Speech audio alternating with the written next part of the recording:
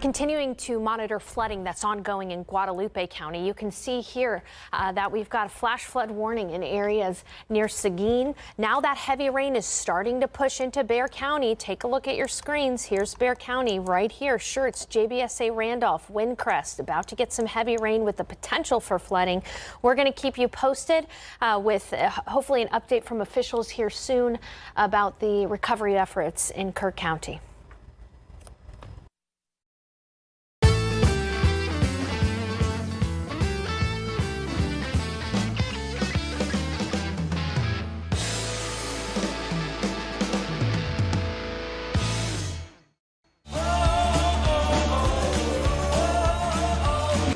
Our first stop on today's foodie adventures here in downtown San Antonio to go inside of a popular bakery that's serving up some conchas that they've made throughout the year. They're bringing them back just for the summer. Plus, they have 2 new drinks on the menu. Let's go see what's coming out the oven at La Panaderia.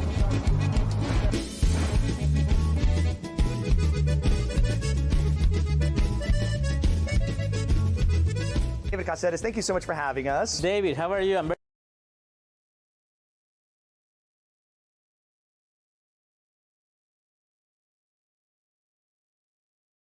morning. We are going to have Kirk County Sheriff Larry Letha leading us off. United States Representative Chip Roy is here with us. Kerrville Mayor Joe Herring Jr. will be speaking briefly, and Kerrville City Manager Dalton Rice. And when we are done, because we are still in active search and recovery mode, we're going to keep this short. We'll allow 5 questions, and I am going to turn it over now to Sheriff Letha. Thank you. Yeah, as probably a lot of y'all know, Sheriff Larry Letha, Kirk County. One thing I want to tell you, I appreciate y'all covering this. One thing I'm really big about is transparency. Really appreciate y'all getting the message out there. We will do our best. Like I said, we'll have 2 more briefings out there to get you information as we get it. What I want to start with, I want to make sure you understand. These numbers I'm going to give you are at 8:55 a.m. this morning. These are changing rapidly, okay? So every time the next time we meet, I'll update you, but just bear with us, okay? They will be changing. They're already changing. I'm up here, and we'll try to do a really good job. I've got some notes here I'm going to read because I want to be pretty accurate on this. Then I'll talk a little bit before I turn it over to Chip Roy. We are now more than 24 hours into this tragic event, and Kerrville Police Department, Kerrville Fire Department, and Kirk County Sheriff's Office, and other first responders from around the Texas are continuing to conduct rescue and recovery operations along the Guadalupe River corridor. So far, we've evacuated over 850 uninjured people, 8 injured people, and have recovered 27 deceased fatalities at this time. Of these 27, 18 are adults, 9 are children. Of that, 6 of the adults are unidentified, and 1 of the children are unidentified at this time. That's at 8:55 this morning. We're unable to release any further information on deceased at this time, as our thoughts and prayers go out to the loved ones. We are working hard to locate anyone who is still missing and to ensure they are safe. There are 2 ways that you can report the missing people. This is something I would really like y'all to spend some time getting out. One of the ways is via phone. We have a call center set up to accept information and share that information along our relief and incident commanders. That number is 830-285-1111. I'll repeat, 830-285-1111. It's 258. Correction. 258. Sorry about that. I'm going to repeat it one more time.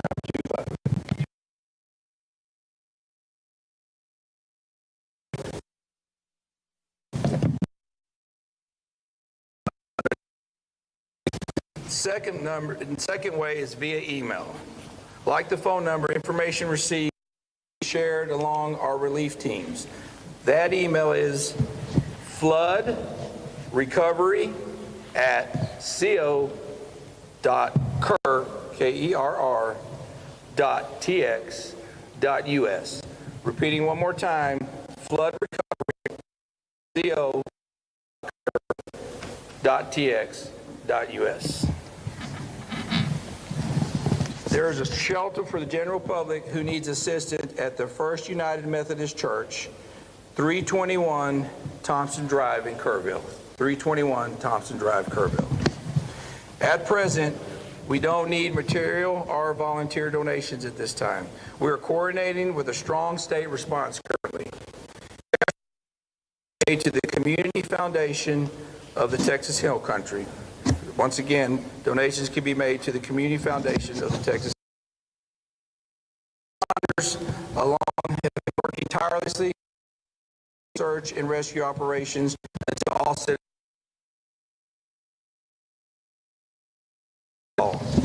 This community is strong and will continue to pull together during the humbled by the outpouring of support. We are very appreciative of everyone that's stepped up to help us. One thing I want to tell you and assure y'all is that we will not stop till every single person is found. We've got all the resources we need. We're here for the long haul. As I said, numbers will be changing rapidly, but like I said, we will not stop till everybody. I've been asked how long will this take? I can't tell you how long it's going to take. It's going to take a while. Appreciate y'all. Like I said, getting the word out. Like I said, after question, I'm going to introduce you to United States Representative Chip Roy. He's going to say a few words. Thank you, Sheriff. I'll be brief. I'm here to show support for the community. My family comes here to Kerrville for 4th of July virtually every year. Come here for Robert Earl shows, and we were planning to be here for the show with Robert Earl and Beckman. These are the events that we're dealing with today. And trying to explain to a world that's watching this and asking questions what a flash flood looks like, where you have a 26 to 30 foot rise in the water in a matter of an hour, 4 to 6 a.m. on a holiday, and the people that are having to respond to that. I just got everybody pause, take a breath for the recriminations and the Monday morning quarterbacking, because there's so many great people in this community that are responding and moving quickly. Lives lost, saving people. Like camp directors, and I'm going to let other people name names and stuff. That's not my job here, but we know the stories of people that have been heroic in trying to make sure that the lives lost was at a minimum and trying to recover individuals. I got a call and an update this morning. My kid's school, there was one of their schoolmates was missing, and was one of the kids. She was on a mattress for 2-3 hours in the middle of the night, and she's united with her mom. And that's wonderful. And those are the kind of blessings that we should be celebrating, while we're also mourning the loss of life as we identify those that didn't make it and are now home with their Lord. So I just want to appreciate the first responders, the coordinated effort from the state, local, and federal partnerships. Yesterday I was on the phone with the president, with the secretary. I expect we'll have some additional visitors today. I'll let other people talk about that. But I couldn't even get the conversation out with the secretary, trying to explain to her what we were dealing with. That doesn't happen often for me, but it took me a while to collect myself to even be able to tell her what we were looking at. And they've been fantastic, made available immediately at the request. I talked to NIM about the need for help with the Army Corps, talked to the secretary and their team, and they're immediate. It's been an extraordinary partnership. I think there's been 1,000 or so boots on the ground combined between state, local, and federal. I'll let them say the numbers, but obviously hundreds of people that have been rescued, 160 plus air rescues. I think that number's going up. Airlifting and taking in resources to some of these camps that are isolated. So let's focus on that. Let's focus on finding those who can be found, and then we can always assess what we need to do later going forward. But extremely proud of this community. Let's finish the job here over the next few days, support the local law enforcement and first responders, and pray for the families, particularly those who have lost loved ones. With that, I will turn it over to the mayor. Thanks, Joe.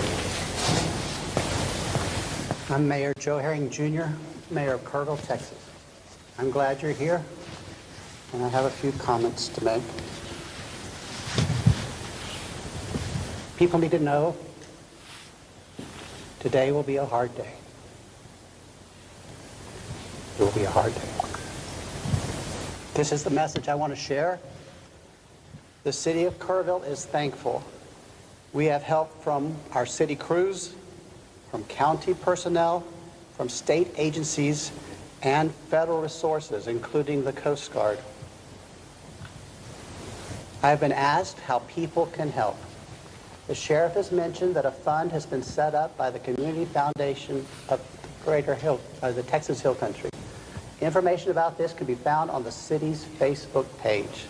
In fact, if you want to know how to help, I know from my phone, from my texts, from my emails, thousands of people across our state and the world want to know how they can help. The easiest way to get information about that is to follow the City of Kerrville Facebook page. City of Kerrville, City Hall Facebook page. They have done an admirable job of making sure all resources and all information is available, not only to the citizens of Kerrville, but to the citizens of the world. I'm thankful you're here. Today will be a hard day. Please pray for our community. Thank you. Next up is City Manager Dalton Rice. Thank you, Mayor. Dalton Rice, the City Manager for the City of Kerrville. Just wanted to give a couple updates on operations. Operations did continue through the evening. We used specialized equipment with a lot of helicopters, trying to identify any areas that we could find, heat sources or whatever. So operations did continue throughout the night. Obviously, the water did recede into this morning. I do want to encourage folks with road damage, even though a road may be open, please use extreme caution. If water does get under the road, we are seeing a lot of debris, a lot of asphalt that is washing up, so there could be some other damaged areas. We did start boots on the ground operations about 8 a.m. this morning. And started about southwest of Hunt, so southwest of Camp Mystic. These folks will be traveling very difficult terrain up through Ingram, and we're going to start getting information. So again, as the sheriff had alluded to, the information is changing constantly, and it's going to be changing by the minute. Talked about roads. Don't do your own searches. We know everybody wants to get help. As the roads start clearing up, you're gonna want to get out there. We are in constant communication with families. We're in constant communication with those around, and so we will continue to effortlessly working with our partners. Again, we've been working with Border Patrol, Texas DPS. Game wardens, federal side, U.S. Coast Guard is here. We want to thank them. Air assets. Again, we have hundreds of state and federal and local resources out here supporting this community. We do have grief counselors out there, so if there's anybody that needs any support, please don't hesitate to reach out as well. We still are operating shelters. Shelters are the same ones that we gave out before. Good news is a lot of the shelters have gone down in numbers, so there's either been those that have been reunited or kind of moving on. A couple of locations we had 18 girls in there that have been reunited with their families. We're down to about 4 that we're working on reunification as well. So reunification efforts are continuously ongoing from the missing person side. Here over the next few hours, we're going to be putting more information out there as far as missing persons, on how to contact if you have somebody that is missing or a loved one.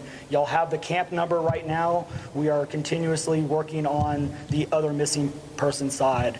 The best way that I can sum this up is we have the known, which is the 27 potential missing campers that we're looking for now. The unknown is how many people were here locally, visiting, on vacation, doing other things in the community that we just do not have numbers. So these numbers are going to change throughout the day.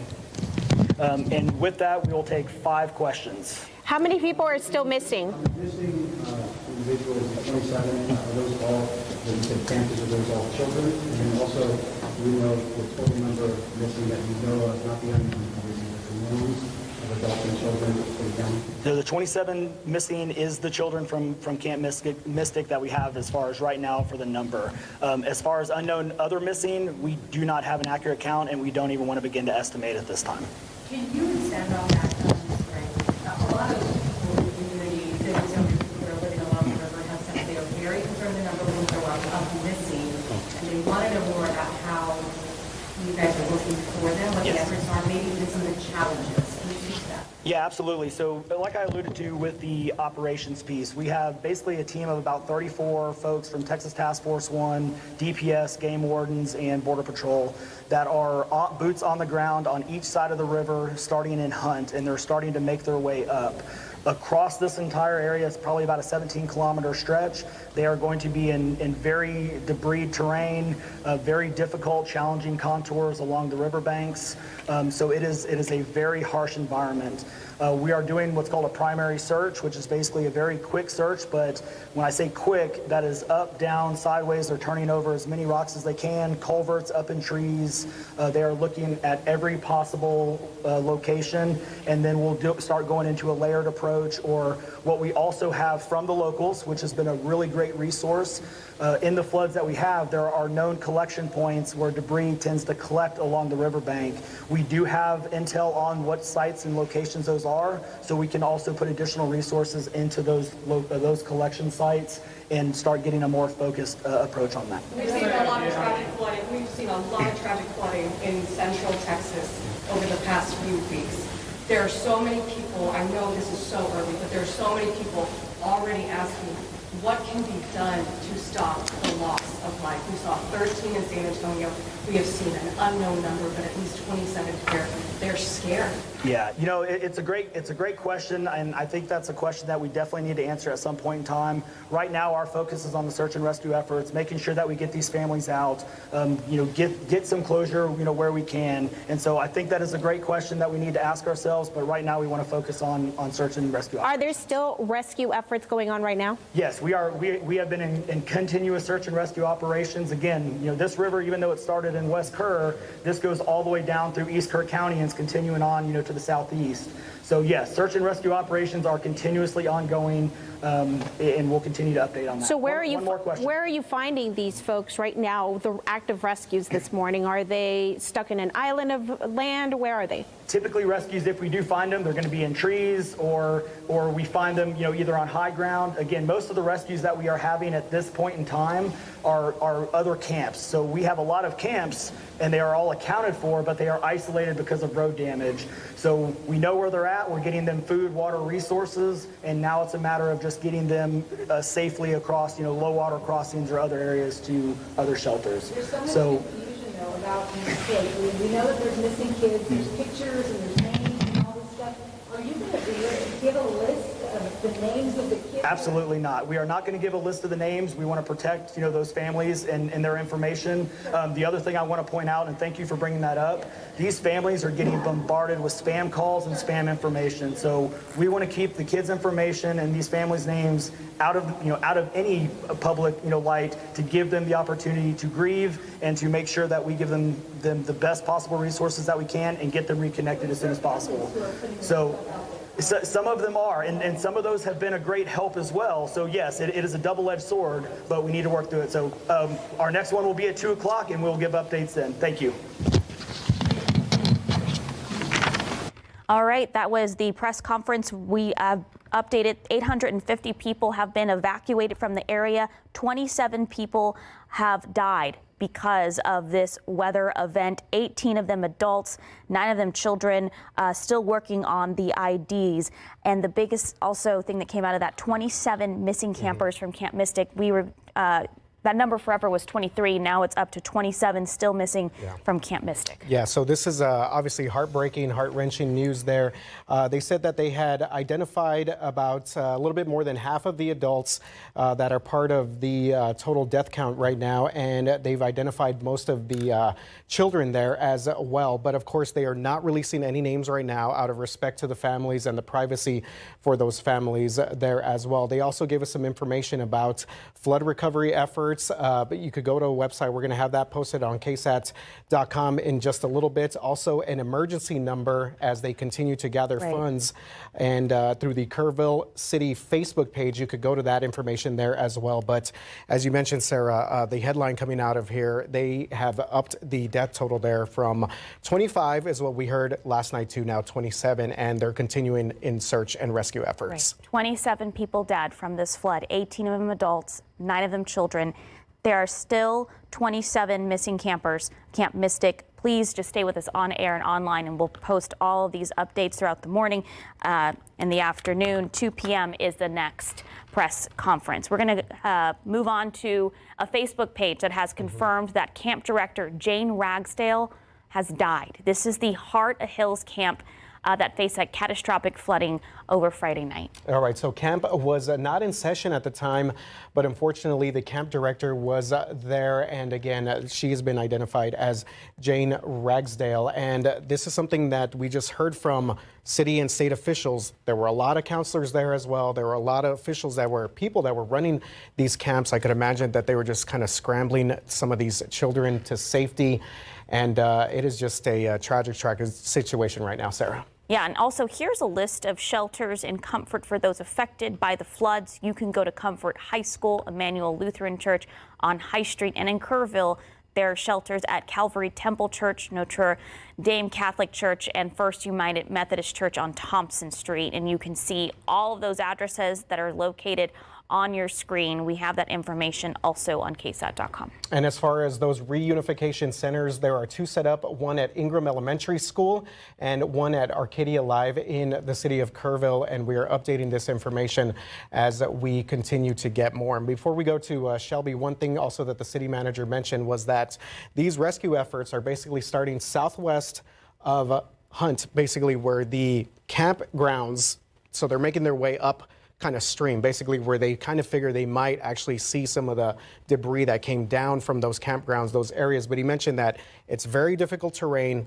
They have several people out there, a ton of manpower, including state, National Guard officials, DPS officials. It's a full-on effort. And they did say that there are still people who are alive and stranded in some of those camps, and they are getting them resources because they physically can't get to them because of the roads that are blocked by debris. So we're going to have more on that throughout the morning. But first, we want to take a look. We have some serious weather in our area right now, Shelby. Yes, we do. We've been watching that potential in that flash flood storm just to the east in areas of Seguin. That is now entering areas of Bexar County. Here is just the last 15 minutes. Just the last 15 minutes. We've started to see it continue to just spread and expand just to the west in areas of Bexar County, near Schertz, just through Randolph, Windcrest, Kirby.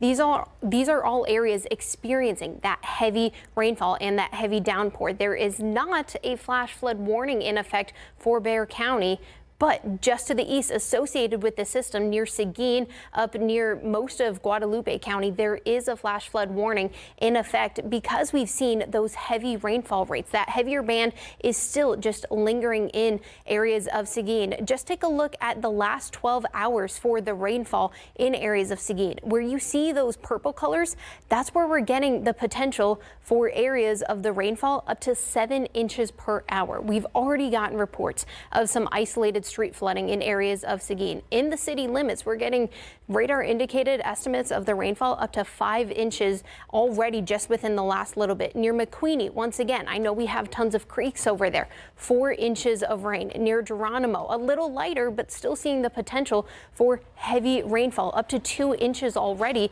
And even to the south, near DeVille, still experiencing 2 inches of rain per hour. And just take a look at the current rainfall rate. This is still ongoing. The heavier rain near Seguin, those purple colors, once again, it's very important to note.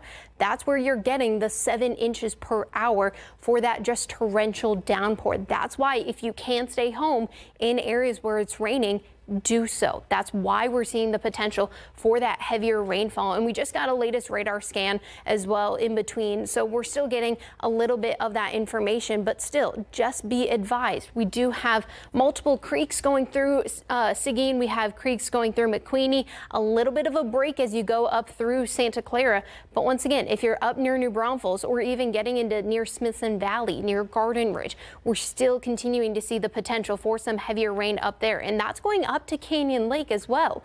Now, Canyon Lake is starting to rise, but Canyon Lake is so low that it is going to be okay. For the rainfall rates up in areas near Sattler, near Smithson Valley, still seeing the potential for near Sattler up to areas I'll get rid of that flood warning. Still seeing that areas of the potential for the heavy rainfall rates near Sattler, currently seeing about 5 inches per hour for the rainfall rates.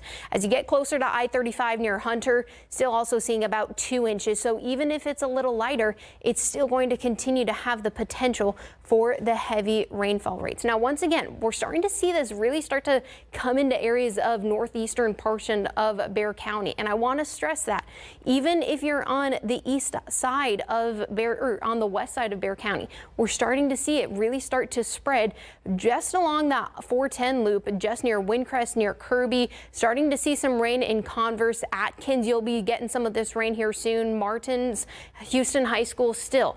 If you can stay inside, please do so. We're still tracking the potential for some heavier rain over the next few hours. Now, here's what you need to know. Over the next few hours, we do still have that flood watch in effect for Bexar County, Atascosa, Medina, Floresville areas. We're still having the potential throughout the next few hours until 7 p.m.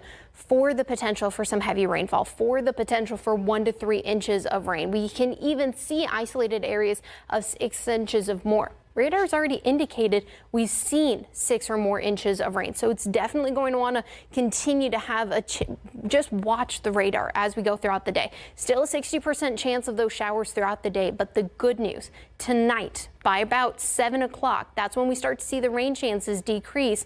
Still to about 40 to 20% overnight, but still something to watch because the rain, as it's currently set up, it's all that tropical moisture we've seen the last few days, all the tropical moisture we saw Thursday night into Friday morning set up in areas of the hill country. That is now on the eastern side of San Antonio. I-10 still having heavy water. I know we have crews out there. Justin Horn is heading out and about to see the heavy rainfall, so stay tuned as we'll continue to give you the update as that heavier band of rain once again is just gone through Schertz, just going through Windcrest, just about to cross, if not is crossing over I-10 as you get into San Antonio, just between 410 and 1604. So stay alert, be weather aware before you head out the door, guys.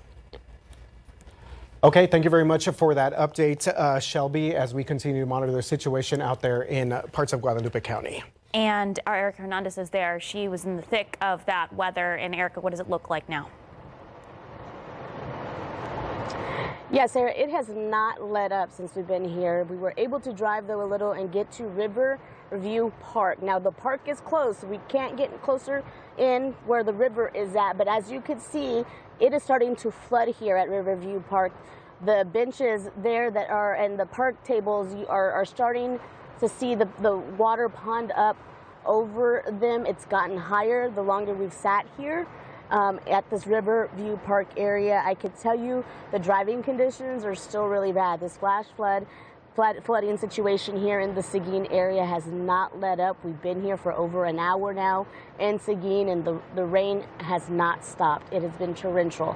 It has been ongoing for at least over an hour now. It has been, again, we're here at the Riverview Park area. This is near, just over those trees just ahead is where the Guadalupe River is located at. The park is closed, so we can't get past the gate. But again, flooding already happening here in this area. I don't know if it's from the river itself or just the flash flooding from all the rain that it's gotten in this area within the past hour. It has not let up. We did notice less cars on the roadway, so I'm hoping people are listening that driving conditions are not ideal here in Seguin right now. But this rain has not let up. It's been incredible to kind of see that it's not slowed down. It's like it's just one big cloud that has just stayed here and not moved within the past hour. And I know it's not going to let up soon. So those who are watching, if you are in the Seguin area, stay safe. It's still not ideal to go out and drive in these conditions. We'll continue to stay here in this area to just see how bad it does get, or hopefully it does slow down within the next few minutes. So RJ, we'll toss it back to you now. Okay, thank you very much for that update, Erica, and make sure that you and our photographer Alexis stay safe out there. That's a pretty popular area for our folks in Seguin. So before we go to break, just want to recap the press conference that we just saw earlier. 27 deaths now reported due to that flooding in the hill country, 18 adults, 9 children, and more than 850 people rescued. so far after these devastating floods along Hunt, Ingram, and parts of Kerrville as well. We're going to check in with Patty Santos. She was at that press conference and get a report from her coming up in just a bit. You're watching Good Morning San Antonio.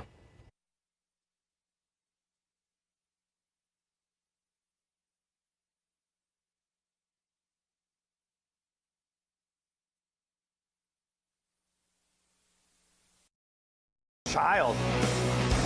So these are both the bags offered on the truck. You have the buff loaded bag, that buffalo sauce, and then you got the bird's nest with the queso on there. I don't know which one would be my favorite, but I tell you what, we're gonna have to dive into both of them. But before we get out there, mozzarella sticks. Cheese sticks, baby. Let's make them.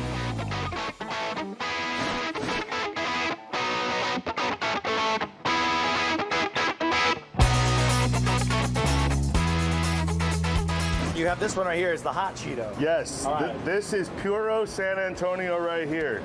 The regular, the Nashville hot, you have the regular Cheeto and then the hot Cheeto. You also have boxes where people can get the tenders, fries, combo boxes, right? Yes, real basic plates. Comes with 2 tenders right here. Packet full of fries, fresh fried. We got lots of flavors and lots of options for everybody. Thank you so much for showing us all this great food. We got 2 bags loaded up. We have all the mozzarella sticks and plus the combo right here. So we're gonna go outside. We gotta give this a bite. I'm ready to rock this. Yes, let's go eat.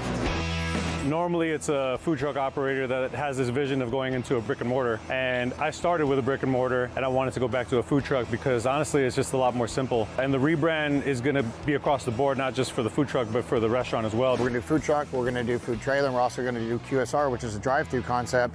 The commissary is gonna be amazing. It's this whole ecosystem for food trucks and brick and mortars, a place where people can be creative and have a space to work. And we're gonna start franchising these all over the United States. The gigantic mozzarella cheese sticks you can only find at Perfect Tender. Woo! Look at that, baby. Swing it around town. You can dip this thing in marinara, ranch. It don't matter. Perfect sauce. It only gets better from here, y'all. Look at this. Ah! Let's dive in. You got to start out with the cheese sticks, but I tell you what, for an entree item, this right here, it's simple, it's easy, it's straight to the point. Seasoned fries, the 2 tenders, pickles on top with the bread. This is the perfect sauce. If it ain't dripping, you're tripping. That's the bite. Let's go. That's big money flavor right there. This is just the start though. We're about to dive into these bags. The bird's nest, all that queso, the chicken, the hot Cheetos, that's the bite right here.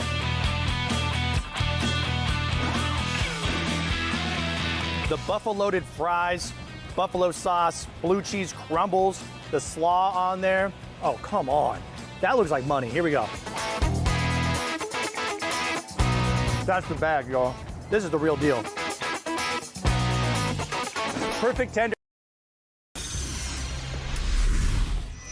Welcome back. It is 10:32, 78 degrees. We just heard a recap from Kerrville at a press conference, and our Patty Santos is there with what happened during that press conference. Patty? Yeah, that's right, good guys. So one of the things that one of the officials said is today is going to be a hard day. And when you take a listen to the number, 27 people have been found and have been confirmed dead from this flooding. It is difficult to hear that, but imagine being the family members. Now, 9 of those that have been identified are children, little kids. The majority of the people, my understanding is that they were coming from Camp Mystic. But imagine being the parents of those individuals that are getting the news this morning, that have gotten the news yesterday early or overnight, that their loved one was one of those that perished in this. The rescue efforts continue. The recovery efforts continue. A lot of information coming in from this news conference, including the fact that there are still people in these campgrounds that are remote campgrounds. The roads have been washed away, and so they are still stuck there. They are accounted for. They are okay, but they still have not made it back here to this area. We're here in one of the helicopters right now. This is all part of the continued search and rescue operations. They are going into into those campgrounds to pick up those individuals and bring them back to safety. The number, everybody wants to know, how many people do you think will be recovered? That is something they don't want to give. That is something they don't know. They say there's a lot of people that they know were here visiting during the 4th of July, but there's also people that maybe they don't know. They just happen to be in this area and they have been unaccounted for. They are not going to be releasing the names of the kids or the people that are still missing. I know a lot of viewers are sending information about people that are still missing. They're not going to give us those names. They're not going to give us the identities because just to be respectful for those families. But again, the investigation continues. 27 people are dead, and the operation, 850 people were evacuated so far. We got a chance this morning to see some of the roads. It is difficult to see just the devastation. There are roads right now that are hard to go through, and it looks like one of these helicopters is coming down right now. But there are some of the roads that are difficult to go through, and so be very careful. Please don't come to this area unless you have to. We'll send it back to you guys. Patty, okay, thank you very much, Patty. Thank you. Yeah, so 27 people dead, 18 of them adults, 9 of them children, 27 still missing from Camp Mystic. But we want to share that phone number that was released at that press conference. It is the Red Cross phone number. If you are still missing somebody or you need any information, it's on your screen right there. That's right. That is the 1-800 number for the American Red Cross, 733-2767. And the number that you were referencing, Sarah, that they mentioned, this is for the emergency line. This is in Kerrville, 830-258-1111. So a couple of different options there, and they said that they would be updating folks on their Facebook page as well. This is the official city Facebook page for the city of Kerrville. And one thing also that we learned from that press conference is that right now they don't know the full scope of how many people were along the banks of the Guadalupe River. Obviously, folks are there for the holiday weekend. U.S. Representative Chip Roy kind of talked about some folks obviously there for summer vacation as well. So it's hard to tell right now how many people just may be unaccounted for. Right. We don't want to confuse viewers because that 27 missing campers, that's just for Camp Mystic. Yes. They can't even give a number of how many people are actually missing across the hill country right now after that devastating flood. And they said these numbers of bodies recovered is going to be very fluid, and at 2 p.m. they will have another updated press conference. Okay, so that is the latest update. Again, you could go to ksat.com for more information. We are updating this and giving you this breaking news on air and online as well. We're going to take you to a break. You're watching Good Morning San Antonio. I love everybody else with all this food. This is amazing. This food is hugs. There's hugs. It's hugs. This food is hugs. I want a shirt that says that. So this one right here would be the 2-meat plate lunch. You get the Hawaiian fried chicken, you get the sweet chili teriyaki, and the Kaloa pig. Cheers. The chicken. That's the Kaloa pork. Before I roast the pig, I throw it on the smoker for about 2 hours. Then I get my seasonings, my Hawaiian sea salt, roast it with the cabbage. Oh no. You already got it. It's already sauced up. It's already packed full of flavor. The smokiness is there. This is an incredible composition. This we call our freestyle. So our freestyle is if you find something that you want to throw together, you're allowed to freestyle it here. This is my freestyle, the mac salad with Kaloa pork. If I get crazy, I'll throw a little shrimp on it too. And then last but not least, right here, that's a big old plate, man. What you got loaded on there? That is the plate lunch. If you're hungry, we'd like to feed you. So right here, you're gonna have your Spam fried rice, your mac salad. You got 1, 2, 3 meats, Kaloa, the garlic shrimp, and the Spam. Spam! I'm gonna start saying that instead of Bam. Spam! And check this out, you got breakfast out here. These pancakes have coconut and pineapple in them. That's just comfort food right there. It's delicious, all good. From morning to night, that's what we do. Y'all, Maui's on Main, delicious food, great stuff, man. And I just love your passion. You can see it when you're talking about it and the execution on everything. You got a great team. And of course, you got to wash it down with those drinks. And look at this, an ube milkshake as well. Everything is just, it takes you back to the island. It's phenomenal. I'm gonna give you, this is one of my favorite restaurants for 2024 right here. You guys are killing it. I'm so glad you came from the food truck scene. You're killing it in the brick and mortar. Maui's on Main, y'all. This is your next spot. Texas Eats! Texas Eats will be right back after the break.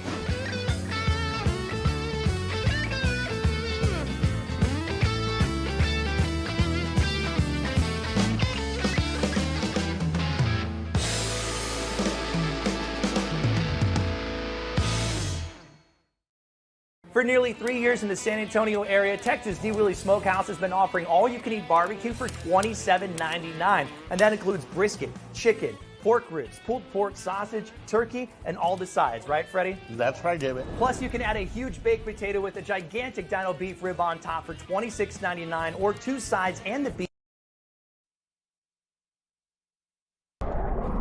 Welcome back. We've been covering all this devastating flooding that happened throughout the Hill Country, but we have some severe weather happening now. Yeah, some flood warnings and watches early this morning, right, Shelby? Give us the latest. Yes. Now, we've been tracking the system out to the east of Seguin. It's gone up through areas of New Braunfels near San Marcos, and this has been what we've been talking about for the potential for heavy torrential downpour. Now, this is just a standstill of what the authority radar looks like. We're tracking still that heavier band in areas of Seguin, but we're starting to see that band enter in areas of Bexar County. Now, I am going to step off the screen due to some technical difficulties with our hand tracker, so you'll hear me verbally, but we're still tracking some heavier rainfall going over into areas just of San Antonio. Excuse me for some technical difficulties. We're continuing to track in the potential for some heavier rainfall. There we go. We're still tracking the potential for some stronger winds. Pardon me for the technical difficulties we're having this morning. We're still tracking the heavier band through areas of Seguin and still areas of San Antonio. There is that flash flood warning for areas of Bexar County, but we will be. Is there anything I can do to help you? We will be right back after break.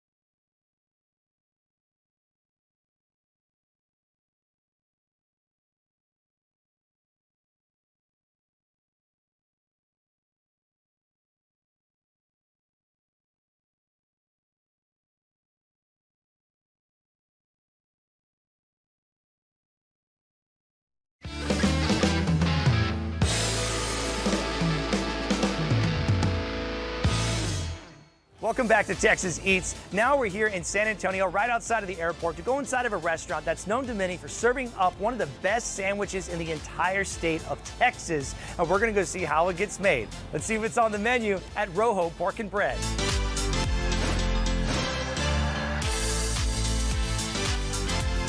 Joining us now is chef and owner Jorge Rojo. Thank you so much for having us out here. Oh, thank you. What you're known for, why people come out to this location, is the sandwich, the torta ahogada. Now that is such a special sandwich to a region of Mexico, right? Yeah, this is the most traditional street food that you find in Guadalajara, which is my hometown. And this is the meal that you have on the weekends. Wake up with a really heavy hangover, this is what you have. How long does the meat cook for? Around 6 hours. So right behind us, you have a trompo that's spinning around in circles over here. You have al pastor as well, right? I wanted to add something representative from Mexico City as well, because my wife is from there. And you make all the bread in-house early in the morning, right? Yeah, every day. Well, we're gonna go to the front into the assembly line, and you're gonna show us how you prepare some of the menu items that you have, including the torta ahogada, right? Sure. All right, let's do it. All right, chef, so now we're behind the counter, and you're going to start making right here the torta ahogada, and you start right here, the birote, the bread. What goes on first? Refried beans. This is Mayacoba beans. All right, so this right here is the product we saw in the back that you were cooking up. Now, you have the meat on this side, and then if you want to get some of the skin, some of the other elements, you actually have it on this side as well. So if you want to do a mix, you can get it together like that as well. Of course. We add some meat, some buche, pork stomach with pork belly. Okay, so you have a basket here that's already lined with plastic, and there's a reason for that. And then over here, you have all the elements that you make it look extra pretty. It's all the accompanying bites, right? The textures and flavors. Yeah, the texture, flavors, and color. Shredded cabbage, pickled onion, some radish, and lime. I'm gonna destroy this sandwich here in a little bit, but it's not just a sandwich on the menu. You have other items, so what else are you gonna make for us today? Taco al pastor. All right, super excited. We're gonna go make some of those in the back as well, and then we're gonna come over here, give it a bite. Jorge Rojo is an artist, and that's not only evident in the present. Thank you so much for tuning and sticking with us for most of us here on this Saturday. Right now, about 10:45 here, we're still tracking the potential and still tracking that torrential downpour in areas just to the east of San Antonio, and it's now entering in city limits. Take a look at this. We're tracking this one little cluster of this thunderstorm in areas of Converse, just to the east of Windcrest, going just to the east of Kirby, Wagner High School. And with this, that's where we've been watching for the heavy rainfall rates. All of the rainfall rates just to the east, that's continued to stretch west. We now have that flash flood warning in effect for northeastern Bexar County until 2 p.m. today, because this is the heavy rainfall rates we're expecting to enter in areas of San Antonio here throughout the next few hours. Take a look at the rainfall rates. I'll take a query of a few locations. In Marion, we're tracking rainfall rates of 4.5 inches per hour. New Berlin, we haven't seen the heavier band get to you just yet, but we're still tracking up to 1.5 inches, almost 2 inches of per hour. Seguin, 4 inches per hour. Just in the heavier bits of this band, we're still tracking 5 to 7 inches of rain at one moment, where you get the potential for that isolated flash flooding. I'll take a look at just the radar here, just so you can see big picture. This is just that tropical moisture just sitting and lingering in areas of South Texas. Seguin, I know we've had some issues earlier and are still seeing some issues of some isolated street flooding at times. I know some of the creeks in Seguin are starting to rise as well. I know I was watching the Geronimo Creek now at about 12 feet in just to the east side of Seguin, Kingsbury as well. Now this is moving to the south, so just to the south, Lavernia, all the way down to Alum, St. Hedwig. You should be prepared to see some heavy rainfall and to see some isolated flooding at times. This is how much rain has already fallen just within the last 24 hours for areas of just to the east of Seguin near Kingsbury, just between I-10, what looks like to be 130 to Belmont. Take a query just in the middle of it. 8 inches of rain just within the last 12 hours. In areas of Kingsbury, I'll do right in that little red, even if still 5 inches 5 inches already. Seguin already tracking just to the south about 3 inches, but we're knowing and we've seen already some isolated street flooding inside city limits as well, and that was just the latest radar scan for the heavier rain starting to enter in that rainfall total, starting to really enter areas of Seguin, and that's what has the potential to make its way into areas of Bexar County. So far within the last 12 hours, just near Converse, they've already gotten about 1.5 inches, just near Windcrest, about just over 1 inch, just along I-10 and about 1604, just between 1 inch or less. But we're still tracking that heavier rain. Near Friendly Corner already, just where you see that little bit of that orange color, 3.5 inches of rain. This is what the potential is throughout the next few hours for that rain to really start to spread to the west and really start to just move south. We're already starting to see some light chances and some light rain already in areas of China Grove, near Sutherland, Floresville as well. We're starting to see some rain. But that's just the south side. We're still tracking heavy rainfall just to the north near Smithson Valley, near Spring Branch, Canyon Lake. Once again, take a look where you see those purple colors. That's that heavy, intense torrential rain. We'll take a look at the rainfall rates just within this system, just so you know, and we just want everyone to get an idea of how heavy this rainfall is and what to be prepared for, and just to be advised that we are expecting the potential for flooding in areas near, let's do Bear Creek Estates, all the way up to Bordeaux at Vintage Oaks for the Little Query. Let's do about 7 inches of rain per hour. Smithson Valley up to about 6 for the rainfall rates for the potential of just what this system alone is able to produce. Just closer to about Highway 46, still about 6 inches per hour.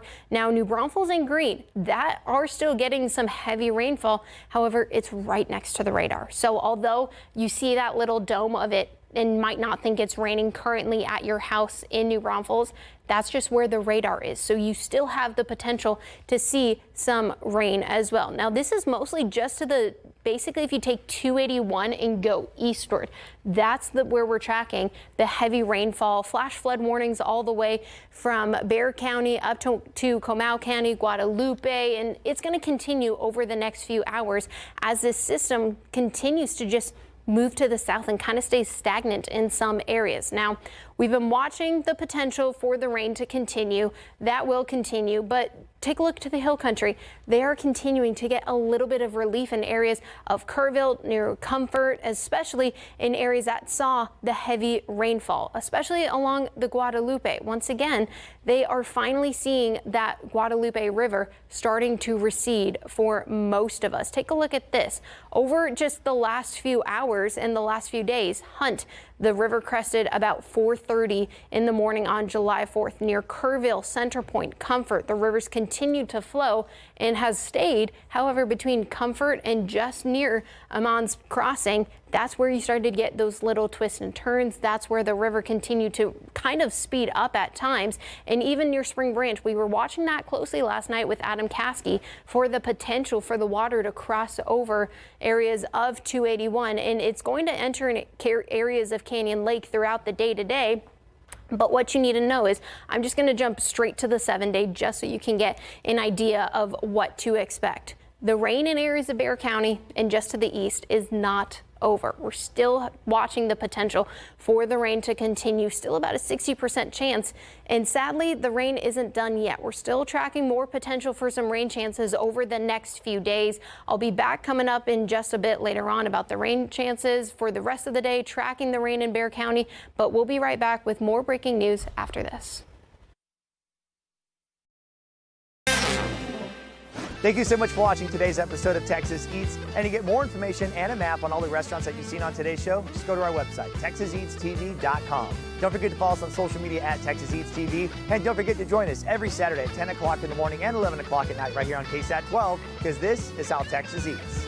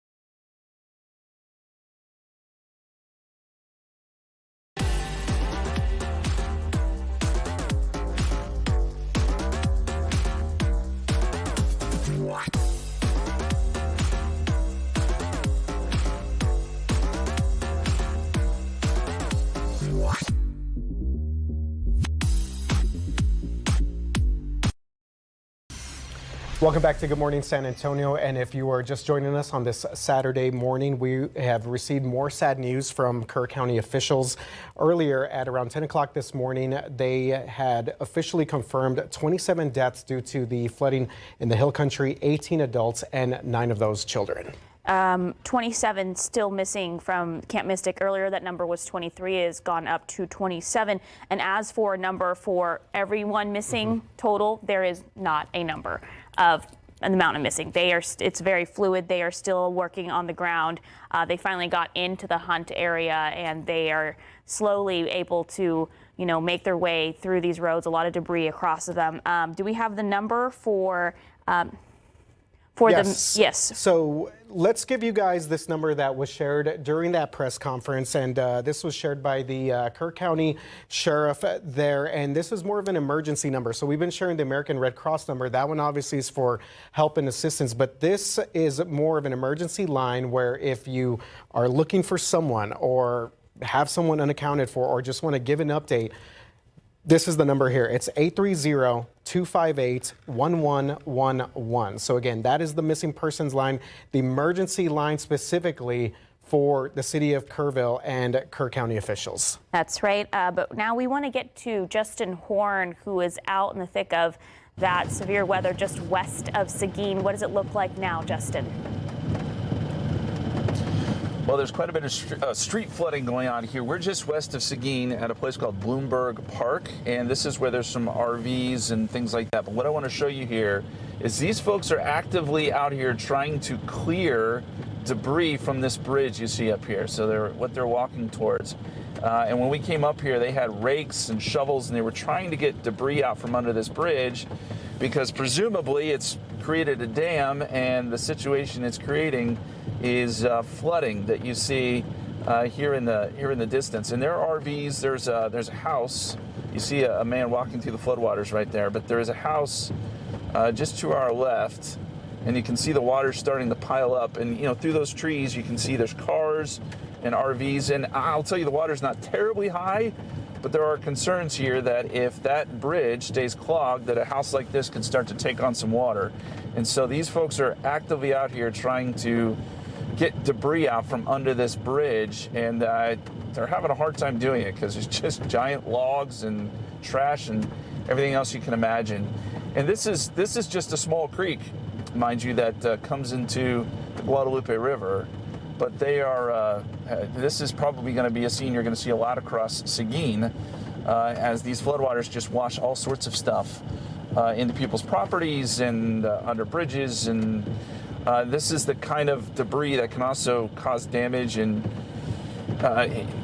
really cause a lot of issues. You see all the tree logs and stuff like that. So this is on the west side of Seguin. We're going to head towards Geronimo Creek here because I was just listening to Shelby talk about the flooding going on there. We're going to check out and see what the situation is.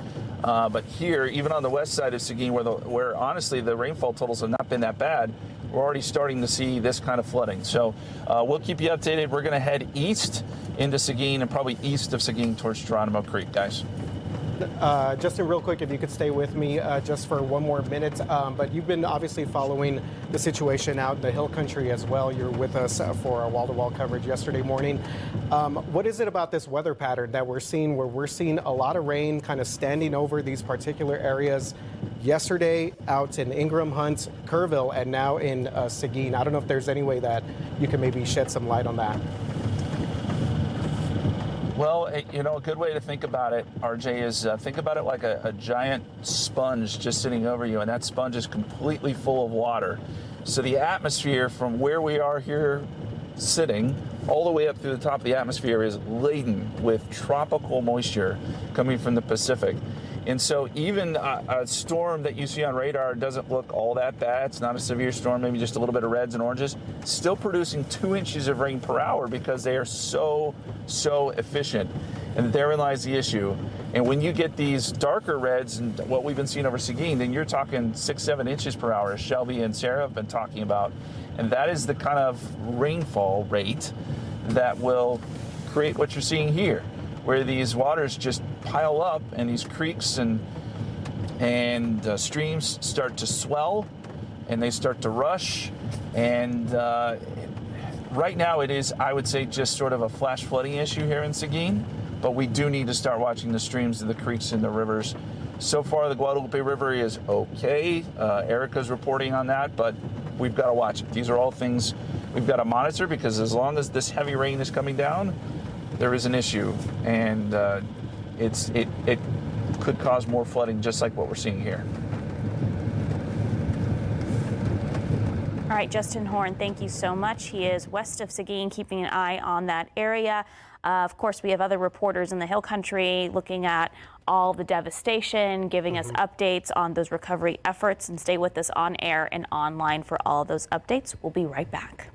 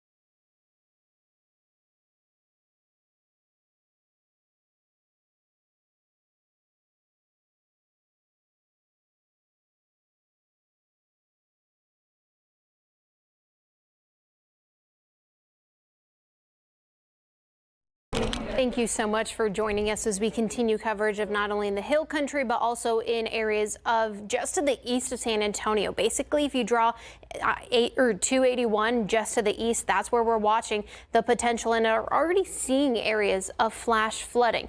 Now, it started off with areas near Seguin. They've received and continue to receive that one band where you see that red color. That was the first flash flood warning issued, and it's continuing to still have a little bit in the city limits, but ultimately it's now gone through and is going through Lavernia, areas near Leesville, just almost to Alum, and that's going to continue to have the potential for some street flooding as well, and of just some flash flooding. Here's the rainfall rate just with that specific band. Now, it has continued to die down just slightly as it's left areas of Seguin, but still, as we see along the purple, where we're seeing the heaviest rainfall rates, that's where you're getting about 7 inches per hour. Just between I-10, just almost to Belmont, that's where we're getting about 7.5 inches per hour.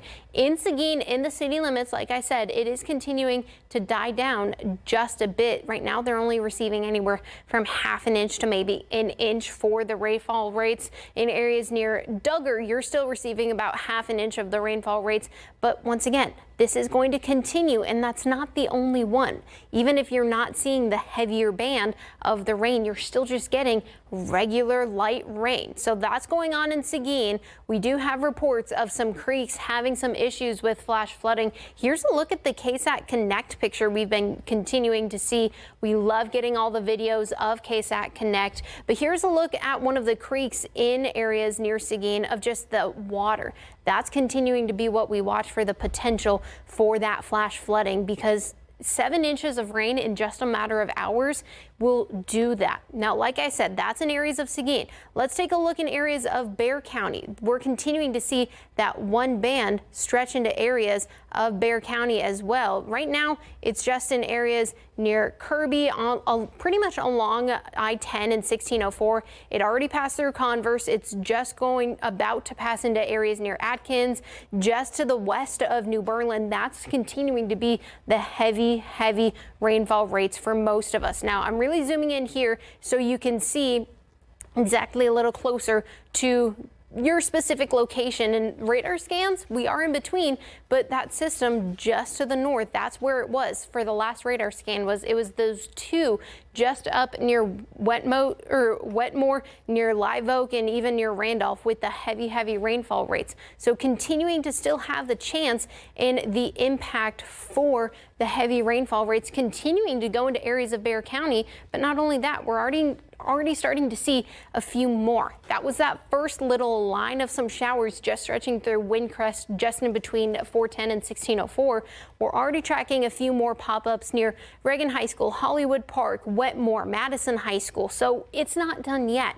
All this tropical moisture is going to continue to build off of each other. Just take a look at what's going on up just to the southeast of Spring Branch, even getting some rain in areas of Spring Branch near Honey Creek, Anhalt, just to the north of Bulverde. We're tracking this massive amount of heavy rainfall just between 281, even just going through 46 and just to the south. The heavy rainfall rates, even when you go into areas, I'm going to really zoom in here along at 281, those purple colors, that's the heavy rainfall rate where you get the potential for the flooding. That's where you get the potential for the street flooding, the potential for flash flooding. Here's a look at the rainfall rates for that little cell up there. All those purple colors, that's where we're tracking. Once again, I know I'm sounding repetitive at this point, 5 inches, or even the potential for other areas where 6 inches, 7 inches of rainfall rates for this system.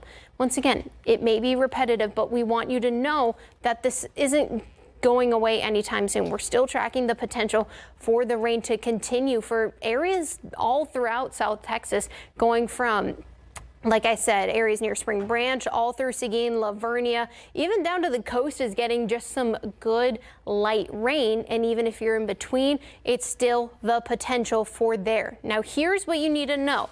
Like I said, we do have the potential for the rain to continue over the next few hours. All these counties in green, that's where we do have that flood watch in effect until 7 p.m. tonight. That's where we have the potential for widespread 1 to 3 inches of rain, but the isolated chances of the 6, 7, or 8 inches or more for the rainfall potential, specifically areas where we've already seen the heavy rain and the ground is so saturated that any rain can cause the flooding, the street flooding, the creeks. I know we've been talking about that a lot. Now, what you need to know today, you don't have to cancel all your plans, but be advised, be aware of the radar, be aware of what's going to happen, as we're still going to have about a 60% chance of rain for most of us here in South Texas, specifically for San Antonio, all through the evening hours, basically until sunset is when we finally start to see a little bit of relief from this rain. Now, I know we've seen a lot of rain in areas of Bexar County, but this is the rainfall estimates of just since July 4th. Now, that purple color near Seguin and up near closer to New Braunfels, that's where I just showed you for the potential. But the hill country, they continue to get heavy amounts of rain. Just take a look at this in areas of Kerrville. That's where you get the 7, 8, 9, or even radar indicates 12 or more inches of rain. So we're definitely going to keep an eye on the rainfall accumulation and the efforts going up in the hill country. And also we'll keep an eye on the radar for what's currently going on in areas of Bexar County, going up to Comal, to Guadalupe, and even getting into Wilson and Atascosa County. But we'll be right back after this break.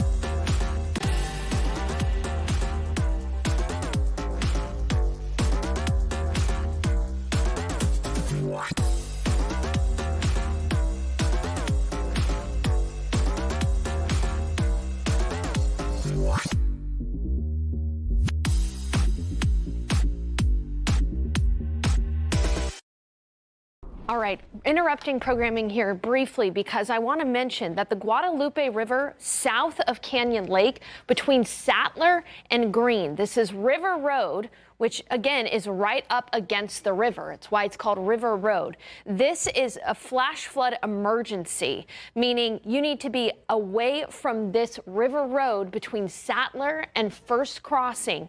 We've got ongoing flash flooding west of this in Guadalupe County and south of this, west of this in Comal County and south of this in Guadalupe County.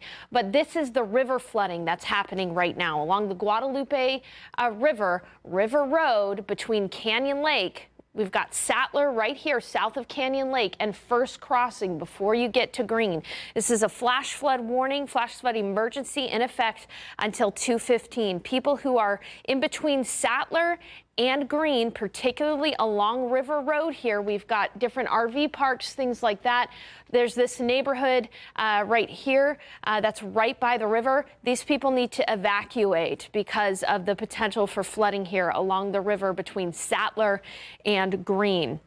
That is the latest update for you as we can look at radar right now. What we've got going on is some heavy storms pushing into Bulverde right now, going to be pushing into northern Bexar County here shortly. We'll be back with an update on some of your pictures from KSAT Connect, and we'll be back with more news too.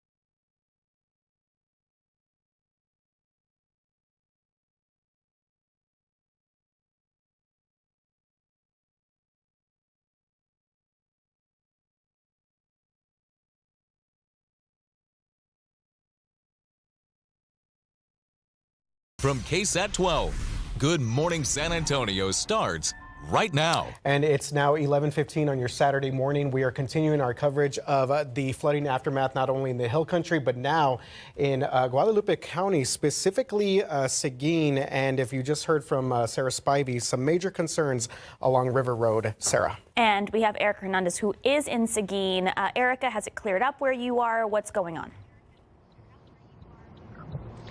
I will say, Sarah, the rain has let up a little bit. We just left that River Road area because it was starting to get really bad and the water was getting high and they were closing the road, so we did not want to get stuck there. We're on Highway 123 right now near Walnut Street. There are numerous road closures in and around Seguin. The city of Seguin has been updating on their social media pages of those road closures. There's Nelda, Guadalupe Street, Avenue C, College Street, Hallmark Drive behind HEB, which is not too far where we are right now, FM 78 and I-10, Court and South 123 bypass. Now, again, the city of Seguin and the Seguin Police Department are updating on their social media pages of those road closures. Now, the rain, again, has let up some. It's still coming down, but not as bad as it was about 30 minutes or even 10 minutes ago. So we are seeing it kind of move out of its way, but there is a lot of ponding and a lot of flooding. We were in that East River Road area just a little while ago, and it was getting really high in that area. So if you're in Seguin, stay away from those roads that I mentioned, as well as that area where the Guadalupe River is. There's a lot of runoff going toward that direction. We're going to keep moving around Seguin, maybe head toward New Braunfels. I know there was some flash flooding happening there, and give you an update a little bit later. So Sarah, RJ, back to you.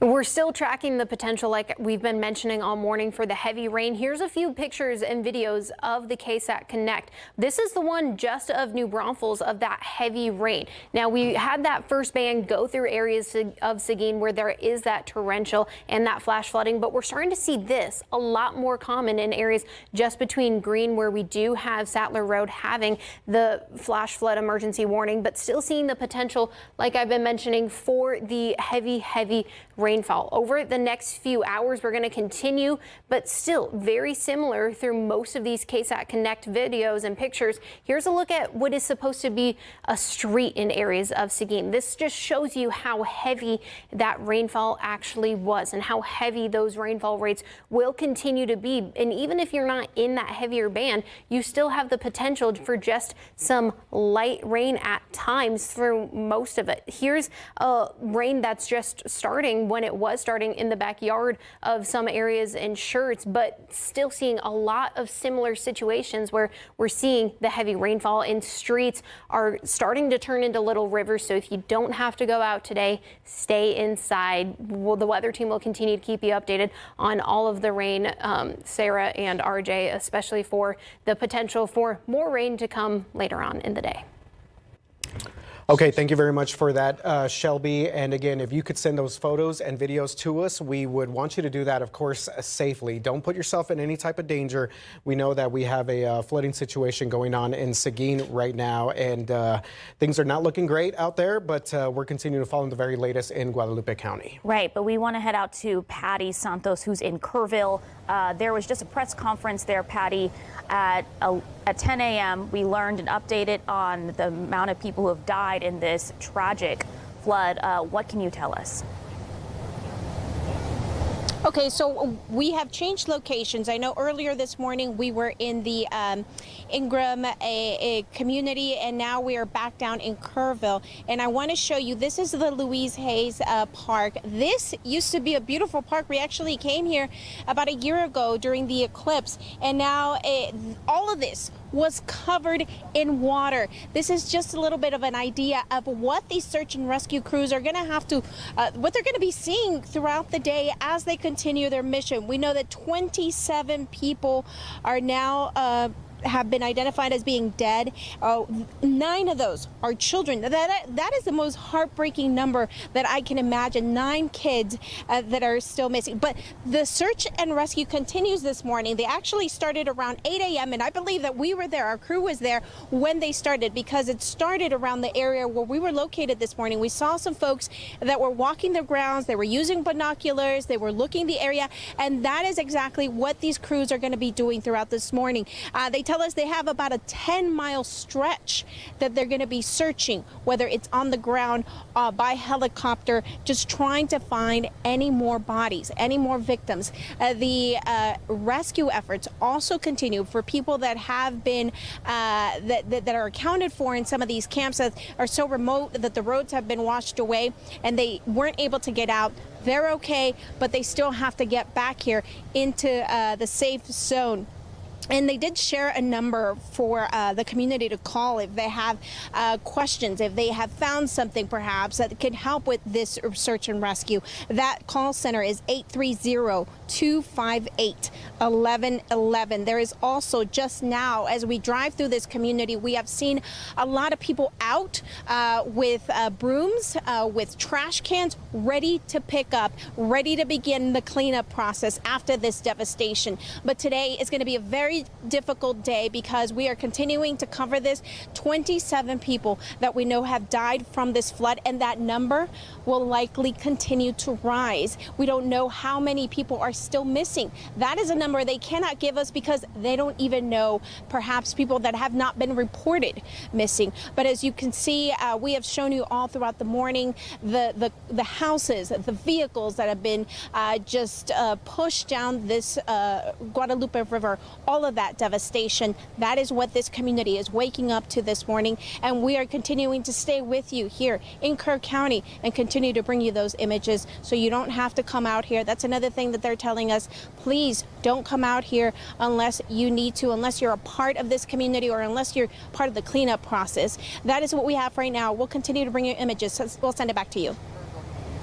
Patty, thank you. Just to clarify the numbers, 850 people evacuated, 27 people have died, 18 of them adults, 9 of them children, and 27 people still missing from Camp Mystic. And they did say that there are several camps in the area. There still are campers that are just stranded, and they're getting them resources and trying to get them out. Yeah, it truly is devastating numbers to hear, tragic numbers to hear this morning, more than 24 hours after that flooding event in the Hill Country. And I was thinking about Patty's live shot there at Hayes Park, where they were supposed to have the 4th of July celebration. It was supposed to be a weekend where people can get together with friends and family, and they are now dealing with some of this devastation. One thing that also the city and county officials said that there were a lot of camp directors, obviously counselors as well, that were scrambling to help these children out, get them to safety. And unfortunately, we have confirmed, according to a Facebook page, and this is again something that we are also confirming on our end as well,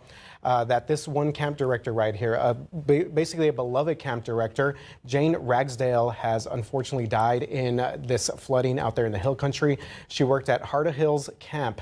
So camp was not in session at the time, but she was, I believe, there earlier to try and get some things set up. So again, another beloved person out there in the Hill Country, and we're continuing to gather more information and confirming this information as well, because we've seen a lot of photos circulate on social media about missing individuals, but we're trying to get all that confirmed on our end. And we have a crew. Dylan Collier is actually making his way to Hunt near Camp Mystic right now, and hopefully we'll be able to bring us more images about the devastation and really just give us that picture of what happened out there, how severe it was, and how dangerous it was. So just stay with us on air, online, but for now we're going to take a quick break.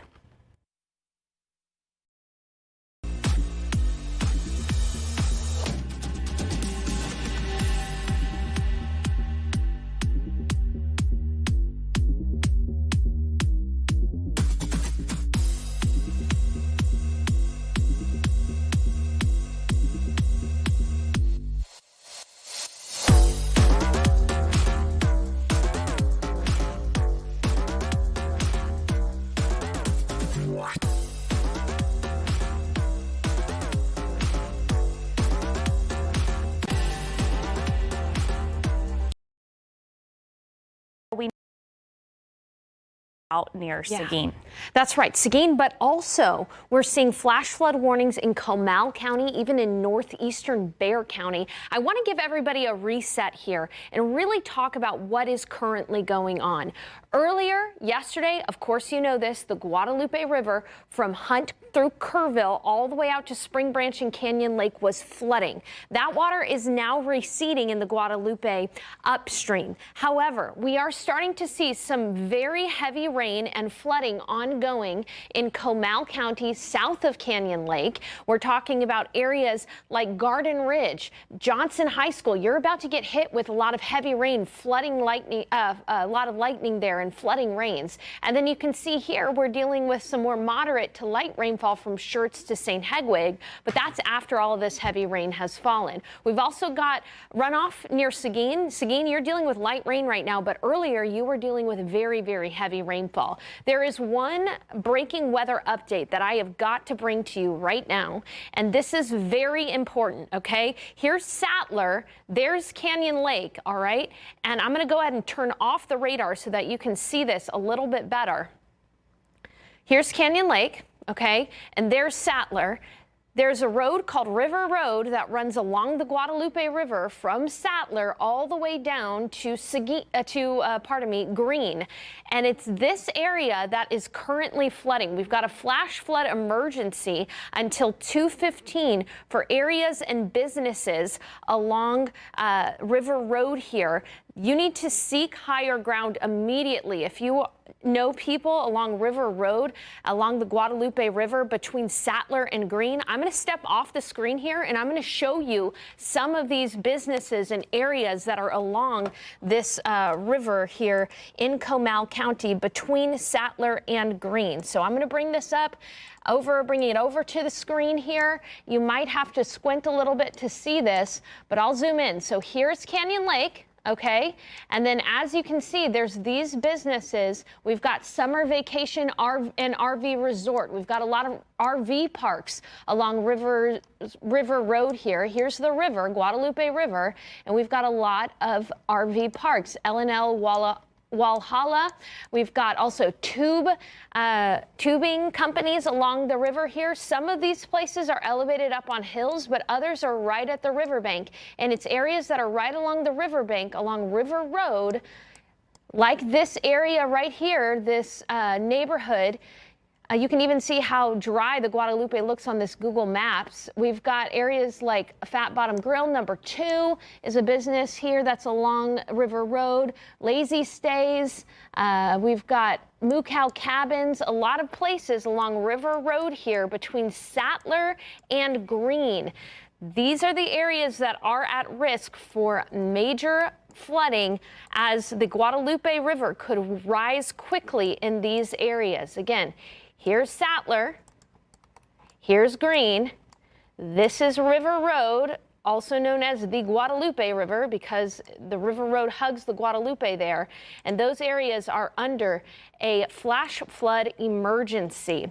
The rest of our viewing area is dealing with some very heavy rain. Now, the good news is on the Guadalupe right now, we are starting to see that rain really let up. The bad news is the heavy rain is starting to enter into areas in Bexar County. We're talking Timberwood Park, Bulverde. If you're joining us right now, you are hearing that thunder, seeing that lightning, absolutely torrential downpours. You're also under that flash flood warning until 2 o'clock in Bexar County. You can see all of the lightning strikes here, but I'm going to turn those off so we can clear up the screen a bit more. And what I'm also going to do is I'm going to take a look at the rainfall rates. This is how heavy that rain is falling. We've got to wait for another scan here, but this is how heavy that rain is falling with these associated storms. You can see from areas closer to Smithson Valley and Sattler, 6 inches of rain in an hour. That means that if this storm were to be still, it would produce 6 inches of rain in an hour. Let's go ahead and clear off all of the warnings too, so that way we can just declutter our screen, get a clear view of what we're seeing. If you're on the east side of town, Schertz, Windcrest, Kirby, Lavernia, you're just seeing some light to moderate rain. In fact, I want to go ahead and look at if I can get a good understanding of what the speed is on this. I'll show you a little behind the scenes on how I do this. This is a 1 hour loop. You can see the leading edge of this storm is right here near Bulverde, and I can actually make a mark to where I see it about an hour ago. So this is where the storm was an hour ago near Canyon Lake, and that distance is 13 miles. So these storms are moving at about 13 to 15 miles per hour. So that means on the north side of town, areas from Timberwood Park, you're getting storms right now, but this storm is heading toward Leon Springs. Leon Springs, you can expect torrential downpours here by about noon. Scenic Oaks by about noon as well. Gray Forest, Helotes by about 12:15 this afternoon. Now, the good news is this is moving, but it is quickly going to drop at least an inch or two of rainfall. Torrential downpours happening on the north side. You can see that as far as our warnings go, we've really only got a warning on the northeast side of Bexar County, and that makes sense because these storms were very standstill from New Braunfels to Seguin.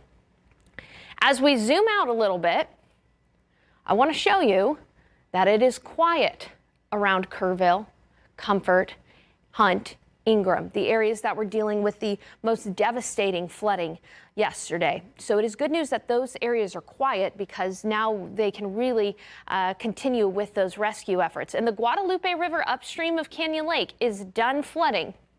We're just monitoring the Guadalupe River here from Sattler to Greene. Again, that's River Road from Sattler to Greene. That has the risk here of causing some life-threatening situations. As we zoom out, a wider picture here, we expect some heavier rain moving into Bexar County here very shortly. Leon Springs I-10 area by about noon, and Leon Valley up to Helotes by about 1 p.m. We're going to take a quick break, and we'll be back after this.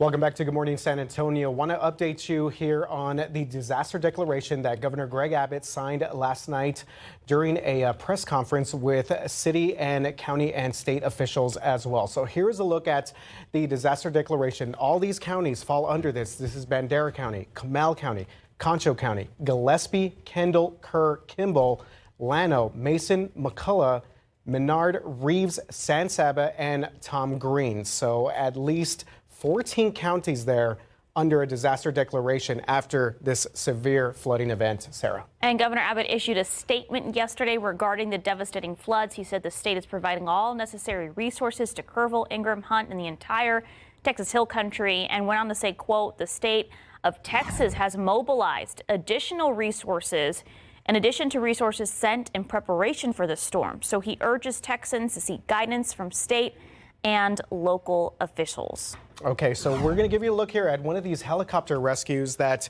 a lot of these officials have been talking about. Earlier during that press conference at 10 o'clock this morning, they said that there were more than 150 of these, dozens of helicopter rescues. This is one in Kerrville near an RV park yesterday morning. And there were reports of evacuations over by Robles RV Park. Not sure if that's this location, but floodwaters appearing to have washed away much of the RV park, vehicle structures obviously floating down the Guadalupe River. And we've also heard a lot about campers who got mixed up in this horrible situation. So yesterday, Garrett Berringer spoke with some of the brothers who were at La Junta camp when the flood happened. So let's take a listen. I had a first-hand view of the flood, and so the cabins were flooding and the walls were they broke down, and all of the campers in those cabins had to go up on the rafters, and they had to wait there until they could swim out. The flood started getting bigger, and it was going up to, we had bunk beds in our cabins, and it was going up to the top bunk, and we had one choice, and we had to swim out of our cabins. Okay, so you're hearing from those brothers who basically got into save life mode. I mean, essentially having to swim out of a flooded cabin there at Camp La Junta. And we also know that Camp Mystic was also hit very hard. 27 of those girls unaccounted for this morning. Right. And we learned earlier that the death toll had risen to 27 people there after this flooding. Right, but Patty Santos is actually live in Kerrville. And Patty, you've been talking to locals there? Yeah, good morning, guys. So here in Kerrville, a lot of what we're seeing is just a lot of damage to buildings. We are right in front of the VFW post 1480. Eric, the commander here, is talking to us. There is a big desire in our community to help. You guys put out a call. This needed to be cleaned up, and everybody feels like they need to help in some way. Yep. They answered that call. Oh yeah, they did. We got people from Fredericksburg. I've got people out of Minot in here cleaning up, helping us out, plus the members of the post itself helping out. It's been a really good turnout of the community helping out in this bad time. Yeah, and I know that, you know, as we see the images up north, you said you didn't even go up there. You don't want to get into anybody's way, which is great. That's what they're asking for. But everybody just has a desire to help. I know you probably have a desire to help your community clean up. What are you doing? What is the community doing? How are you guys coming together? So this 4th of July was supposed to be a big barbecue event for us. And so we had about 140 pounds of brisket, 80 pounds of sausage, 80 pounds of potato salad. Getting ready to sell all this stuff for the 4th of July, $15 a plate. Plan on making a bunch of money, and the river swelled up on us. So not being able to sell all that stuff, we decided to go ahead and give it to the Lutheran Church down the street, and they're helping the first responders and the people who have moved into the church because they lost their homes and their trailers. So every little bit helps, and this is just one example of how this community is coming together after these devastating floods. They've been out here cleaning up the post here since about 9 this morning. They're about done. They didn't want to give us a sneak peek because it's still quite a mess in there, but that's just, again, one example of how this community is coming together little by little, and we hope to see more stories and share them with you throughout this newscast and throughout the following weeks. We'll send it back to you guys. Patty, thank you. And we have several crews in the Hill Country right now following this devastation and this cleanup. I was out there yesterday, and we were along Loop 534 off Waterfront Drive. It's a neighborhood that backs into the Guadalupe River in Kerrville. And we spoke with a resident there who was rescued, and his next door's neighbor's house was completely gone, swept away by the water. So let's take a look. This home floated about the length of a football field down the Guadalupe River when the flash flood rose quickly into the homes on Waterfront Drive in Kerrville along Bandera Highway and Loop 534. And this is what's left of that home, completely leveled by the river behind it. And the neighbors tell us they fear that the people who lived here may have not survived. And we spoke with the people who live next door, and they walk us through what happened. But I had no idea that something like this could happen. And then, holy stuff started to hit the walls, and my wife jumped up and looked out the back porch, and it was a river. Scott Walden and his wife say the water came in so fast there was no time to evacuate. By the time I went to get my keys to move my truck out of the way, to just back up across the street, the water had risen and flooded my truck. The water got up there in the door about this high, and I looked at my wife, and it was like, we need to get out of here. That water too strong and fast, sweeping them down the river. We went ahead and jumped out, and we got washed down 3 houses, and we finally ended up snagged on a big bush. So we hung onto the bush until we got rescued. They hung onto a crepe myrtle tree for about 30 minutes before they were rescued by police officers who formed a human chain. We were kind of going, we hope this isn't it. Walden says they are grateful to be alive, saying his destroyed home and cars are just material things. Yeah, this is just stuff. Neighbor Irma Cantu says they live a couple of houses over, fortunate their home is safe and they were able to evacuate quick enough. Feeling overwhelmed. A feeling of sadness because, I mean, even the people that were here weren't expecting this to happen. As they pick up the pieces and continue to look for neighbors and loved ones, she hopes it's a time where the community can stand strong. Helping each other this is when we need to come together and help each other out. Sarah Costa, KSAT 12 News. So that shot you just saw of the foundation left, we were talking to neighbors and now I just got it confirmed. The family in that house, Mr. Leo Romero, his wife Natalia, and the 2-year-old is still missing. So that house was completely taken and we saw it was left in the river, which wrapped around several trees. And they're just one family of many that are still missing in that area. Crews are still trying to recover them at this point. So just stay with us on air and online as we learn more about this recovery effort happening in the Hill Country. Yeah, just a very tough and difficult day, a difficult situation, and I'm glad that couple made it out safe. Sarah, you said that they were holding on to like a myrtle crepe tree, myrtle right? tree. A crepe myrtle tree, right? Yeah, when they got out and he's like, we thought this was it. This is the fact that they were rescued. So many people did get swept away like his next door neighbors did. But just stay with us on air, online, and we'll bring you more. But we're going to take a quick break.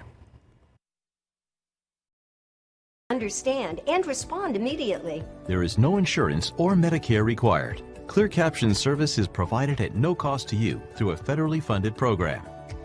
We deliver, install, and train you on how to use your phone, all at no cost to you.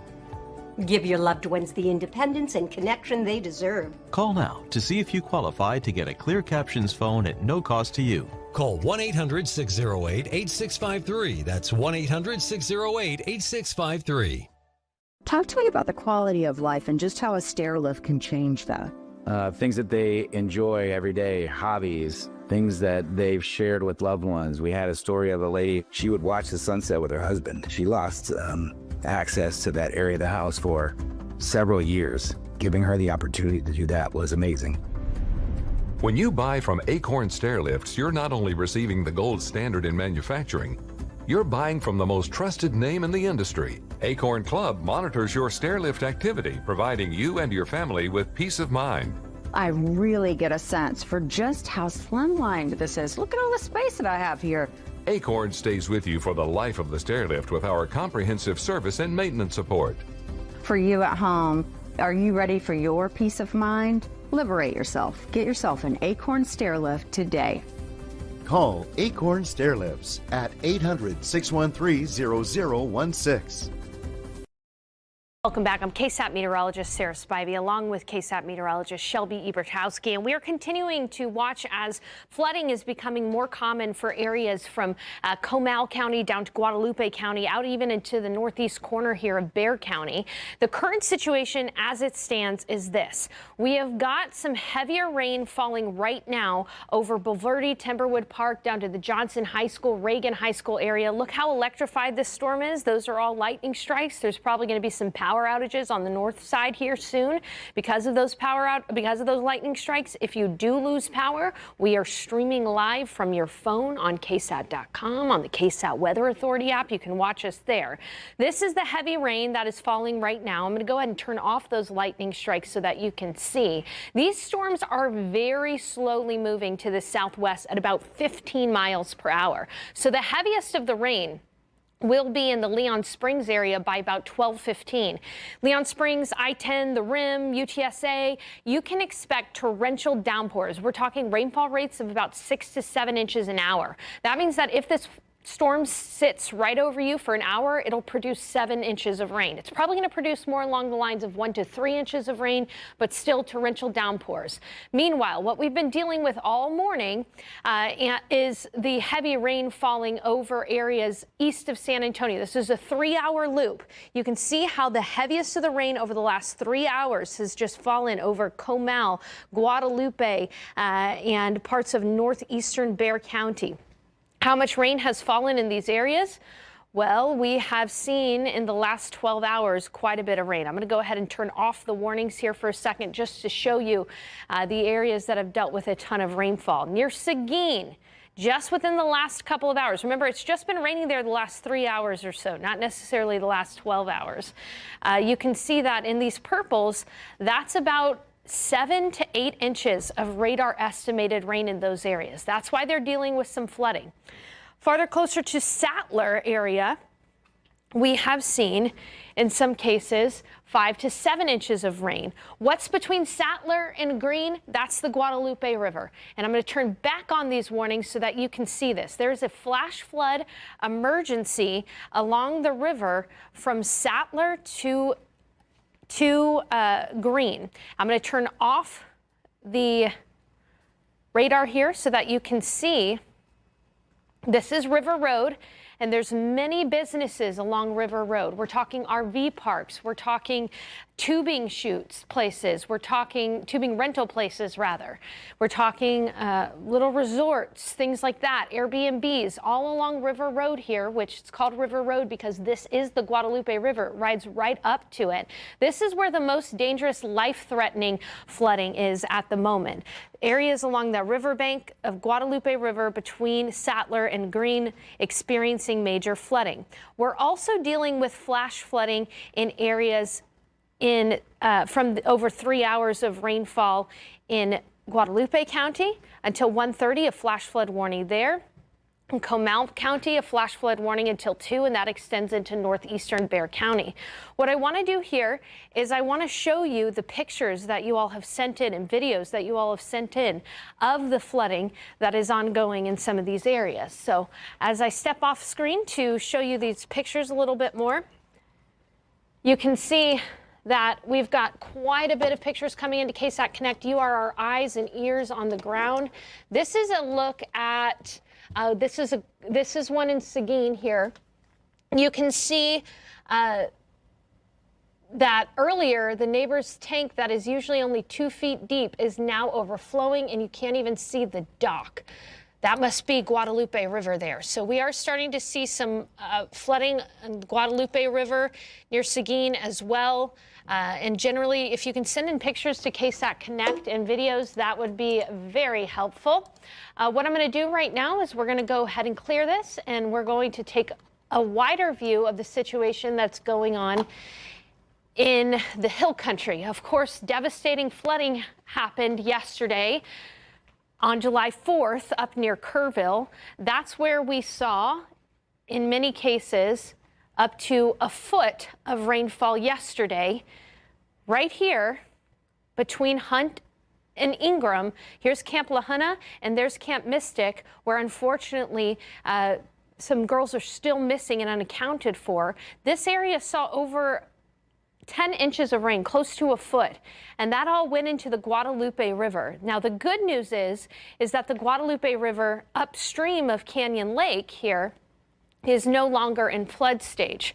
So that is good news. We are dealing with this area of heavier rain that's starting to push into Timberwood Park and moving closer and closer to Leon Springs, the Rim, Gray Forest, Helotes. If you guys can stay off of the roads, that would be the best thing to do. Otherwise, as we take a look at today's forecast here in San Antonio, this is kind of the main show for us today. We're going to have a 60% chance for you to see rain in your backyard. Most of this rain right now is falling in northern Bexar County. And then by sunset, we'll see a temporary reprieve in the rain. As far as showers and storms go tomorrow, we still have a chance, 30%, for some extra downpours. But today, the big story is the flood watch that's ongoing. We're watching for flooding. If you get some heavier rain, you could easily see up to 3 inches of rain, and some places could even see up to 6+ inches of rainfall. I'm going to be back to show rainfall totals so far in many areas. For now, let's go ahead and toss it back to Sarah and RJ. Okay, thank you very much for that, Sarah. And we're giving you a live look right now at Louise Hayes Park in Kerrville. So this was the site, Sarah, where they were supposed to have the 4th of July celebrations. Right. And now we're seeing just some of the devastation in the aftermath of that major flooding that made its way through Kerrville and parts of the Hill Country. Right. So you could see how much the water has receded. It was way higher, closer to the bridge when we were there yesterday. But you can just look at all of that debris that is left behind. Lots of looky-loos out there looking at. But this is kind of what the first responders at the press conference were saying. Do not drive out to this area to see the damage. This is still very much a raw rescue and recovery area. They are searching all down the Guadalupe River, which is right there. We saw helicopters going up and down this area all day in large numbers, circling because these areas are areas where they are still looking for missing people. Yeah, and we got an email, Sarah, from what I believe is a Kerrville resident named Roger Wade. He said that he was just down by the dam at Hayes Park in the center of Kerrville, and he was taking photos and videos of the destruction. And he said, he emailed to us, it's much worse than I was expecting, as he tries to gather some more video and photos out there. And our producer, or one of our morning managers, our manager, Alex, she just mentioned right now that there used to be a splash pad there, a playground there, and it appears as if all of this has been, for the most part, washed away out there at Hayes Park in Kerrville, which again is a very popular spot for people out there. Yes, and you know, we're going to be out there throughout the day, especially at 2 p.m. in Kerrville. We are going to have another update about what's going on. There's going to be a press conference with Governor Abbott and Senator Cornyn and Congressman Chip Roy again. That's happening at 2:30 in Kerrville at the Hill Country Youth Event Center, where they've been having those press conferences.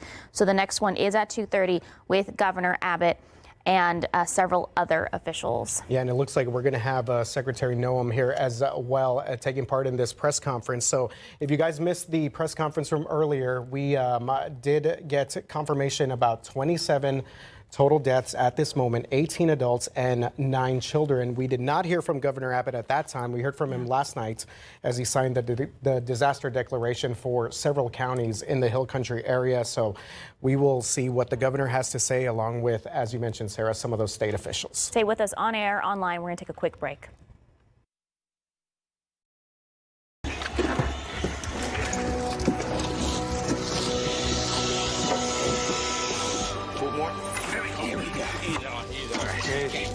Once on board, we make sure this mighty gator is safely and comfortably immobilized. Feel good? Looks like he's secure.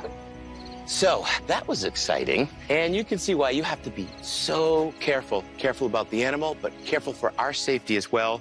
Now this animal is safe. We can get that critically important data. All right, you guys ready? Oh, yeah. All right, let's do it. All right. We get to work, taking the animal's biometrics, including total length. 9.5. 9.5 feet long. Imagine the story arc of this creature's life. This is, I'm gonna guess, probably a male by its girth and its size, and you guys say there's an odor to it? Yeah, that kind of skunky, sour smell. He could be 40 years old? Oh, at least, yeah. Wow. This, from the appearance, seems to be a really healthy alligator. Next, we attempt to get a weight. Ooh. Well, we know he's heavy. Oh, my gosh. 190. All right, just under 200 pounds. You guys just check to see if he's got any tags in him now. So the only way we can find out is if we search for a pit tag. I'm not seeing anything. Anywhere else it could be? No, always on the right-hand side. Right about here, right? Yeah, exactly. So this animal is completely novel to this research project. The opportunity to have a creature that has been thriving in his kingdom for so long, there's a lot of data we could get from this animal. So like the previous gator, Craig carefully injects a pit tag just under the skin. With our vital conservation data in hand, the only thing left to do is let this big boy go home. What do you want me to do? Thank you so much for joining us. We have been continuing this coverage, this devastating, deadly coverage of the flooding out in the hill country. But right now, the last couple of hours, we've been experiencing some flooding in the Seguin area. That's right, over by Riverview Park, and we also heard about some potential flooding also in other parts of Seguin. Sarah Spivey updating us. River Road, parts of Comal County, Guadalupe County, Sattler, and First Crossing. So just a lot of different activity around Comal County and Guadalupe County as well. We're gonna, is Erica Hernandez out there? All right, she's not ready at this time, we're but gonna hold off on that. Before we get to that, if you were just joining us again at as we get closer to our noon hour right here, one thing that I do want to mention is that earlier in that press conference, they said that they're obviously searching in those most affected areas along Highway 39, right, southwest of Hunt, and that is where Camp Mystic was. That's where we have some other campsites, some campgrounds. We're getting some emails from some folks saying that they were also staying along that part of the Guadalupe River as well. Some friends and family that are searching for loved ones right now. And we do that have is really a crew. the search area. We do have a crew headed out there right now. Dylan Collier is, and hopefully we'll be getting updates from him. The signal out there is not good, so it's going to take a while to get those updates. The biggest update coming at 2:30 from Governor Greg Abbott and Senator John Cornyn, but we're going to send it out to Erica Hernandez, who is live in Seguin, where they are still under a flash flood warning. Erica. Yeah, so Sarah, the rain has all but stopped here in Seguin, but this is what they're dealing with now. This is the flooding we are seeing throughout the town. We're here off of Guadalupe and Klein Street. This whole parking lot area here is flooded. This is runoff that is going toward the Guadalupe River.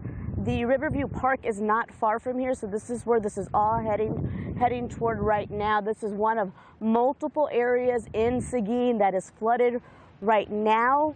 We've been driving around and we've seen a lot of this. Parking lots in areas around town that are flooded, just like this, but it's all heading one direction. It's all heading toward the Guadalupe River. This is going to, if you're looking at me right now, it's going basically this way. This is where the Riverview Park is at, and that's where it's heading. So we're going to try to head over there as soon as we're done with this live shot. But there are numerous roads here in Seguin right now that are closed. If you go to the City of Seguin's social media pages, as well as the Seguin Police Department social media pages, they have the list of road and street closures listed there. So if you need an update, if you're in the Seguin area, that's where you should go to see which roadways are closed. But right now, the rain has pretty much stopped here in Seguin for about almost an hour to 2 hours. It was a torrential downpour. At times, we couldn't even see the roadway when we were driving. So right now, conditions are clearing up here, but they are still dealing with a lot of standing water and flooding here in Seguin. RJ, Sarah? Okay, thank you very much for that report, Erica. Let's go now to Sarah Spivey, who's been following the very latest with all of this flooding activity we're seeing. Sarah.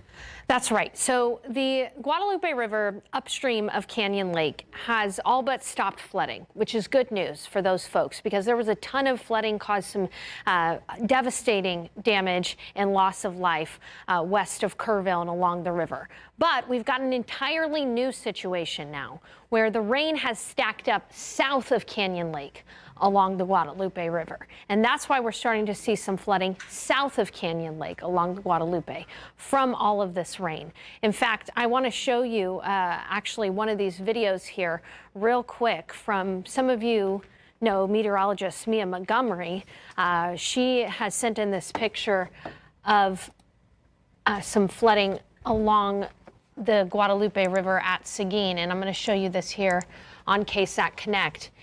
Here you can see there is the Guadalupe River near Meadow Lake in Seguin, and you can see that that river is flooding as we speak.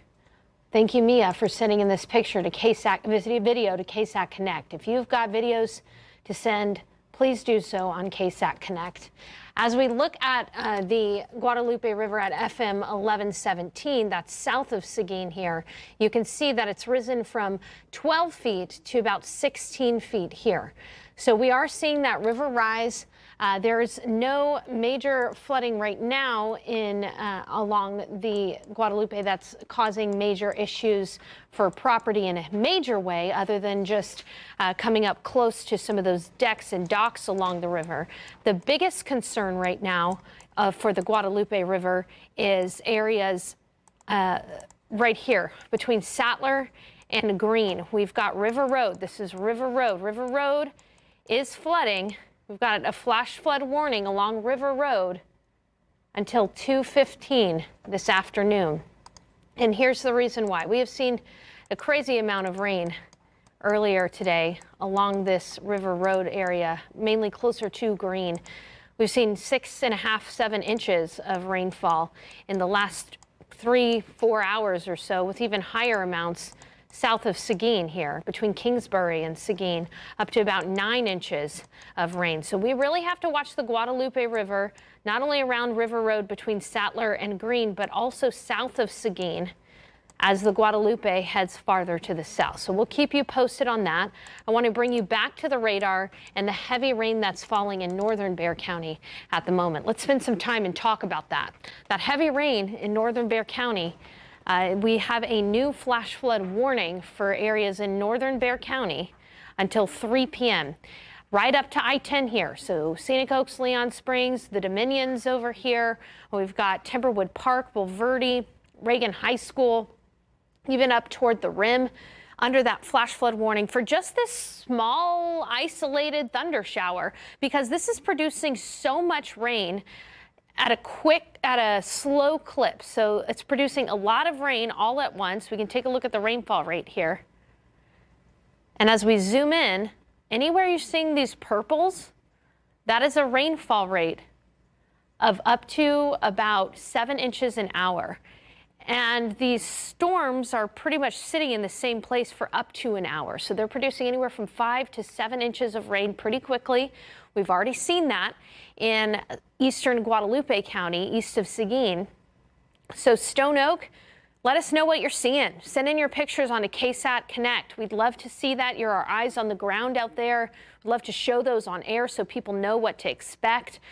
The biggest thing to know is that flash flooding is possible in the north part of Bexar County and in the east part of Bexar County through to New Braunfels out towards Seguin.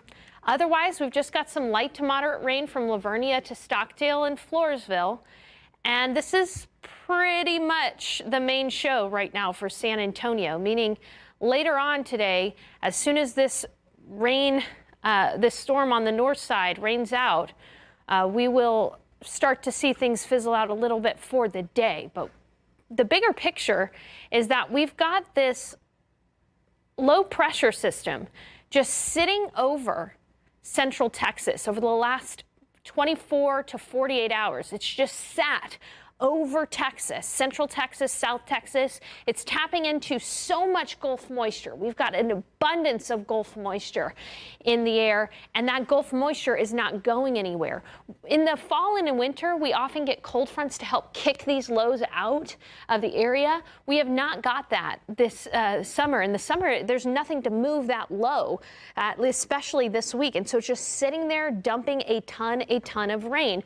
In fact, this is the situation we had over in Kerr County yesterday, when up to 10 to 12 inches of rain fell shortly after midnight between Camp Mystic, Camp La Junta. Now it's not raining in these areas, but that's good news. But this is what happened to the Guadalupe.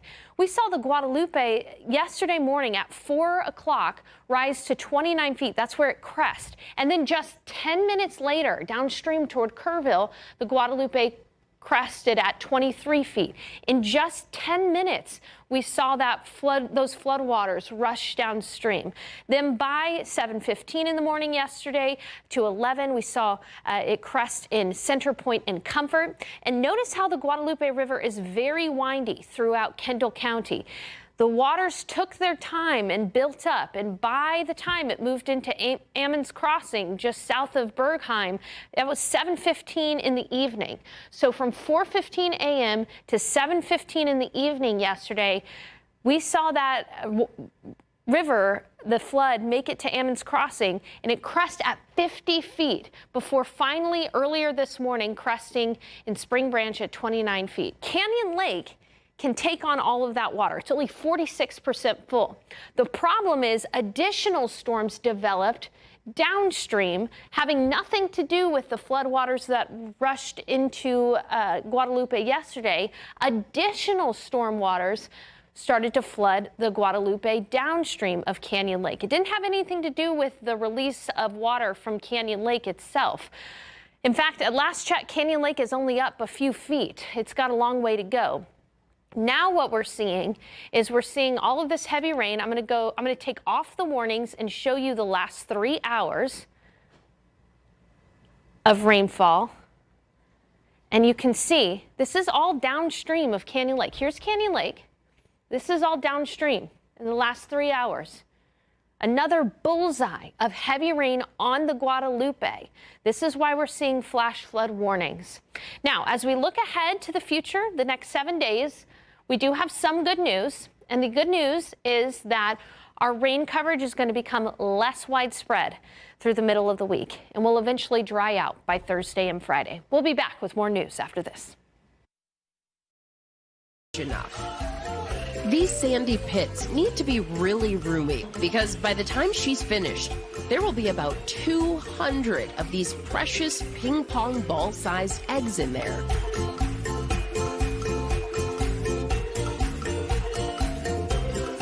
Usually 2 to 3 eggs are laid at a time.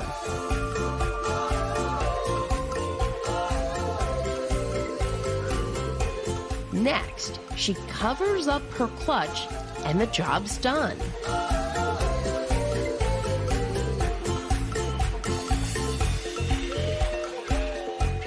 And with that, the sea turtle is out of here, leaving the warm sand to incubate the eggs in her place. She'll slowly make her way back to the ocean alone. But 2 months later, her hatchlings will rush to take the same path down to the welcoming water's edge. Coming up, what does it take to wake up a drowsy elephant? And when it comes to family bonding, these cubs simply can't keep their paws off each other. Plus, fantastic creatures gone fishing while wearing the latest tropical colors. All this and much more when Oh Baby comes right back. Tired of struggling with impossible messes in your tub and shower? Some cleaning sprays only target the top layer of grime, making it difficult to remove built-up layers. Switch to Mr. Clean Foaming Bath Magic Eraser. Simply add water to activate. Magic Eraser has the cleaning power of Dawn and the scrubbing power of an eraser to effortlessly cut through 100% of the built-up soap, scum, and grime that some sprays leave behind. And because it cleans so well, you can replace multiple cleaning products. Switch to Mr. Clean Foaming Bath Magic Eraser. Itch, itch, scratch, must not itch.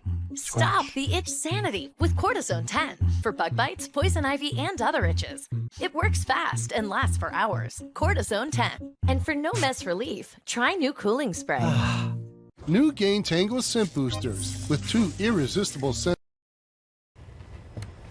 Welcome back to Good Morning San Antonio, as we are actually now past the morning here on this Saturday, basically more than now about 30 hours since we had some devastating flooding out in the Hill Country, and we're getting new information from the governor's office. Sarah. Yeah, we have just learned that Texas Governor Greg Abbott is headed to Kerrville along with Homeland Security Secretary Kristi Noem and other state officials to provide an update on the deadly floods.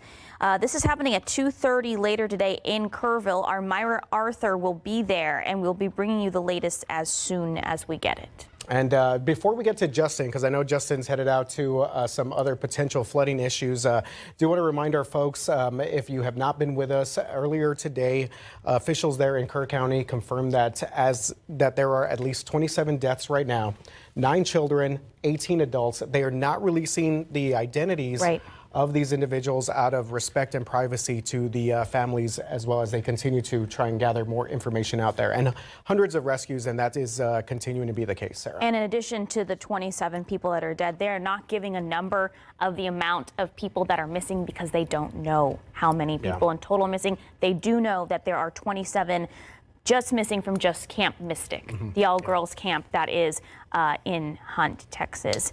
And we are still trying to effort information from Camp Mystic, checking on their website and also on some of their social media platforms. Our Dylan Collier is going to be headed out to Hunt in just a little bit. But we do have Justin on the roads for us, and he was actually headed towards River Road, headed towards the green area. And we know that we're getting a lot of heavy rain in that particular spot. Justin, what is the very latest?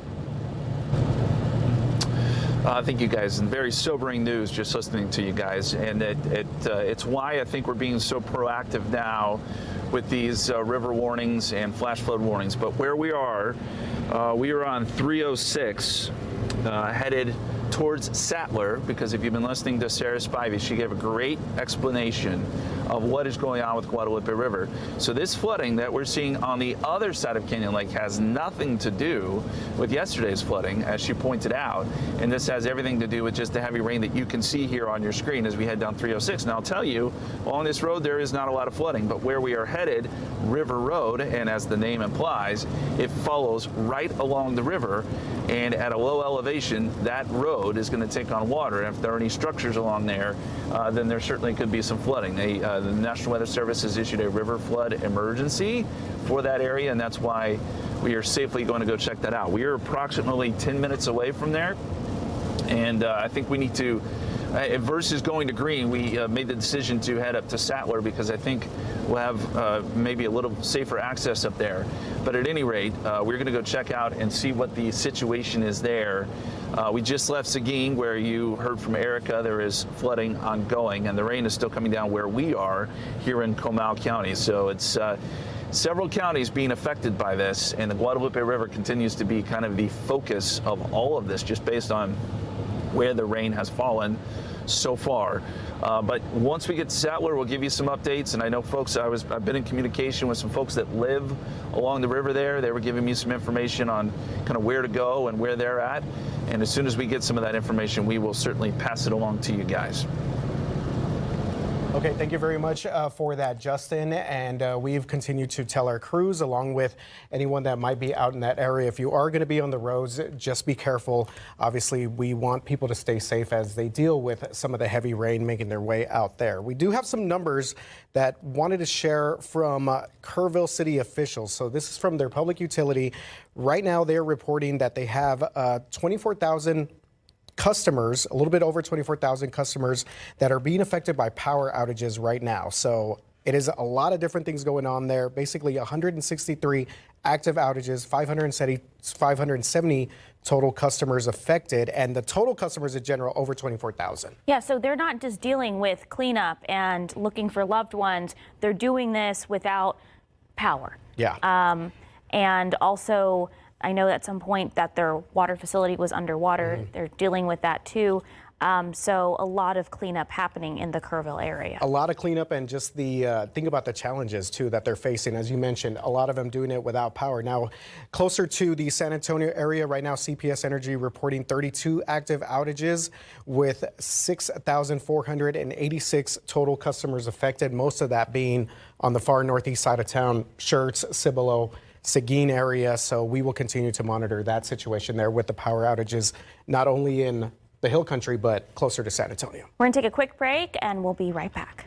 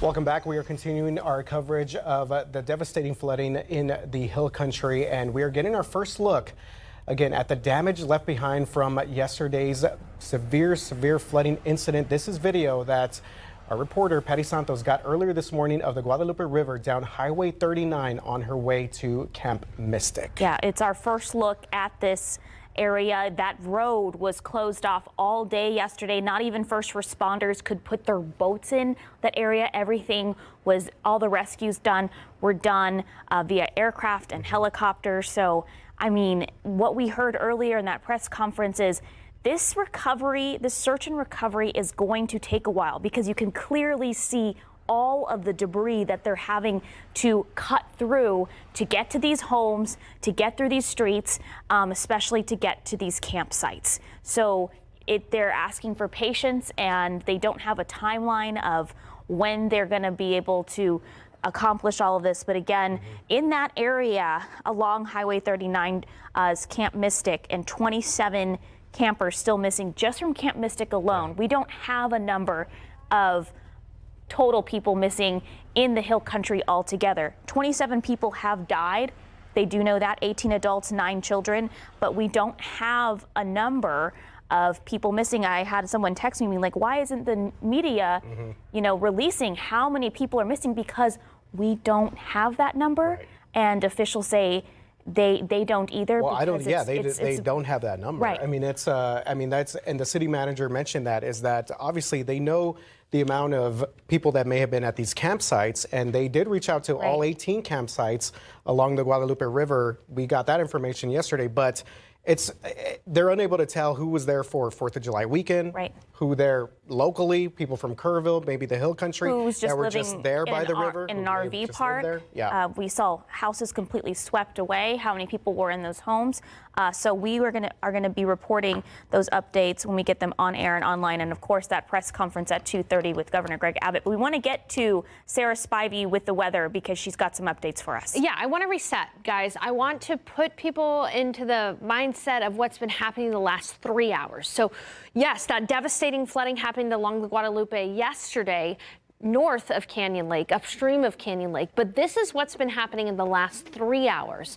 We've had massive amounts of rain downstream of Canyon Lake along the Guadalupe River, from Canyon Lake all the way down to Seguin. That's where we've got ongoing flash flooding with some river flooding as well.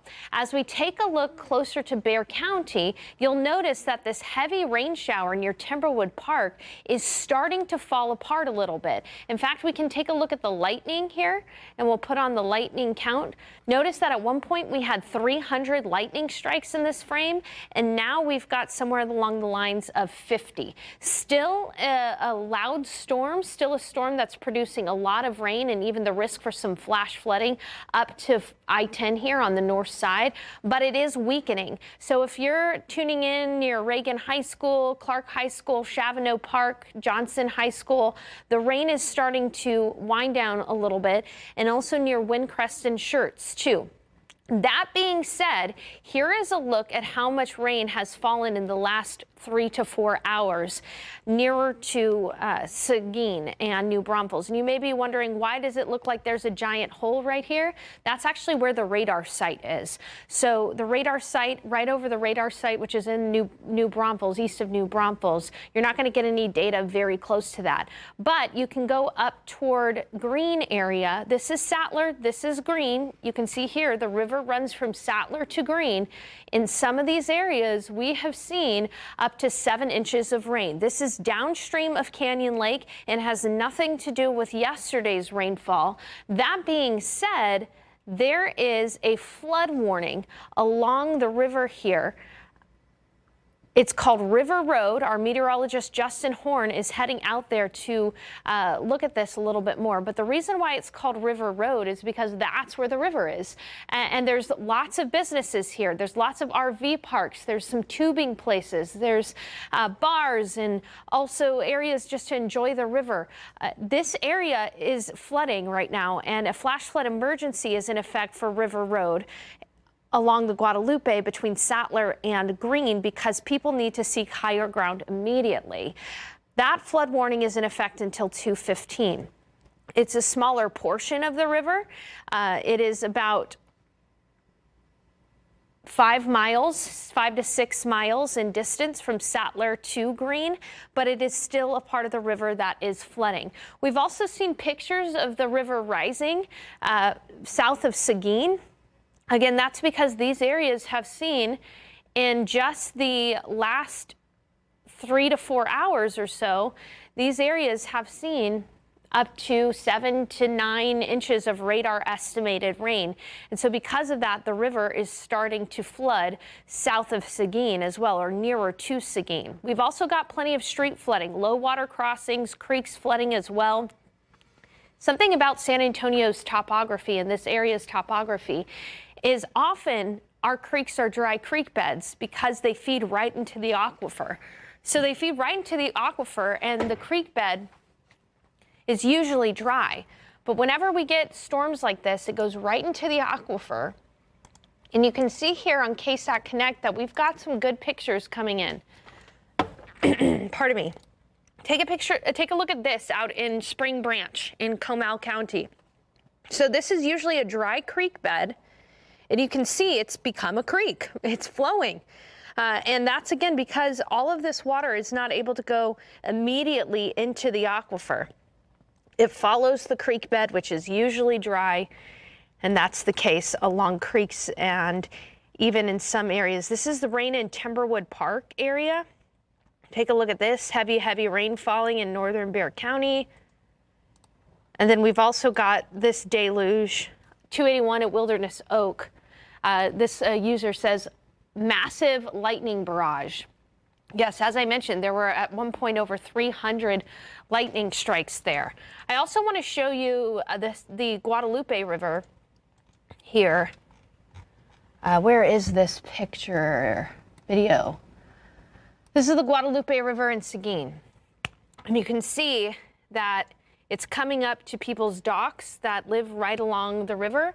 And then we've got, I don't know, what do you guys guess that is? It looks interesting. We've got something floating in the river. Something, maybe a dock. Maybe a dock or something like that. You can see tree limbs, lots of debris here flowing through the river. Again, all it takes is 6 inches of rushing water to knock a person down, more than a foot to knock a car down.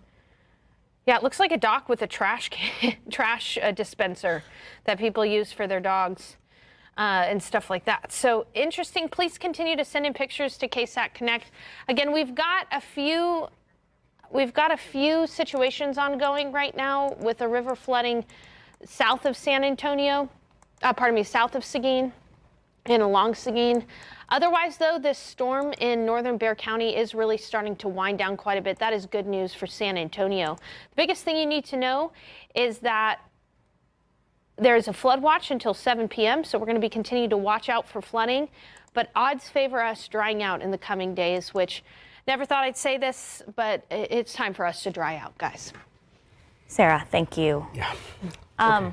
We wanted to recap. I know there's been a lot of information thrown at you, but this is the latest that we know overall. 850 people have been rescued. Mm-hmm. 27 people as of 8:55 this morning, so that number could have changed at this point. 27 people are dead, 18 of them adults, 9 of them children. They're still working on the IDs there. And then separate from that, 27 just from Camp Mystic are missing. We don't have a number of people that are missing total because we don't know. The area and the damage is so widespread. Absolutely, and they're going to continue to search that area that's southwest of Highway 39, southwest of Hunt. And going back to that 27 number that we mentioned just right now, the 27 at least total deaths that have been reported and confirmed by Kerr County officials, 6 adults and 1 child have not been identified. Again, this information coming to us as of 9 o'clock this morning. Kerr County officials gave us this update at 10 a.m. And again, this is just some sobering news that we're getting as we continue to cover the hill country flooding out there. So do want to give you guys this number here real quick. This is the number that was given to us by the Kerrville mayor, and this was basically an emergency line, so a missing persons line. That number that you see right there is 830-258-1111. So that is the number that if you need to call and give an update, or you are missing someone, or you are a family and friend looking for someone, that is the number to call right there.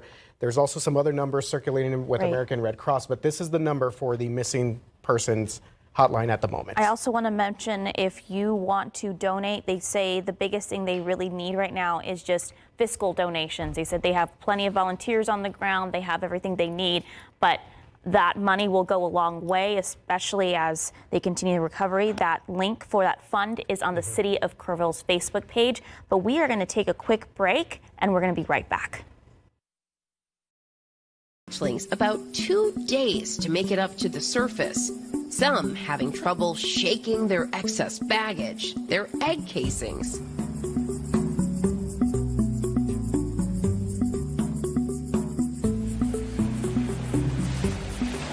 Here they come. It's like an explosion. Imagine having more than 200 brothers and sisters to hang out with.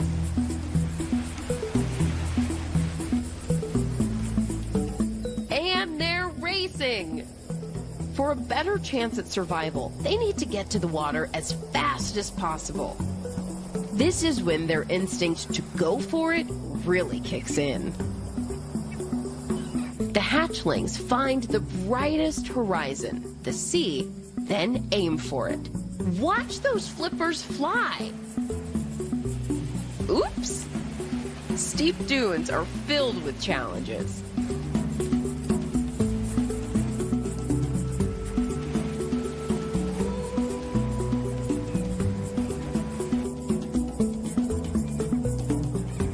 Finally, success. With luck, they're off to a long life in the tropical seas.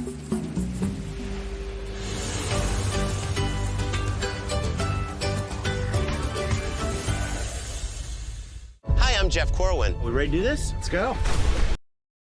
Continue our wall-to-wall coverage. We've been on since 6 a.m. this morning. We plan to stay on air throughout the afternoon, covering these devastating and deadly floods in the Hill Country, where today people are still taking part of the rescue and recovery efforts, but also the cleanup, especially in the Kerrville area. That's right. So just want to let you guys know Governor Greg Abbott will be giving us a press conference at 2:30. So we're going to be going at least through that. And speaking of a press conference, Patty Santos early with us this morning. She was out by the area Highway 39 over by Hunt. And then she was actually at that press conference in Kerrville. And now she's just talking to some folks out there. How are things looking out there for those folks, Patty? They're just about to go on. Hey there, good morning, guys. And so we are here at the Hill Country Arts Foundation with Sarah, the executive director. I saw you when I was passing by this morning. You guys were here very early, ready to clean up. Just to give you a sense, take a look at the ground right here. It is covered in mud. Up here on the wall, just about where the water reached, the entire area, entire inside of the building, muddy. And this is after a lot of sweeping and scooping. It was very thick. Very thick. Even the ground behind you, it looks like the wall. Yeah. You're going to need a lot of help here. Yeah. And we've gotten so much community help today, and it's been amazing. And we're going to need even more help in the weeks following. I don't know what that looks like yet, but this building is pretty much a mess. And we haven't even showed you the outside. Can you talk a little bit about the outside? This is the theater. For people that are familiar with this theater, there's an outdoor theater. Yeah, we've been here since 1959. This is our 66th year. We have an indoor theater and an outdoor theater. Our outdoor theater, most of it has been wiped out. The structure of it did what it was supposed to and stayed strong. So we do have a theater. It's just much more open air now. The indoor theater is, it doesn't have a floor really anymore. Our ceramic studio, our brand new beautiful ceramic studio has now been I don't want to say destroyed, but it's not in good shape. And let's walk outside here to see some of the cleanup that you guys have already done. If Santiago can pan around to some of the mud, the piles of mud and the debris that has already been taken out. Sarah, you were telling me people just want to help. They're showing up. Some of them are community members, some are people that you know, and some of them are not, because people see the devastation and they just want to help. They can't go out to the rescue, search and rescue, but here they can do something. Absolutely, and not just here. I mean, there's places in the community all over that just need people showing up and doing what these wonderful people are doing and making these terrible piles of mud that used to be in the building. So yeah, it's delightful to have all of these people here, and some of them I don't even know. They just saw that we needed help and they came. Yeah. So I thank them. Sarah, have you been up north to see some of that devastation? I haven't yet. My mom lives past here, and she said it was like a bomb hit. Yeah. And luckily her house is okay, but not everybody was so fortunate. Mm-hmm. And I know that there's a lot going on right now. There's search and rescue happening right now. There's cleanup underway. There are people that are showing up. You need gloves, you need mud boots, but there's oh yeah, the smell. I can't even tell you about the smell as you enter this building. But there is going to be a lot of work that is going to need to be done, not only here in Kerrville, but north in Ingram and in Hunt and in all these little rural homes. Yeah, absolutely. There's the amount of devastation is, I think, shocking to everyone. Watching all these people's faces when they walk up and see what has happened, it kind of makes you speechless. I don't even, I can't even put it into words. But yeah, it's sad all around. But this is actually the second flood I've been through. There's a light at the end of the tunnel as far as structures. The loss of life, is devastating. Yeah, but and we're still getting word 27 people have died that we know of. That number is probably going to go up, but just take a look around.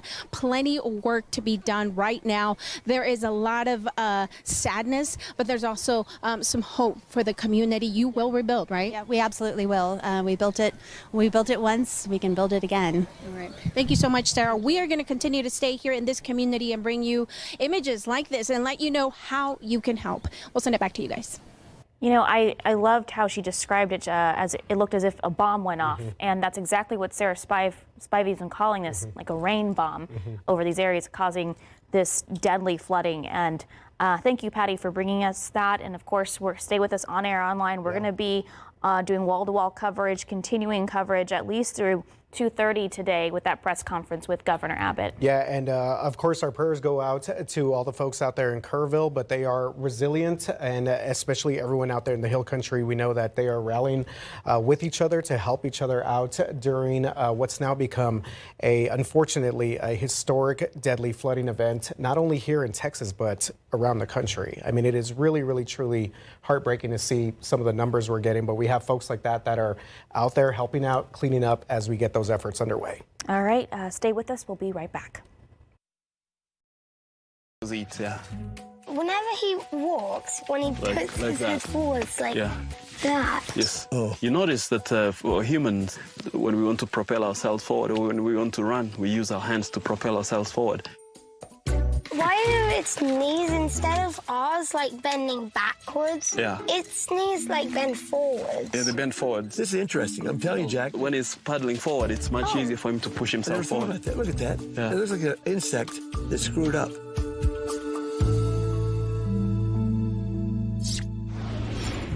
Coming up on our tour of national parks, we're netting bighorn sheep in Arizona. Then the Hannah's Watch warthogs in Joby National Park. Look at the youngsters playing over here, Jack.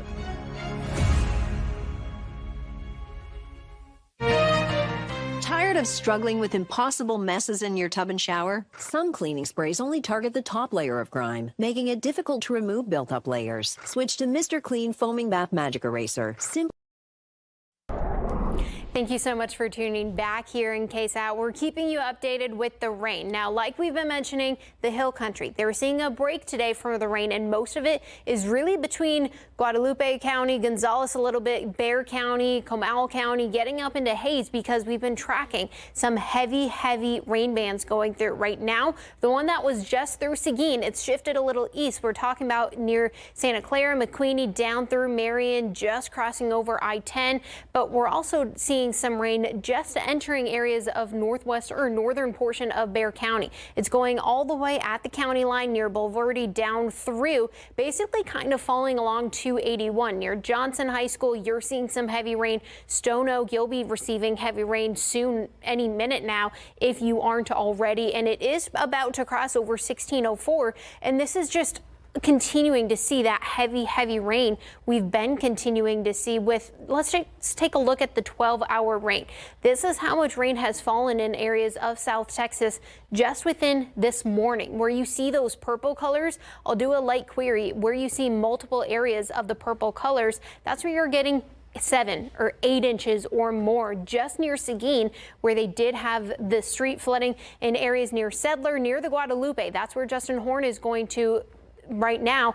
They already got 7 inches of rain. So we're keeping you updated on the rain. I'll talk about the Guadalupe River coming up and the rain entering in Bexar County coming up in just a little bit, guys.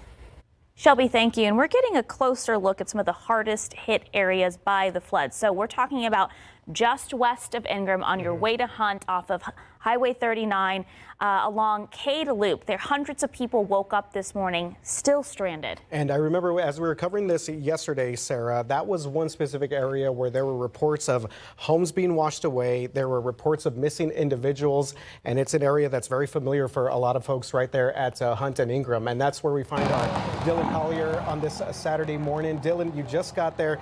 What's the very latest that you could tell us from the ground?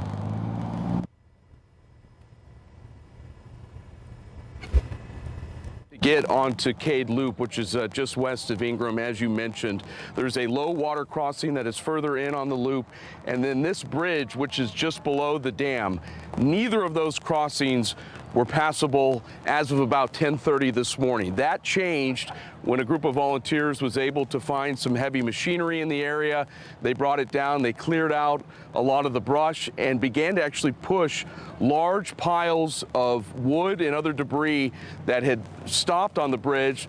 They pushed it down as we head south, pushed it down and filled up some of those gaps where the wash had pushed away just outside of the bridge, and that actually allowed people for the first time to walk out to safety, which for a lot of them provided a huge sense of relief. We woke up at like 3 in the morning to the river lapping up against our door and the water coming in, and so we ran uphill, and so we were able to get out after like 12 hours. They got to try to check out the structural integrity, how that bridge is looking, and if it's going to be passable over on that side too. So he's literally just shoveling. Yeah, that's what we're going to do, is just get debris and just try to fill this in to make it hopefully passable. And we are still not sure if and when that bridge will be strong enough to actually drive out of it. There are still dozens of vehicles. People that had been staying here were able to get to high ground, but have not been able to actually drive their vehicles off the property. Some have decided to leave the vehicles and just walk across, go to various shelters, or get a ride back to where they live. This area off of Cade Loop is a mix of people that live here full time. You have Camp Rio Vista. We're told that that session for Camp Rio Vista had ended a few days ago, so luckily there were no campers from that camp who were still on property when the Hill Country floods hit. And then you had a number of people that were gathered here for 4th of July celebrations. As you heard, woke up 2:30, 3 o'clock in the morning to water that had come up to their property line. In some cases had began to make contact with their homes. So the last 30 hours or so, very scary for them, without food, electricity, no means of transportation, and no way out, at least on this side of the loop, until about 90 minutes ago. Dylan, thank you so much for giving us that first look, really, of what the damage is and how devastating it is on Highway 39, and he's just making his way west. I mean, there's so much more to go as we head down to the Hunt area, to the Camp Mystic area, and we're going to be taking a look at that damage throughout the afternoon. Yeah, and as we were doing our reporting yesterday morning, I remember looking at that specific area, and I think it was Patty that said while she was out there that there were reports of those homes, those structures being washed away in that spot. That sits right in between those two dams right there, and it's a Lake New Ingram and Lake Old Ingram.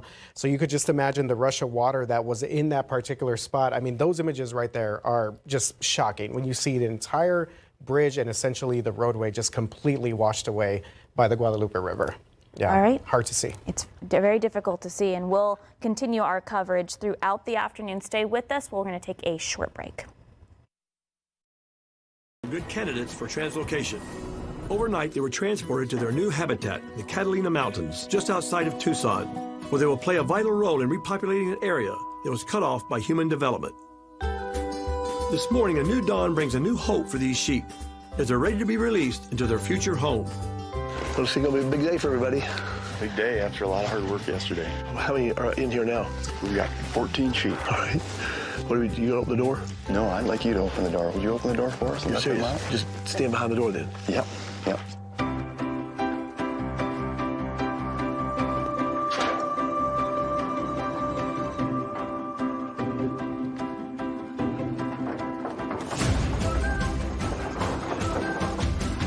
Look at that. Good. Perfect. This was one of the highlights I had of ever doing something like this, having the honor of pulling that lever on that gate and watching these 14 animals go out there, just fly out of the van there with all the animals in it, and that's excitement.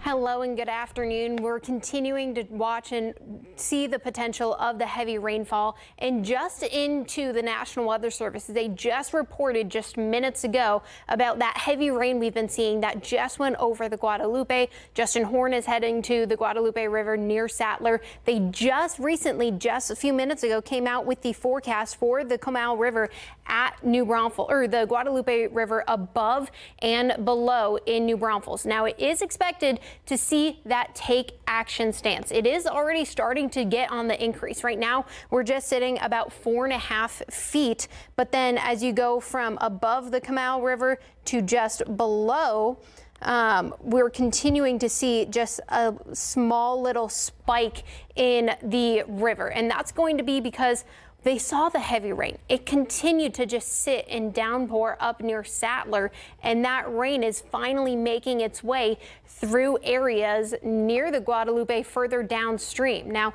once again, this is the current radar. This is what we're currently seeing.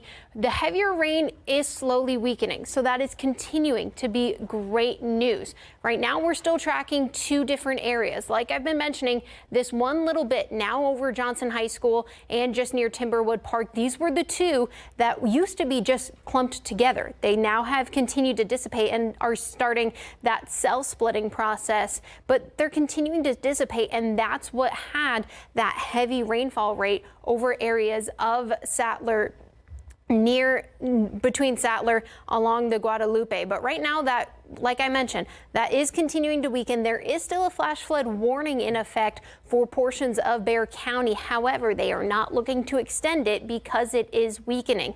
That's where we're currently at. Let's take a look at the rainfall rates associated with this, because that's been the story, is the heavy rainfall rates. Right now, we're still tracking that at moderate to extreme heavy rainfall rates, about 5, almost 6 inches per hour for the rainfall rate, 7 inches per hour, just in a matter of blocks in areas near Johnson High School, near Timberwood Park, continuing to track the potential for the 5 to even 7 inch at times. But further down, where you're not in that heavier rainfall rate, if you're just seeing regular rain, just say near Hollywood Park, you're still getting over 1/2 inch of rain per hour. In areas of Garden Ridge, they're continuing to get 1/2 inch of rain per hour. But that's not the only one. Like I mentioned, we've seen multiple other areas near Seguin. They've had some creek flooding and some street flooding throughout the day. Here's a look at the rainfall rates right now. Just near here, just to the west of New Berlin, we're seeing about 5 inches, but that purple, it can be anywhere between 5, 3, or even 7 inches of that rain. And that's right along I-10. I'll put this into the radar just so you can see. The river, or that heavy rain, is just passing over I-10. So if you're planning on taking I-10 anytime soon, you will have to take caution as that heavier band just went through. And we've been watching the potential for some creek flooding, like I've mentioned, over the last little while. Let's take a look at some KSAT Connect pics of the heavy rainfall rates and the heavy and just some pictures we've seen over the last little while. This is the KSAT Connect pics we've seen so far. Here's a look at the rain in Smithson Valley this morning at about 10 a.m. just to show you how heavy the rainfall was. If we can get that video working.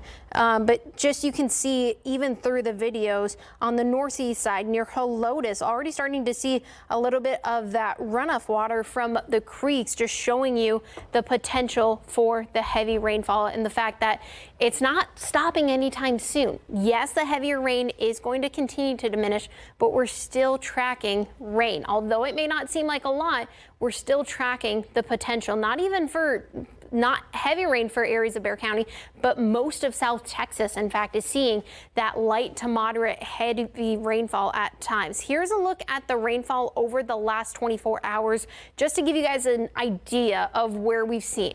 The Hill Country, they had heavy amounts of rain Thursday into Friday and even getting into the afternoon portion of Friday. And our hearts are with all those over there.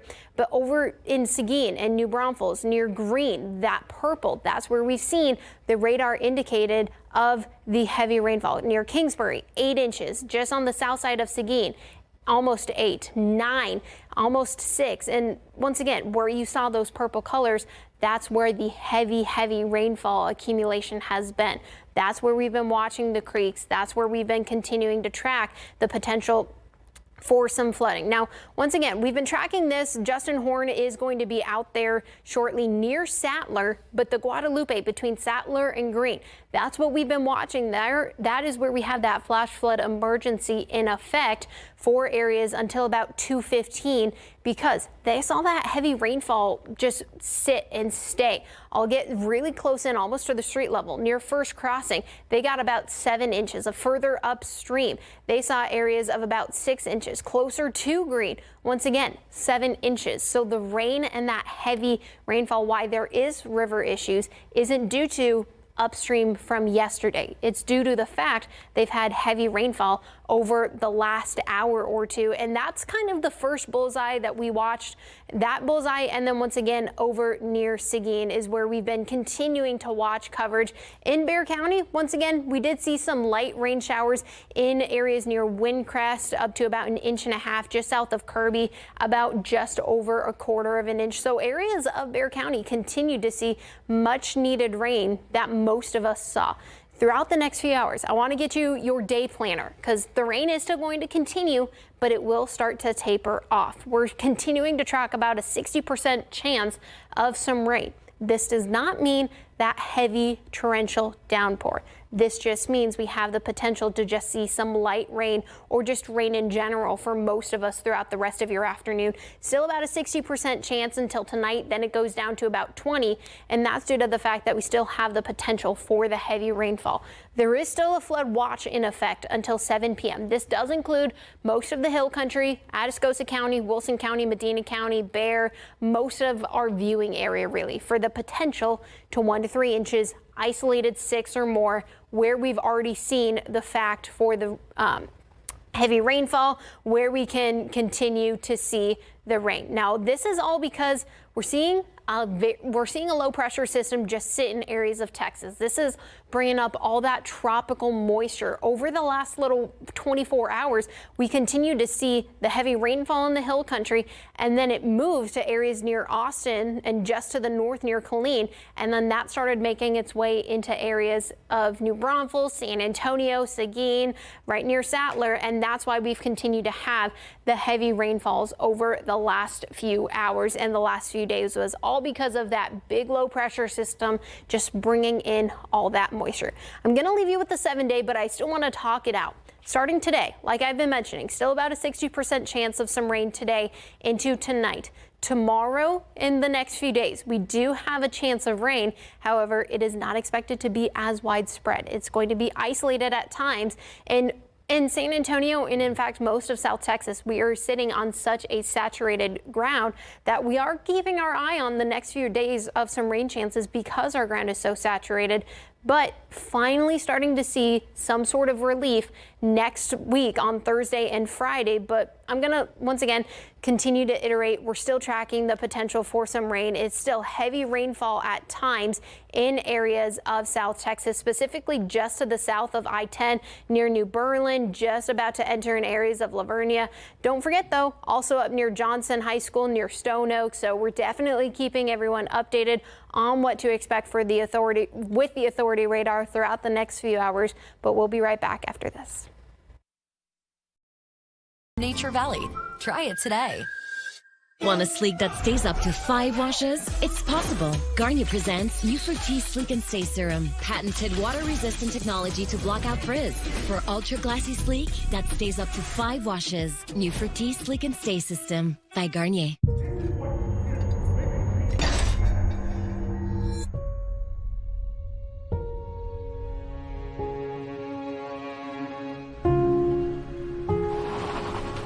Purina cares here.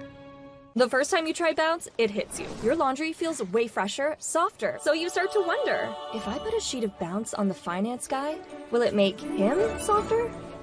Bounce can't do it all. But for better laundry...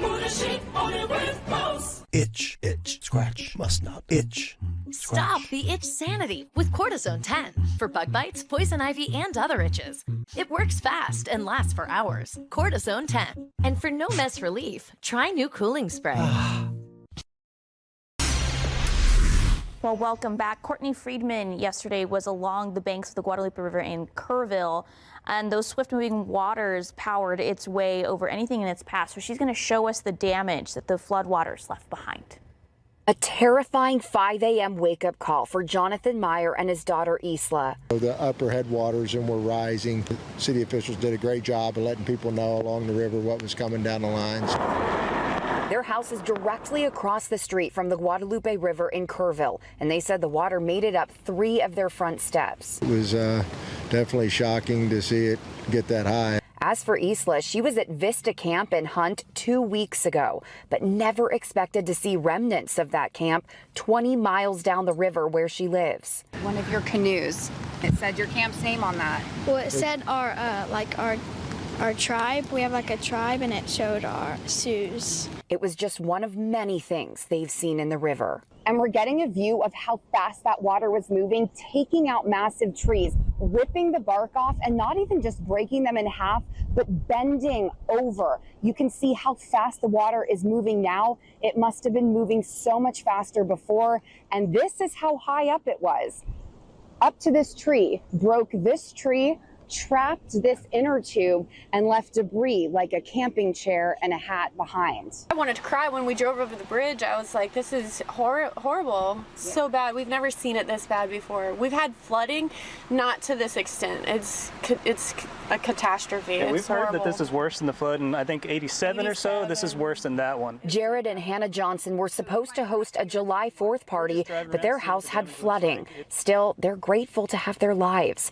They and Myers both have the same thing in mind, helping however they can. Help's going to be needed in the coming days, on the cleanup and picking up and recovery of things. So, So you'll be ready for that part? We're ready for that, and anybody that wants to come and help and volunteer their time. That was Courtney Friedman reporting there from yesterday as she was out in the hill country, and they brought up the that flood of 1987 in Comfort, and that at the time and still is one of the deadliest floods in our state's history. There was a group of teenagers that got swept away in a bus that were trying to get across some of those rushing waters there, and the fact that people are that's right, yes, so. This is a lot of similarities to what we're seeing. And Sarah Spivey was explaining before, when we're in these times of drought, we kind of forget that we are prone to flooding in our area.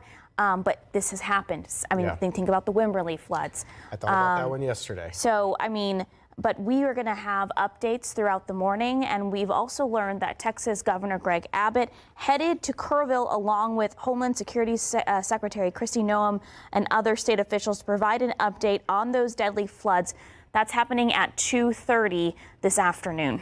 And that will take place at the Hill Country Youth Event Center. Our Myra Arthur will be there to cover that event. And of course, we will be bringing you that live as we continue our coverage of the deadly flooding out there in the Hill Country. And again, just want to remind our folks of some of the latest numbers that we received.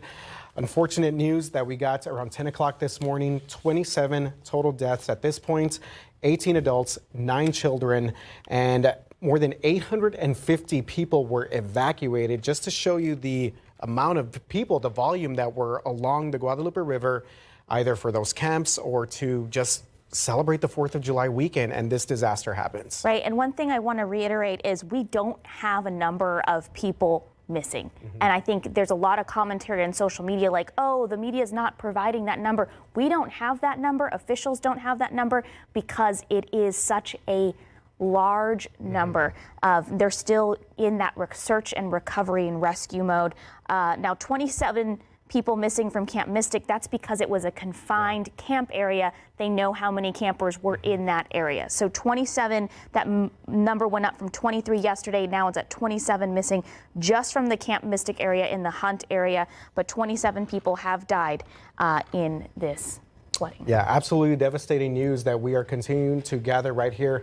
And of course, you could get the latest information on air and also online as we get close to our 1 o'clock hour. We're going to take you to a break.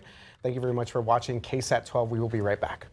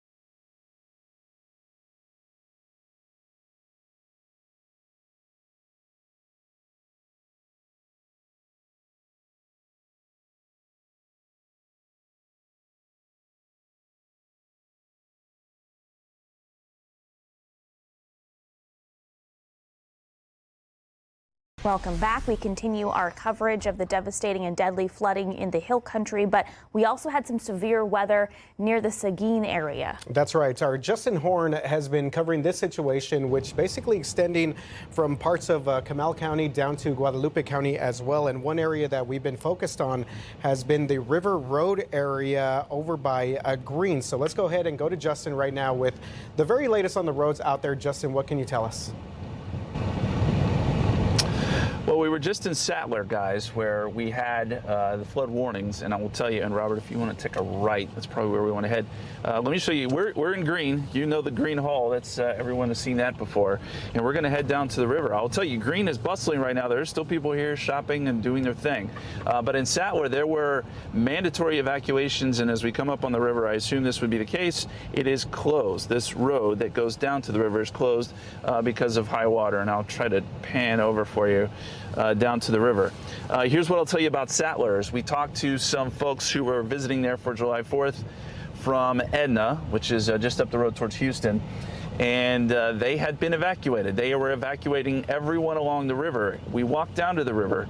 I don't want to compare the 2 days, but the river was certainly nothing like it was yesterday further upstream near Kerrville. With that said, I think that the first responders and management and government there are taking no chances, and the folks that we talked to that were evacuating, I think had no problem with calling it a day and heading home, just based on what has happened over the last couple of days. So we're going to try to work our way down to River Road. I'll tell you, it's closed basically from Sattler to green, which stands to reason. So we ourselves are not going to drive down or get down to River Road, but we are headed down as close to the river as we can get. And we'll continue to bring you some updates from Green. But again, at the moment, if you're driving through Green, it's business as usual. But no tubing, none of that today. And they're going to be watching those river levels very, very closely, guys. Thank you very much, Justin. And as Justin mentioned, another area there that is very popular and very populated too for a lot of folks that make their way from parts of San Marcos down to New Braunfels and from the northern part of San Antonio as well. So we know a lot of folks are there dealing with this weather situation, heavy rain making its way through Green. All right, stay with us on air, online. We continue the coverage of the Hill Country floods, those deadly flooding and that devastation as people continue their rescue and recovery and cleanup efforts throughout the afternoon. Complete. So you want to be prepared for your financial adventure. And what better way to prepare for that adventure than to play the Road to Financial Freedom game?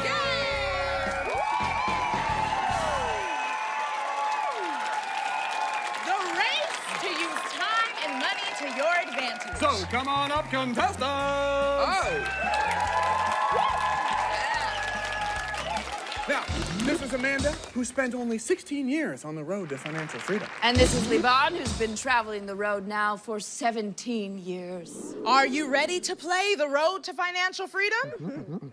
All right, Amanda, hit the buzzer. What do we got? Oh, develop a financial plan, advance 5 spaces. That's a good start. Developing a financial plan is the first step to financial freedom. Liban, you're up. And while we're playing around, Thank you so much for continuing the coverage. We're just wanting to give you an update on the radar. Yes, we saw some rain the last few days in the Hill Country, and our hearts are heavy with them, but we're still seeing some active, very much heavy rainfall for areas of Bexar County, for Guadalupe County, and even for Comal. Now, starting off with just areas of Seguin, over just the last 15 minutes, this system altogether has continued to weaken, and it's been moving just to the south of I-10, but that's where what was in Seguin earlier produced heavy rainfall rates. I'll actually pause this just to show you the rainfall just within the last 24 hours. There's a reason they did have a flash flood warning in effect for areas of Guadalupe County, even getting into areas of Gonzales County. But all that purple, that's where you're seeing the heavy rainfall rates. In areas of Seguin, I'll put it just on the south side of town, radar indicates over 7 inches of rain. In areas just to the south of Kingsbury, over 7 inches. Again, just multiple areas in the purple. Even along areas of I-10, you continue to see potentially upwards of more than 8 inches of rain. So it definitely had some heavy rainfall over there that did cause some street flooding like we've seen all morning here for the KSAT coverage. But another area we've been watching is the Guadalupe River. Like we've been mentioning, Justin Horn is out there currently. We are watching the Guadalupe between Sattler down to Green, and that's not due to the heavy rain and the flooding we saw the last few days. That is because of the heavy rainfall they saw just within the last few hours. Take a look at the rainfall along the Guadalupe.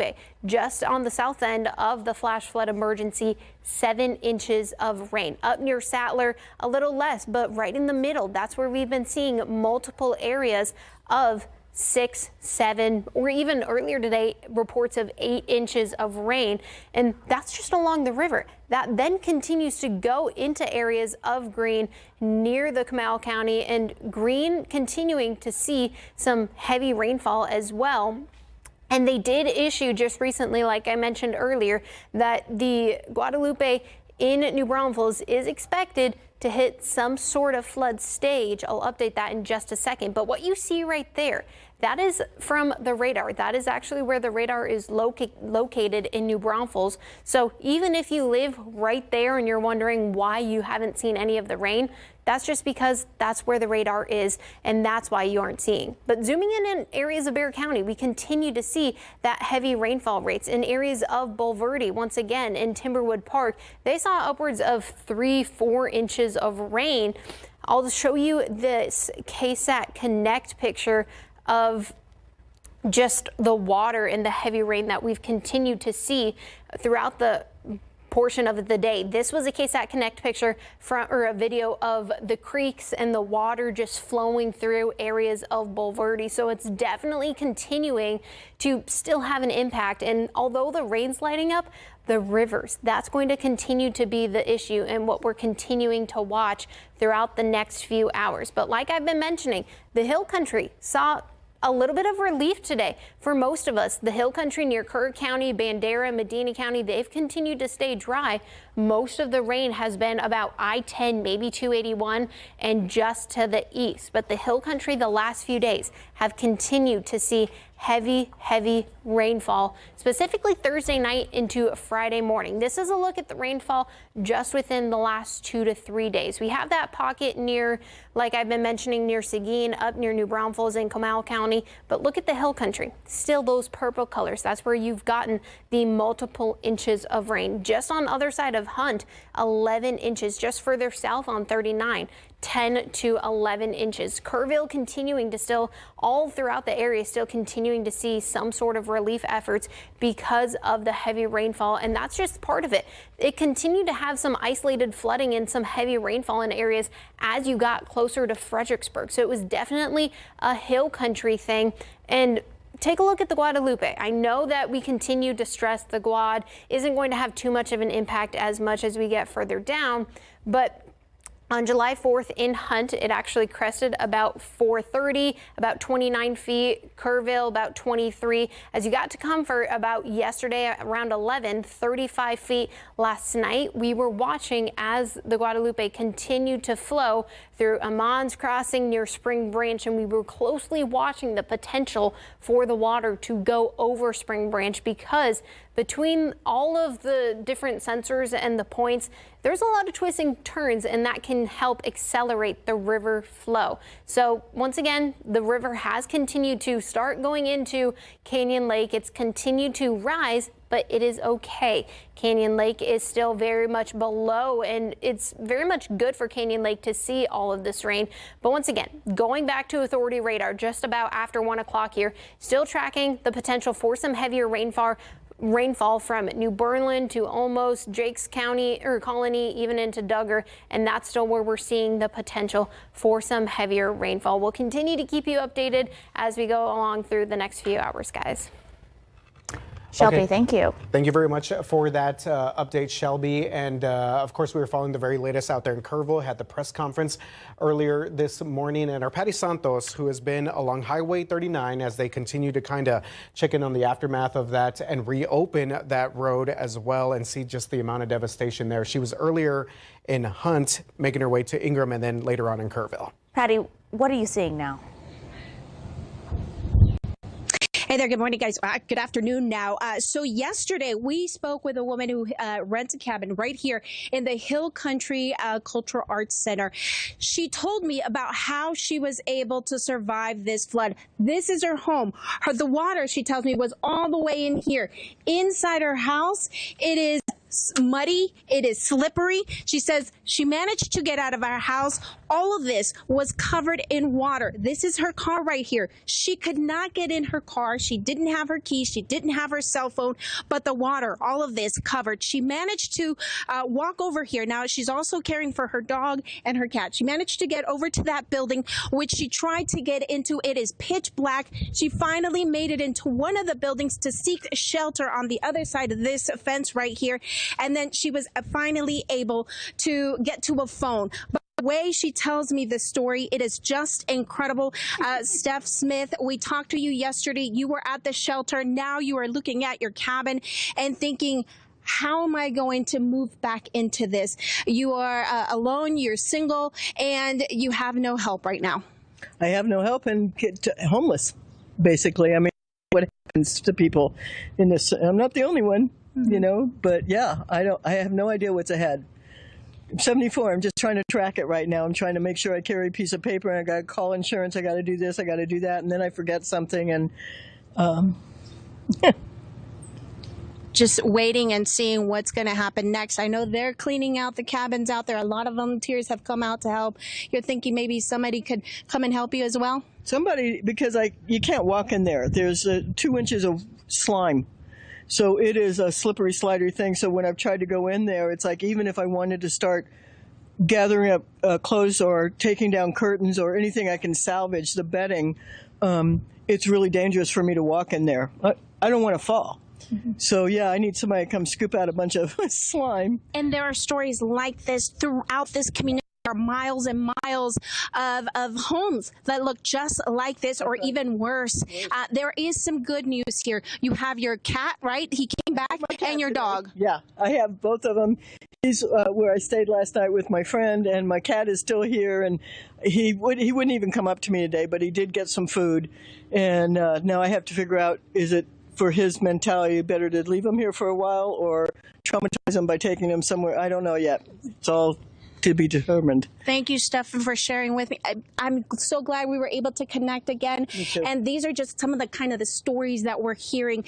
The search and rescues continues. We've been sitting here. We've been watching the helicopters, the military helicopters flying by. We can hear them. This is an ongoing process, but also a process that is just starting for flood victims like Stephanie here. Yeah. That is the scene that we are seeing right now. We'll send it back to you guys. Patty, thank you so much. Yes. Such a horrific story about this woman on her own, trying to get to safety with her animals, and thankful that she is safe. But we do know that so many people did not have the same successful outcome, and we are still learning about all of those deaths, that death toll at 27 now. But the number of missing is tremendous. Yeah, and that's something that we don't know for sure. We're expected to get more information in a little bit more than an hour with Governor Greg Abbott, who's going to give us a press conference in just a bit. But I do want to say we're probably going to also hear stories of survival as well, as she just mentioned there. And you know what? She mentioned earlier that she got her pets back. I know Patty did a story with her yesterday where they showed her dog. I think it was a 13-year-old. Yeah. I think his name was Mitzi, and he just looked completely tired over the whole situation. Looks like she got her cat back. So we're going to hear more stories of survival for a bunch of folks there. And again, the city of Kerrville, the Hill Country, will continue to rally there as we get more information. But as you mentioned right now, Sarah, just the amount of deaths that we're seeing now is absolutely devastating. It's heart-wrenching, and it is unfortunately, we may be hearing more information about that. Yep. But for now, we're going to take a quick break, and hopefully when we come back, we're going to be continuing our live coverage with our crews on the ground, hopefully hearing from Dylan Collier, who is in Ingram. But we're going to take a break. We'll be right back.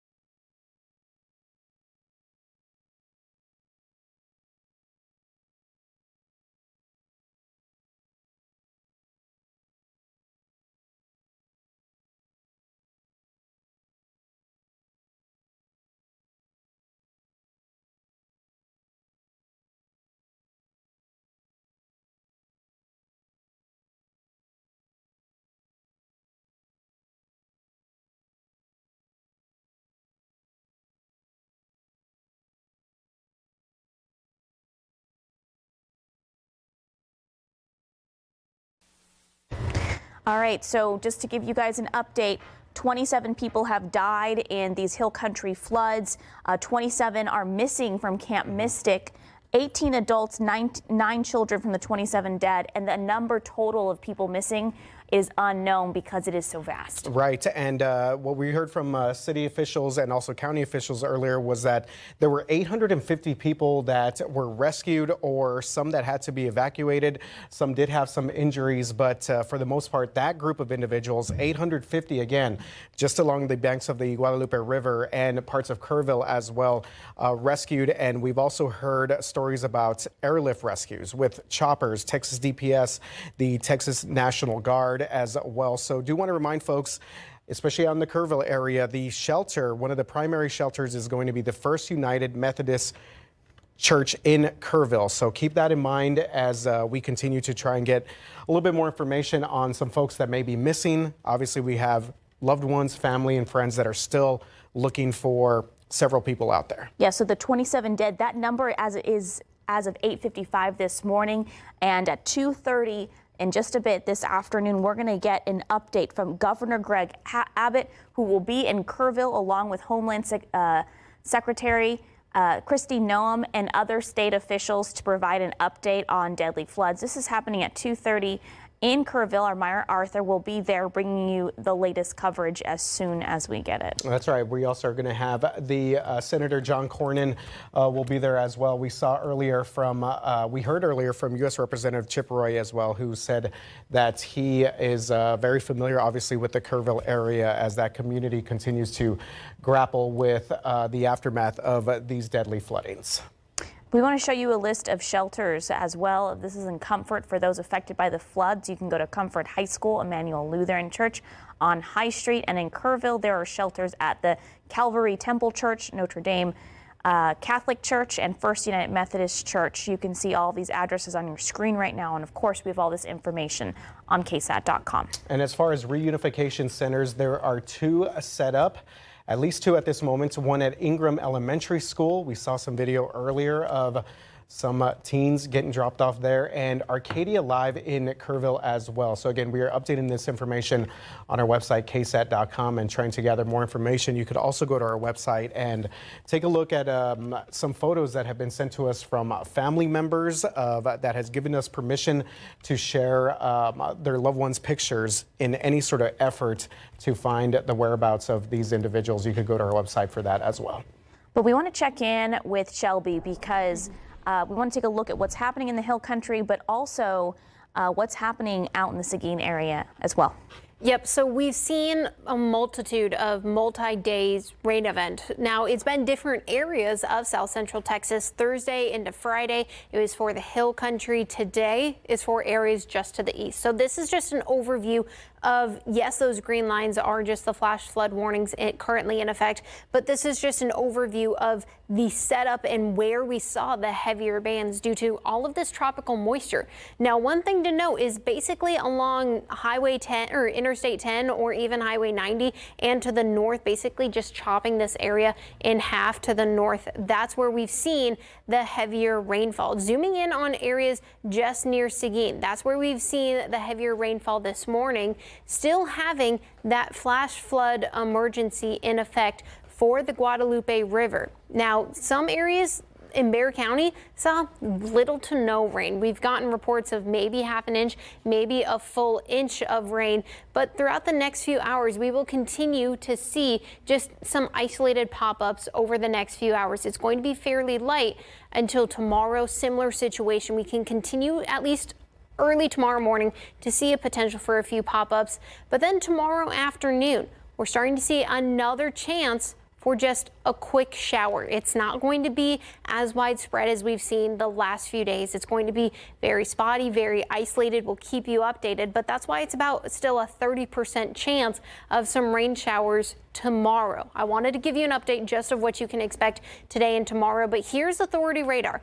Over the last, let's say, 15-30 minutes, we've continued to see this little band just to the south of Seguin near New Berlin really starting to weaken as it gets closer to areas near Lavernia and Sutherland Springs, and even the one that was about to enter in areas of Bexar County that did provide that heavy rainfall in areas of Canyon Lake, Bulverde. Part of the reason there is that flash flood warning still in effect for areas of Bexar County is because we saw that heavy rainfall rate. And right now, the main concern is still, even with all this rain, the water. It has to go into places. It has to go into the runoffs, into the creeks, into the springs, and even into some of the rivers. So there is still the potential over the next few hours to keep an eye on all of the rivers and all of just the little creeks in areas of South Central Texas.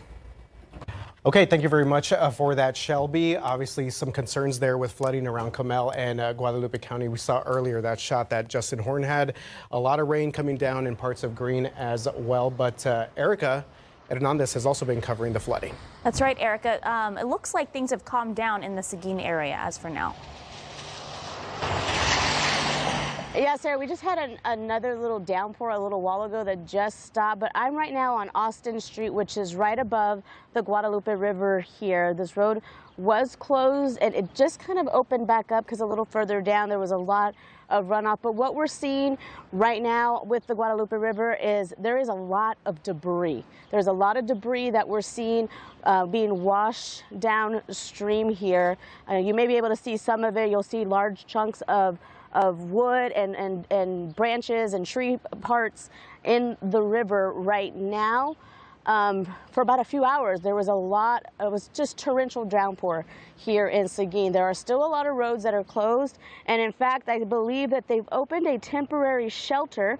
The city of Seguin opened the Utilities Operations Center, which is not far from here north on Austin Street, for those who need it. If they need any shelter, that place is open right now for those who need it. But right now the rain has stopped again here in Seguin, but the river is still moving. We earlier saw some kayakers that were out here. I would not advise that right now because this river is still moving very fast. So for those who are out there and see the river that it's high, I would still be safe and not get on the river yet, especially kayaking, because there is a lot of debris as well and out here.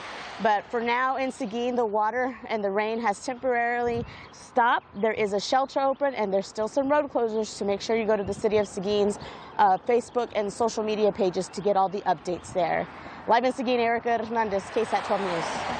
Erica, thank you so much. We are going to take a quick break and we'll be right back.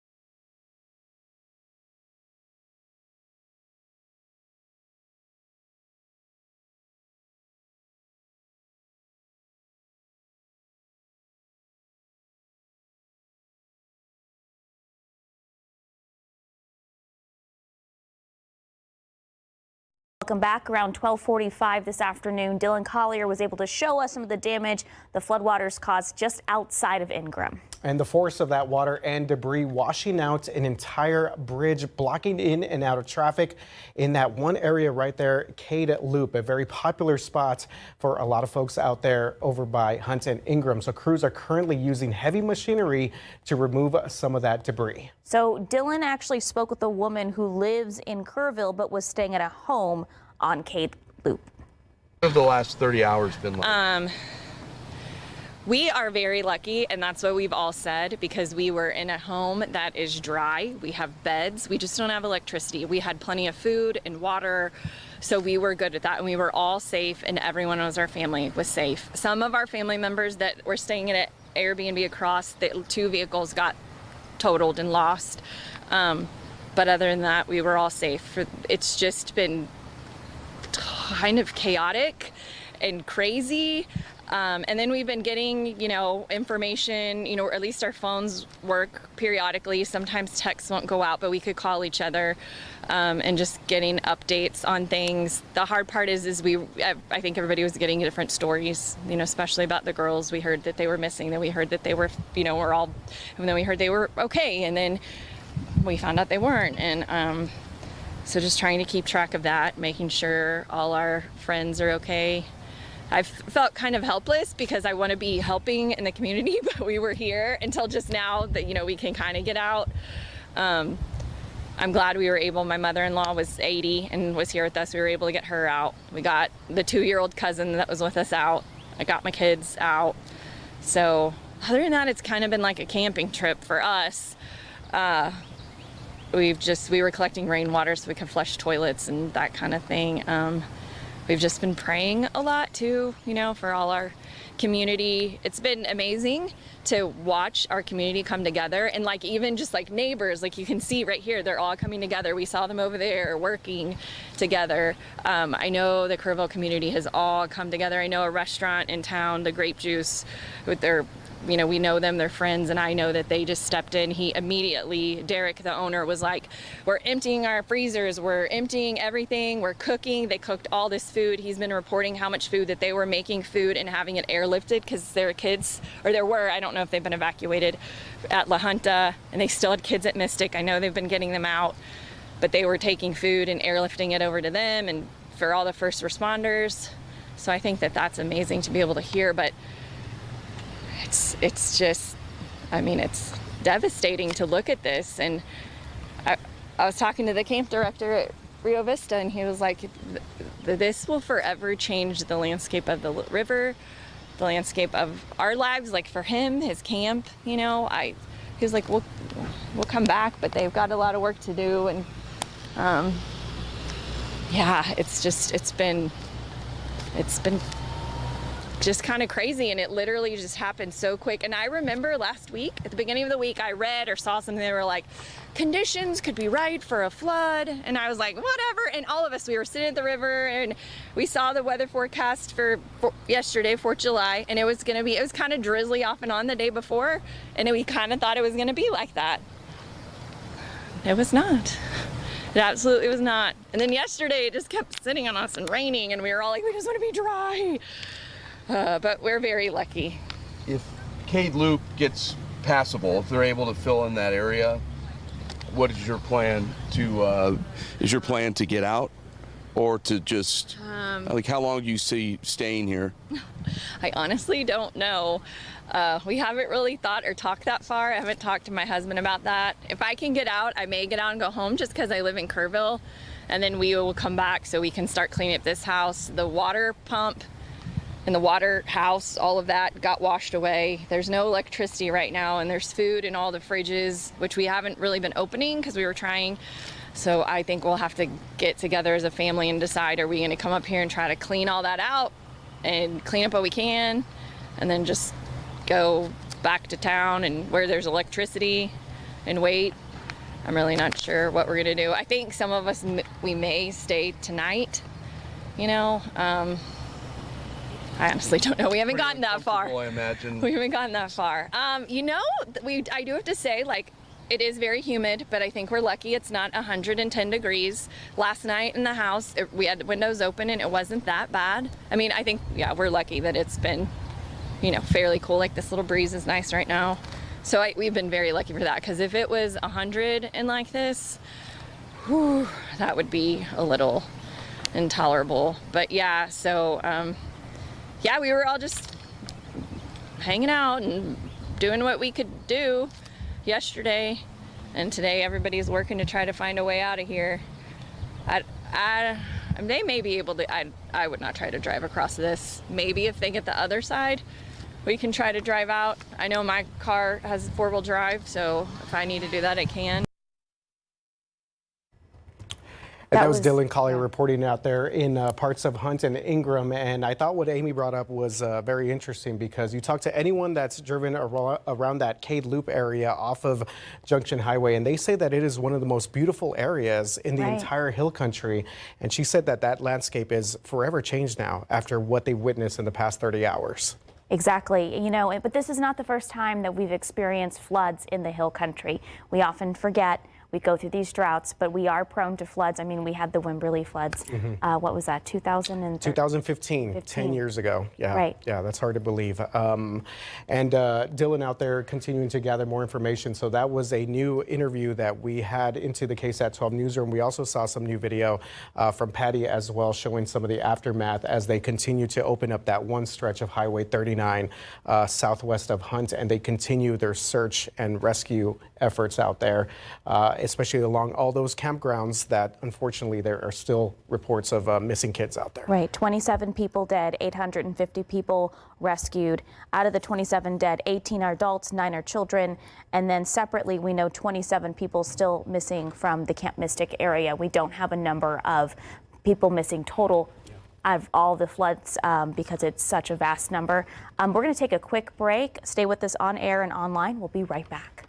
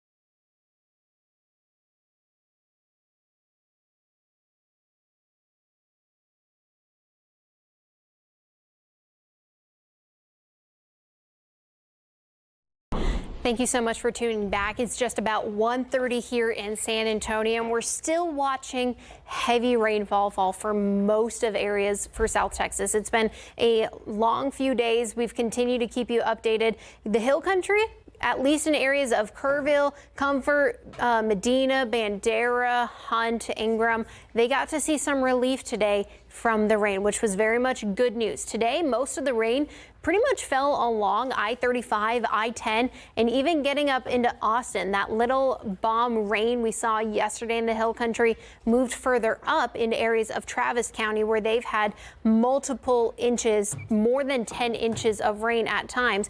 But for us, the main concern that we've seen are two specific areas. One, just to the south of Seguin, they've continued to see rainfall up to 7 inches, and then up along the Guadalupe River. So first, we'll start off with just the radar. This is what we're currently seeing for most of us here in South Central Texas. I'll put it on a loop of the last 2 hours just so you can kind of see the whole picture. It started off continuing to have some stronger storms up near New Braunfels, near Garden Ridge, and once again near Seguin. That's why they had multiple flash flood warnings in effect for areas, especially because of the rivers, the heavy rainfall rates. There was 8 inches for rainfall rates at just one time, and it continued to just diminish over the last, I want to say last 2, maybe an hour and a half. So it's continuing to decrease, but just take a look at just where we are now with rainfall just since this morning.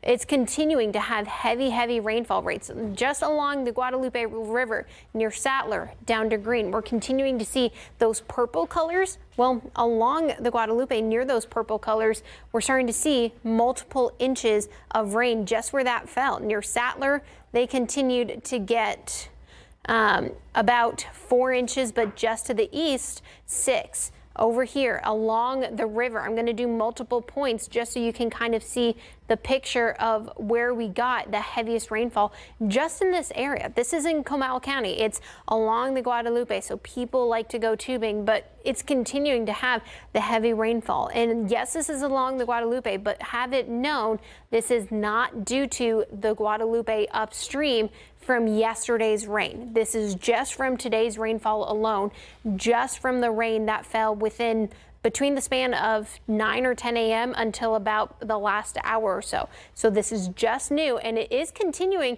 to feed into areas of New Braunfels. Remember, I do want it known that that little circle right there that isn't really getting any colors, that's where the radar is. So it's not having too much of an impact it's not having really showing where the rainfall totals are. But have it known, it did rain still in areas of New Braunfels. And I actually want to show you this. This is the river, the Guadalupe River, just above the Comal. It is expected to reach some sort of flood stage. Now I am going to zoom in here just a little bit at the Guadalupe above Comal. We are just about 8.5 feet.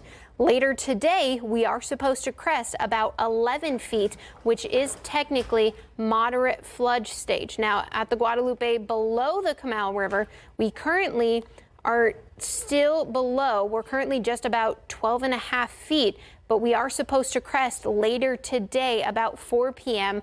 at about 13 feet. The last one I'm going to show you is near Seguin. We've continued to see the heavy rainfall once again, also had an impact in areas of Seguin. And here's that little area.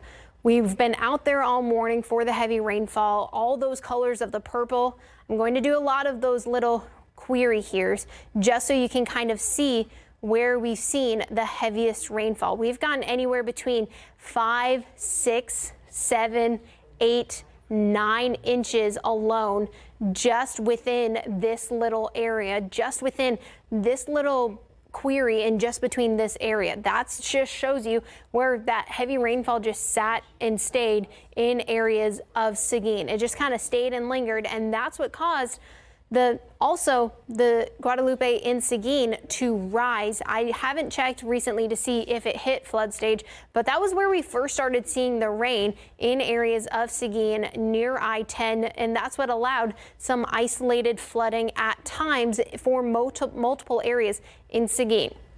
Now, what you need to know later today.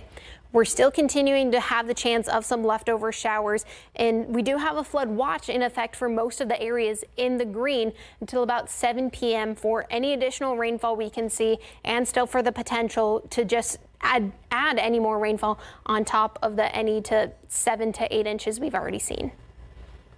All right, Shelby, thank you so much for that. And obviously, RJ and Sarah have been good nighted, and now you have myself, Stefania, and Steve Spriester here right now to bring you the latest on the devastating flooding that we've seen in Hill Country. And this is something that we've been reporting on around the clock since 5 a.m. yesterday. Obviously, horrendous news. This is the latest that we have right now. At least 27 people are dead, 18 adults, 9 children. And the number 27 you're going to see a lot because there are also 27 people, 27 girls from Camp Mystic who are still missing right now. And so there's a lot of information that we're sorting through. At about 2:30, we're going to be having a press conference in Kerrville from Governor Greg Abbott. Also, Senator John Cornyn is going to be there to give us the latest information.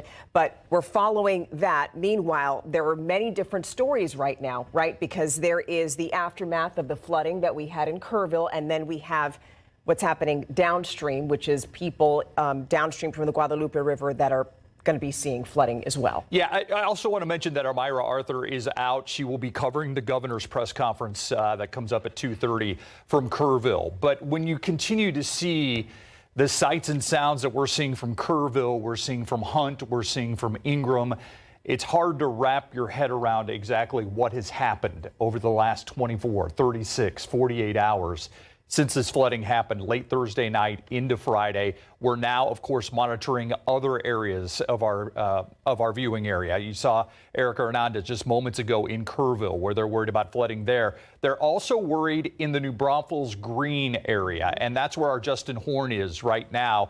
Justin, you're giving us the very latest on the Guadalupe there. I also understand that River Road, not far from where you're standing right now, was evacuated earlier.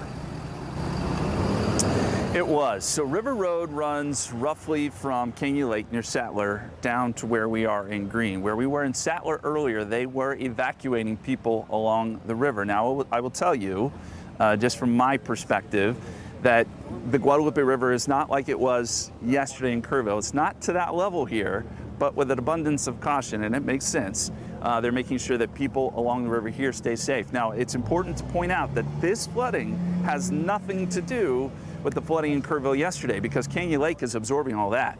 What this is new rainfall that we've received today in this hilly terrain where we are, and that funnels down into the Guadalupe on this side of Canyon Lake, and it's causing flooding here. Now, where I'm standing here is along Green River Road, and I know it's hard to see because they have us way back, understandably. They're not letting us go down there, but the river has topped the road, and if you're at all familiar with Green, and you've walked down to where the Guadalupe River is, there's a bridge right there, there's a tubing company, and that water is over the bridge. At last check, at moderate flood stage, and we've seen it rise up to about 9 feet or so, and it is still rising, I'm told. I just talked to someone from the fire department, New Braunfels Fire Department, and they tell me that it is still rising here. Now, interestingly, too, folks here in Greene, it's kind of business as usual. Now, they've blocked off this road, but most everyone is just sort of here enjoying the sights and sounds of Greene. Kind of an interesting juxtaposition, considering there is some flooding going on.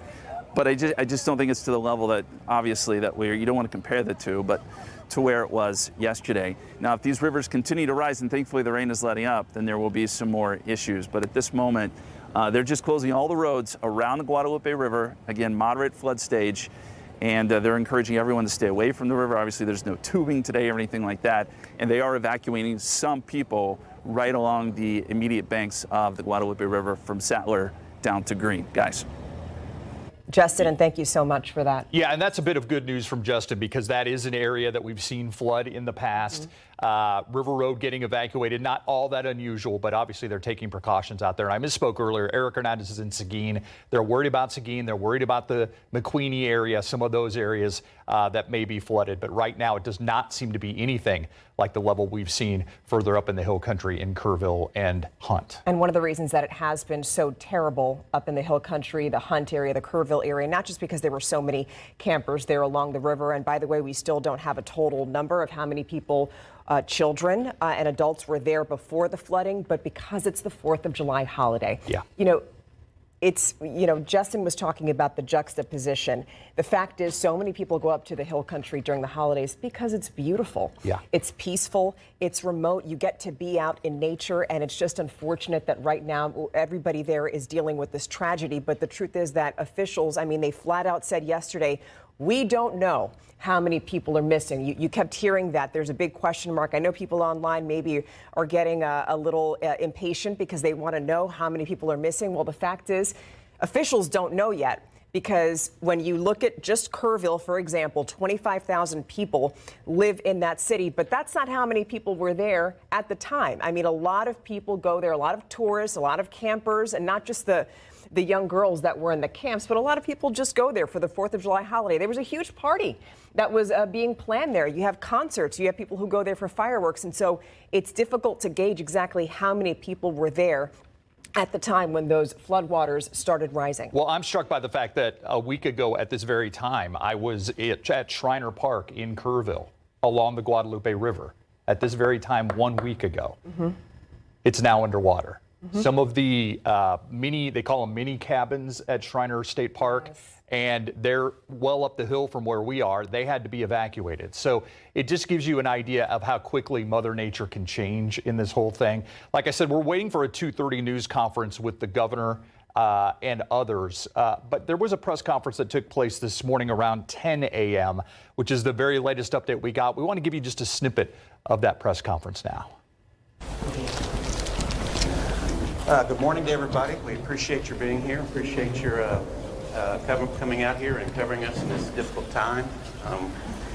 We're going to have this is a press briefing this morning. We're starting at 10 a.m., so we're starting now, and we're going to have two more today. We'll have one at 2 and one at 6. And the purpose of each one will be to update you from whatever our previous numbers are. So this morning we'll be updating you from where we were last night. And then at 2, we'll update you from where we are now. And 6, same thing. And speaking this morning, we are going to have Kirk County Sheriff Larry Letha leading us off. United States Representative Chip Roy is here with us. Kerrville Mayor Joe Herring Jr. will be speaking briefly. And Kerrville City Manager Dalton Rice. And when we are done, because we are still in active search and recovery mode, we're going to keep this short. We'll allow 5 questions, and I'm going to turn it over now to Sheriff Letha. Thank you. Yeah, as probably a lot of y'all know, Sheriff Larry Letha, Kirk County. One thing I want to tell you, I appreciate y'all covering this. One thing I'm really big about is transparency. We really appreciate y'all getting the message out there. We will do our best. Like you said, we'll have 2 more briefings out there to get you information as we get it. What I want to start with, I want to make sure you understand. These numbers I'm going to give you are at 8:55 a.m. this morning. These are changing rapidly, okay? So next time we meet, I'll update you, but just bear with us, okay? They will be changing. They're already changing them up here, and we'll try to do a really good job. I've got some notes here I'm going to read because I want to be pretty accurate on this. Then I'll talk a little bit before I turn it over to Chip Roy. We are now more than 24 hours into this tragic event, and Kerrville Police Department, Kerrville Fire Department, and Kirk County Sheriff's Office, and other first responders from around the Texas are continuing to conduct rescue and recovery operations along the Guadalupe River corridor. So far, we've evacuated over 850 uninjured people, 8 injured people, and have recovered 27 deceased fatalities at this time. Of these 27, 18 are adults, 9 are children. Of that, 6 of the adults are unidentified, and 1 of the children are unidentified at this time. That's at 8:55 this morning. We're unable to release any further information on deceased at this time, as our thoughts and prayers go out to the loved ones. We are working hard to locate anyone who is still missing and to ensure they are safe.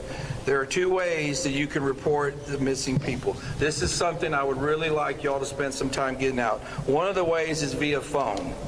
We have a call center set up to accept information and share that information along our relief and incident commanders. That number is 830-285-1111. I'll repeat, 830-285-1111. It's 258. Correction. 258. Sorry about that. I'm going to repeat it one more time. 258.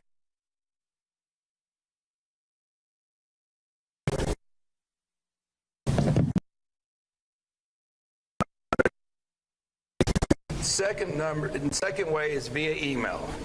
Like the phone number, information received shared along our relief teams. That email is floodrecovery@co.tx.us. Repeating one more time, floodrecovery@co.tx.us. There is a shelter for the general public who needs assistance at the First United Methodist Church, 321 Thompson Drive in Kerrville. 321 Thompson Drive, Kerrville. At present, we don't need material or volunteer donations at this time. We are coordinating with a strong state response currently. To the Community Foundation of the Texas Hill Country. Once again, donations can be made to the Community Foundation of the Texas. Along have been working tirelessly search and rescue operations until all citizens.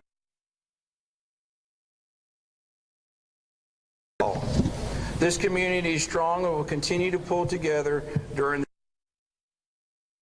humbled by the outpouring of support. We are very appreciative of everyone that's stepped up to help us. One thing I want to tell you and assure y'all is that we will not stop till every single person is found. We've got all the resources we need. We're here for the long haul. As I said, numbers will be changing rapidly, but like I said, we will not stop till everybody. I've been asked how long will this take? I can't tell you how long it's going to take. It's going to take a while. Appreciate y'all. Like I said, getting the word out. Like I said, after question, I'm going to introduce you to the United States Representative Chip Roy. He's going to say a few words. Thank you, Sheriff. I'll be brief. I'm here to show support for the community. My family comes here to Kerrville for 4th of July virtually every year. Come here for Robert Earl shows, and we were planning to be here for the show with Robert Earl and Beckman. These are the events that we're dealing with today, and trying to explain to a world that's watching this and asking questions what a flash flood looks like, where you have a 26 to 30 foot rise in the water in a matter of an hour, 4 to 6 a.m. on a holiday, and the people that are having to respond to that. I just got everybody like pause, take a breath for the recriminations and the Monday morning quarterbacking, because there's so many great people in this community that are responding and moving quickly. Lives lost, saving people, like camp directors, and I'm going to let other people name names and stuff. That's not my job here, but we know the stories of people that have been heroic in trying to make sure that the lives lost was at a minimum and trying to recover individuals. I got a call and an update this morning.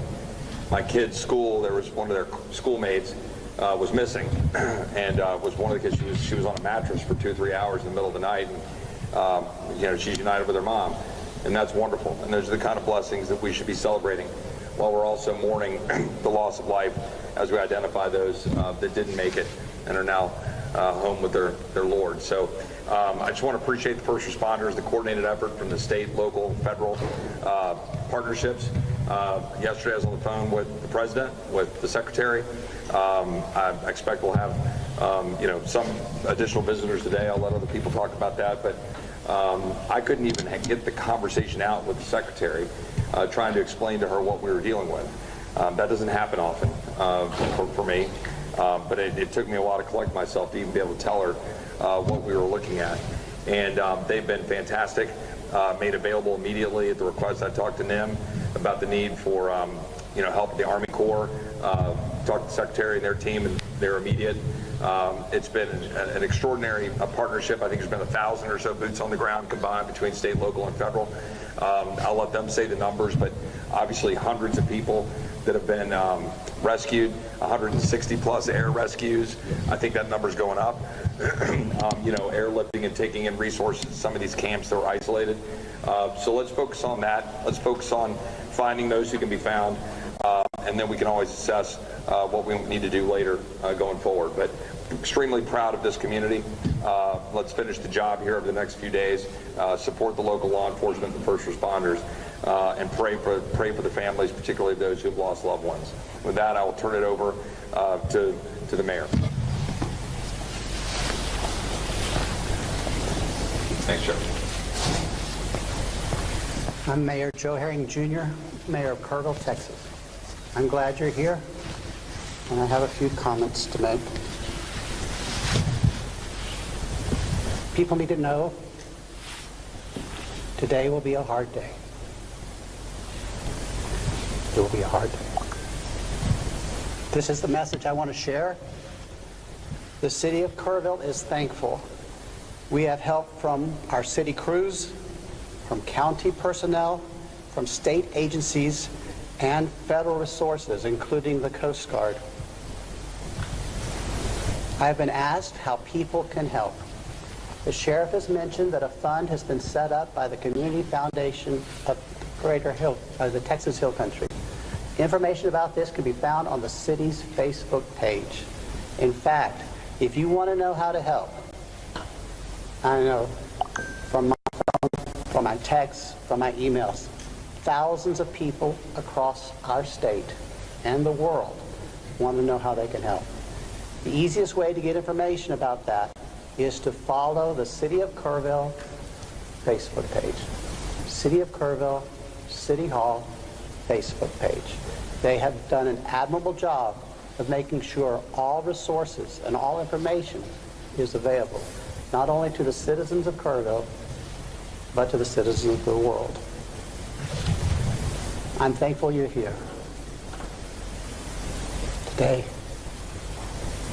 will be a hard day. Please pray for our community. Thank you. Next up is City Manager Dalton Rice. Thank you, Mayor.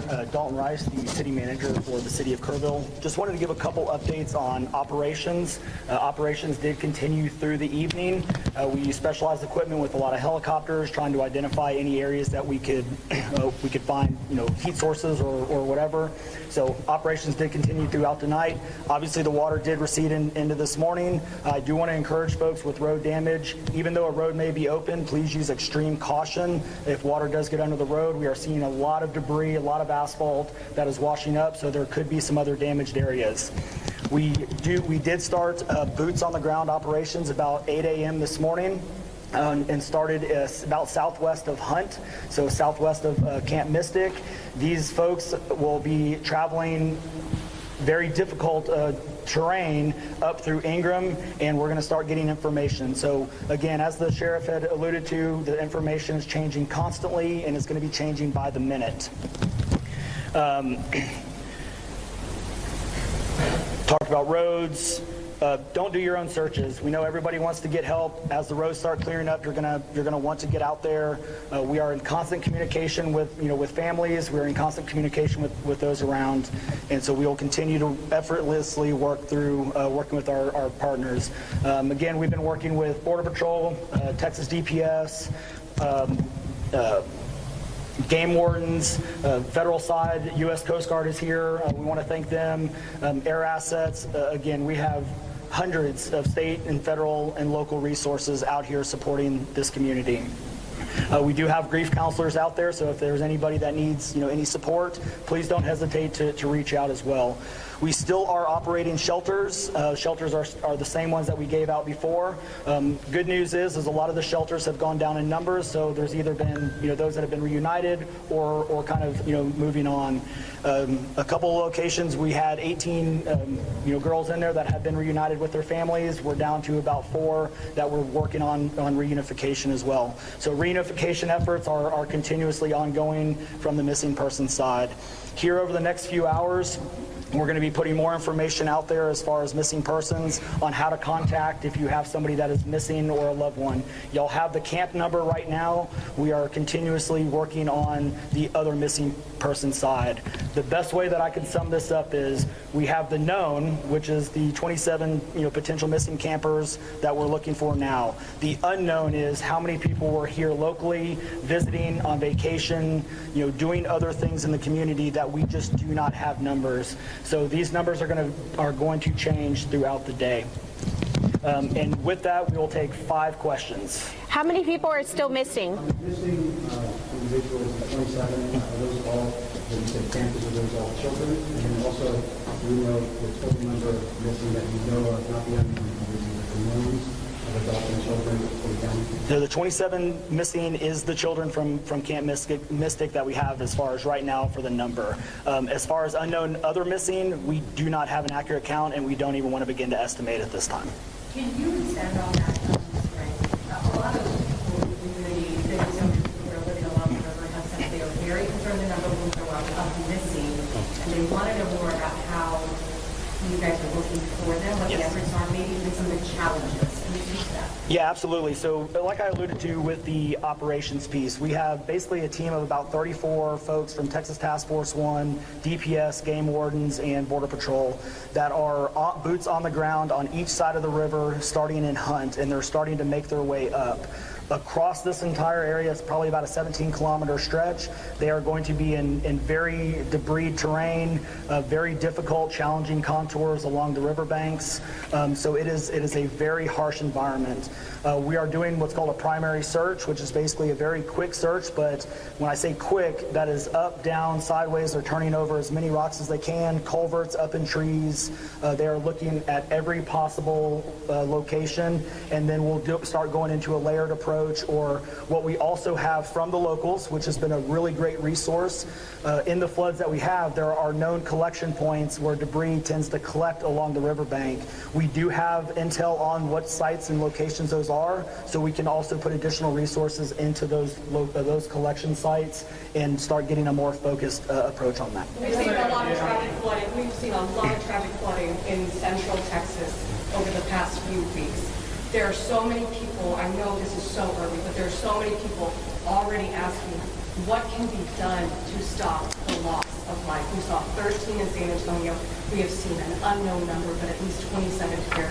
They're scared. Yeah, it's a great question, and I think that's a question that we definitely need to answer at some point in time. Right now, our focus is on the search and rescue efforts, making sure that we get these families out, get some closure, where we can. And so I think that is a great question that we need to ask ourselves. But right now, we want to focus on search and rescue. Are there still rescue efforts going on right now? Yes, we are. We have been in continuous search and rescue operations. Again, this river, even though it started in West Kerr, this goes all the way down through East Kerr County and is continuing on, to the southeast. So yes, search and rescue operations are continuously ongoing, and we'll continue to update on that. So where One more question. where are you finding these folks right now, the active rescues this morning? Are they stuck in an island of land? Where are they? Typically rescues, if we do find them, they're going to be in trees or we find them, either on high ground. Again, most of the rescues that we are having at this point in time are other camps. So we have a lot of camps and they are all accounted for, but they are isolated because of road damage. So we know where they're at. We're getting them food, water, resources, and now it's a matter of just getting them safely across, low water crossings or other areas to other shelters. There's so much confusion though about these kids. We know that there's missing kids. There's pictures and there's names and all this stuff. Are you going to give a list of the names of the kids? Absolutely not. We are not going to give a list of the names. We want to protect, those families and their information. The other thing I want to point out, and thank you for bringing that up, these families are getting bombarded with spam calls and spam information. So we want to keep the kids' information and these families' names out of any public, light, to give them the opportunity to grieve and to make sure that we give them the best possible resources that we can and get them reconnected as soon as possible. So some of them are, and some of those have been a great help as well. So yes, it is a double-edged sword, but we need to work through it. So. All right, that was City Manager Dalton Rice from the city of Kerrville earlier this morning, about 10:30, giving an update. We expect another update coming your way at 10:30. One of the things he said there at the end, where he talked about the camps that they're evacuating right now, a lot of them are isolated. I have a little knowledge of the camps that are there. I've been by Camp Mystic. I know where Waldemar, La Junta, all those are. And a lot of them are off the beaten path, kind of up and away. And when you think of all those camps, they are almost all right along the Guadalupe River. So it makes sense that that's where a lot of the evacuations would take place. One of the camps that I'm familiar with is Camp Honey Creek, which is probably about 3-4 miles from the Guadalupe, but they do have one of the tributaries for the Guadalupe there. And I know that they did not have power. They did not have cell phones. Internet was spotty. So there are a lot of places where the kids are fine. They're just cut off right now from the rest of society, for lack of a better word. And so when he talked about the rescue operations taking place at a lot of the camps, that gives you an idea of kind of what we're talking about and what he's talking about. Also struck by the mayor saying today will be a hard day. The city of Kerrville is thankful. That mayor of Kerrville, Joe Harrington, has been very emotional. Yeah. Even yesterday, he was choked up when he spoke at 2 of the press conferences. There was just very little that he can get out, as you could imagine. This is just a very difficult thing, just something that you never want to deal with as a leader. I wanted to add something to what you were talking about at the camps because, okay, so there are 18 sort of established camps along the Guadalupe River, and that's why you're hearing so many different camp names being thrown out there. But the one that you're going to hear the most about is Camp Mystic, simply because that one has the capacity to hold up to 750 people. Well, it's that's also what they said. It's also, you're hearing a lot about it because it is perhaps the closest to the Guadalupe River. I mean, it is so close. It's almost, on some maps, it looks like it's in the channel of the Guadalupe River. So it is right off, we've seen a lot of the main roads that will take you from Ingram to Hunt, by the Hunt store, if you're familiar with that area.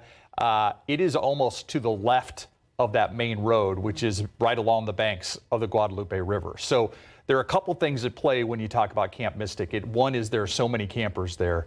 2 is it is so close to the Guadalupe River. So it makes sense that is where the area of concern is. It also, unfortunately, makes sense that that's where there's still 20-some campers, counselors who are missing right now. And in the midst of all of this, that's what I want to make sure we don't lose track of, is the fact that there are so many people who have lost their lives in this whole thing.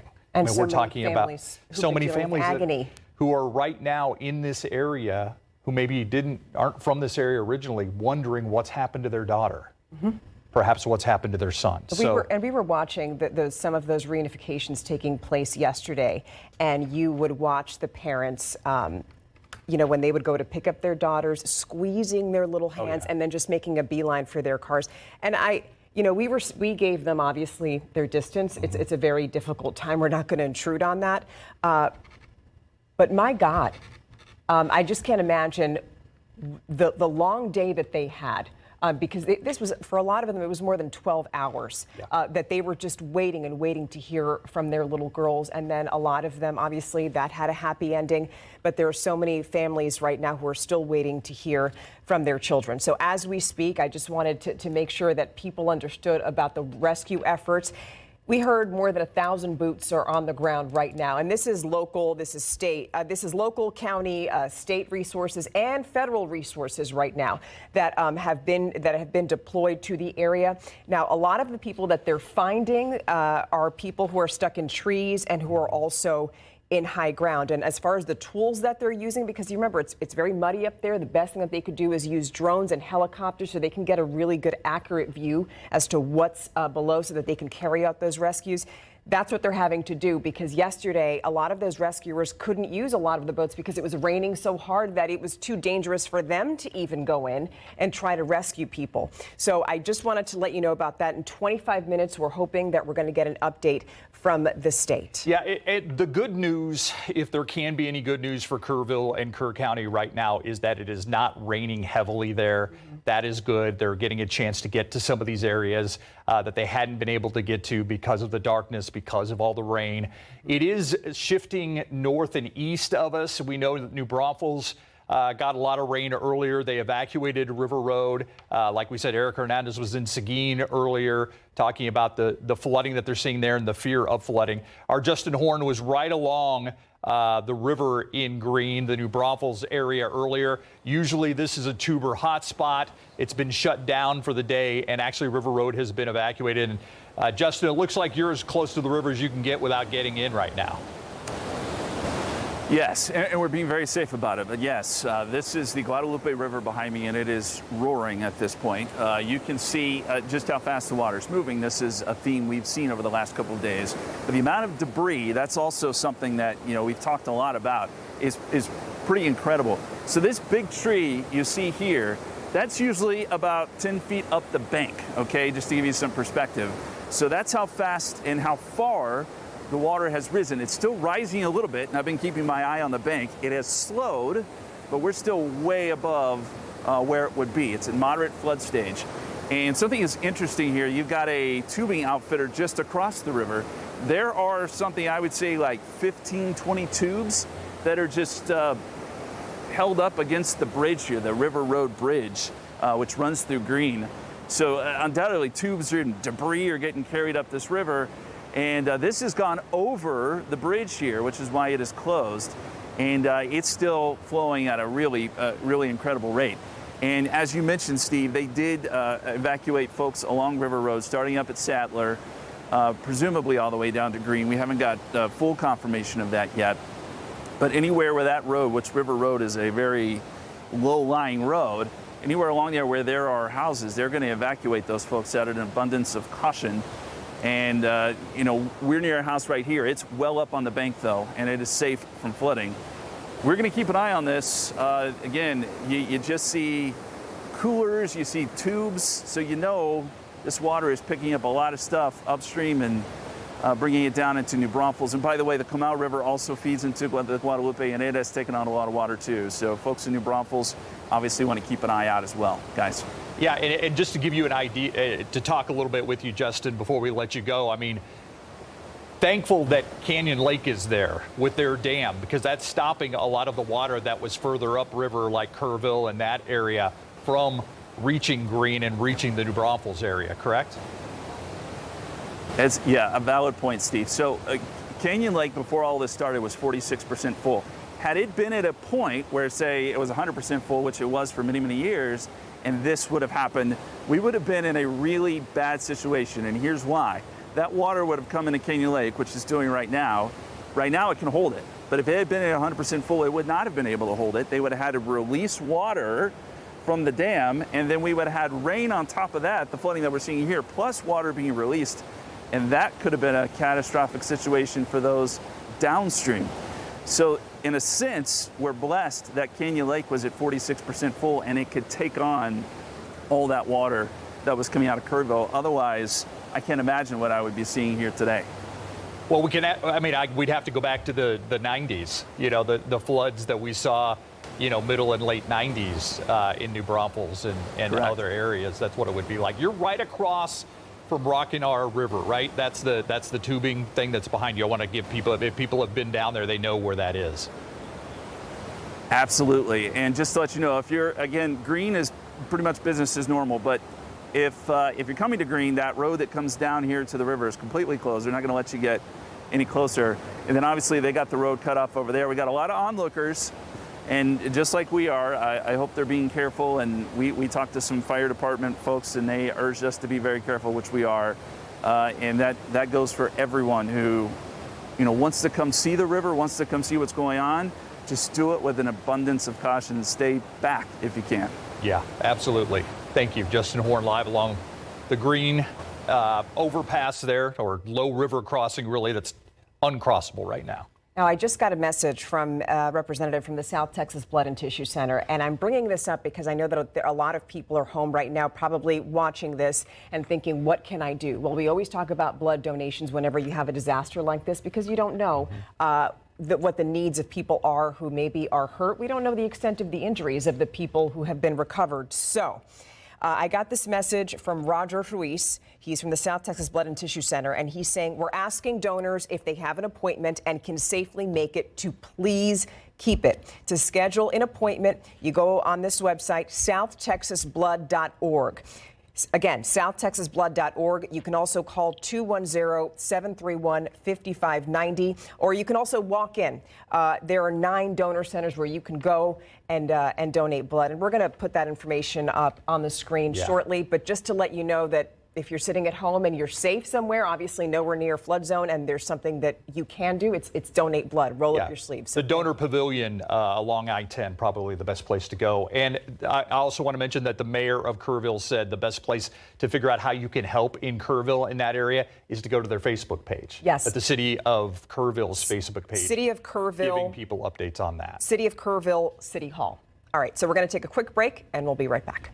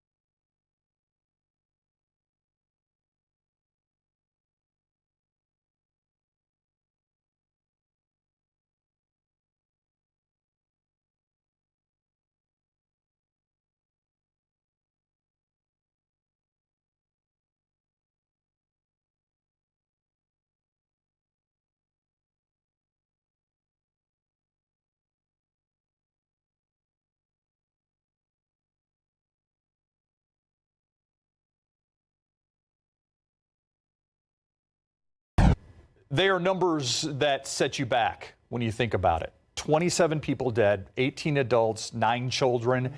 Frankly, they expect that toll to rise as the day gets older. 850 people have been evacuated so far just from the Hill Country, just from the Kerrville area. An additional 10 were rescued and they are injured.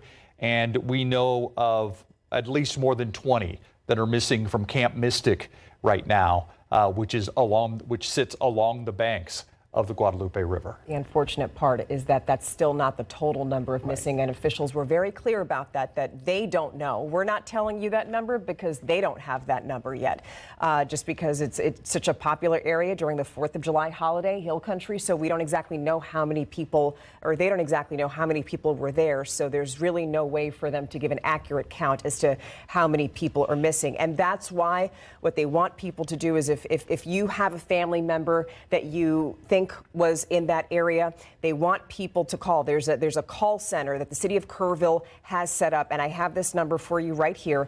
It's 830-258-1111. Again, 830-258-1111. That's the number that you call if you have a family member who is missing and you want to give officials their information about them. Also, you can email floodrecovery@co.kerr.gov. co.tx.us. Again, flood recovery at co.tx.us. And the mayor saying today will be a hard day. The city of Kerrville is thankful. And we talked earlier with Justin Horn, who cautioned people along the New Braunfels area of the Guadalupe and the Comal and in Green to be careful if you're out there. And in Kerrville, they're frankly saying, we don't need gawkers to come up here. We're still trying to get some rescues. We're still trying to get some things done. I also think that we have some pictures and maybe video right now sent in by Congressman Chip Roy of Camp Mystic itself.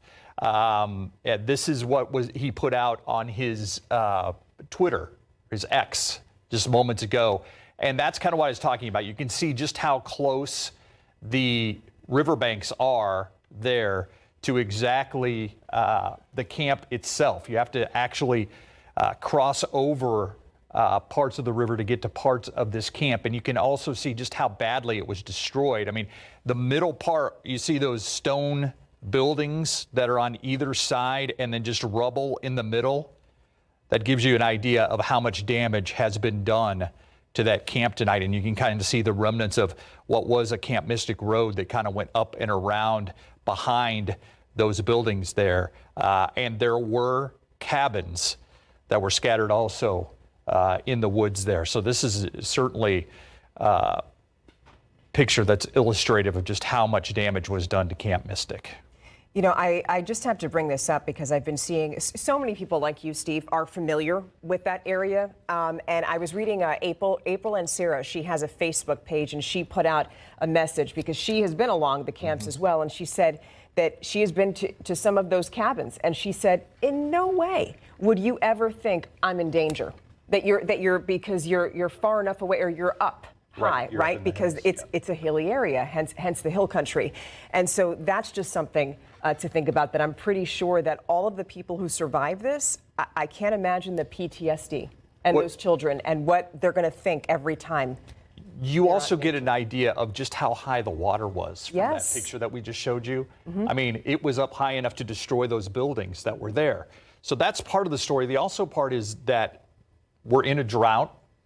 And the ground was so hard, it was not soaking up this rain, that the rain was almost running off it like a pavement into the river channel. And that just built the river up even higher than it already was from all the rain. And so just the topography of the hill country is such that everything just kind of drains down to the Guadalupe River there.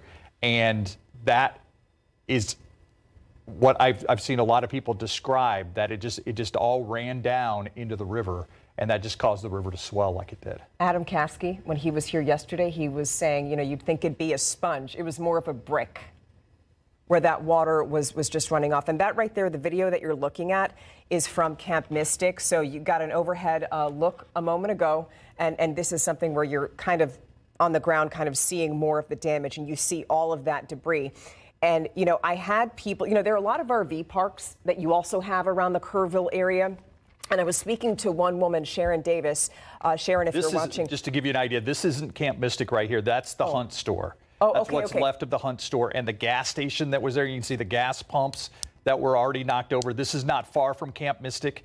And yeah, that what's left of the Hunt store there is hard to believe. And then to the left there, that's where those are the banks of the Guadalupe. So the Guadalupe is actually on the other side of that road there. And again, I think this is back to. We're looping that video I think this is Camp Mystic itself, because I'm saying that just because of the stone walls there. And then I believe then we go to the shot of the Hunt store and what is left of it. It basically, the floodwaters went through the store. So the walls are still there, but you could just see the power with those gas pumps just bent over from the force of those floods. So, you know, now that you bring that up, that's been another challenge throughout this, that people are dealing with utility issues. I mean, we had power outages yesterday. Something like 2,700 homes and businesses were without power yesterday. And you can imagine while you're trying to get to different places or trying to get information, it's difficult. Wi-Fi was also down in the area. And another thing we know is that yesterday in Kerrville, when the Kerr County leaders were having a press conference, they were saying, we're also dealing with water main breaks. So that's yet another layer. Well, I mean, on a normal day, it's hard to get cell phone reception. Yes. In some of these areas, especially, maybe not closer to the Guadalupe, but as you get more up into the hills, you don't get cell phone reception. You don't get very good cell phone reception. So that's another thing that they're dealing with. So I just cannot imagine, I can't actually imagine being at one of these camps and having this happen and just the fear of hoping the rain stops, hoping the river stops rising, and knowing that you're cut off in a very real way. I think we have some video now. Chip Roy obviously just took a tour.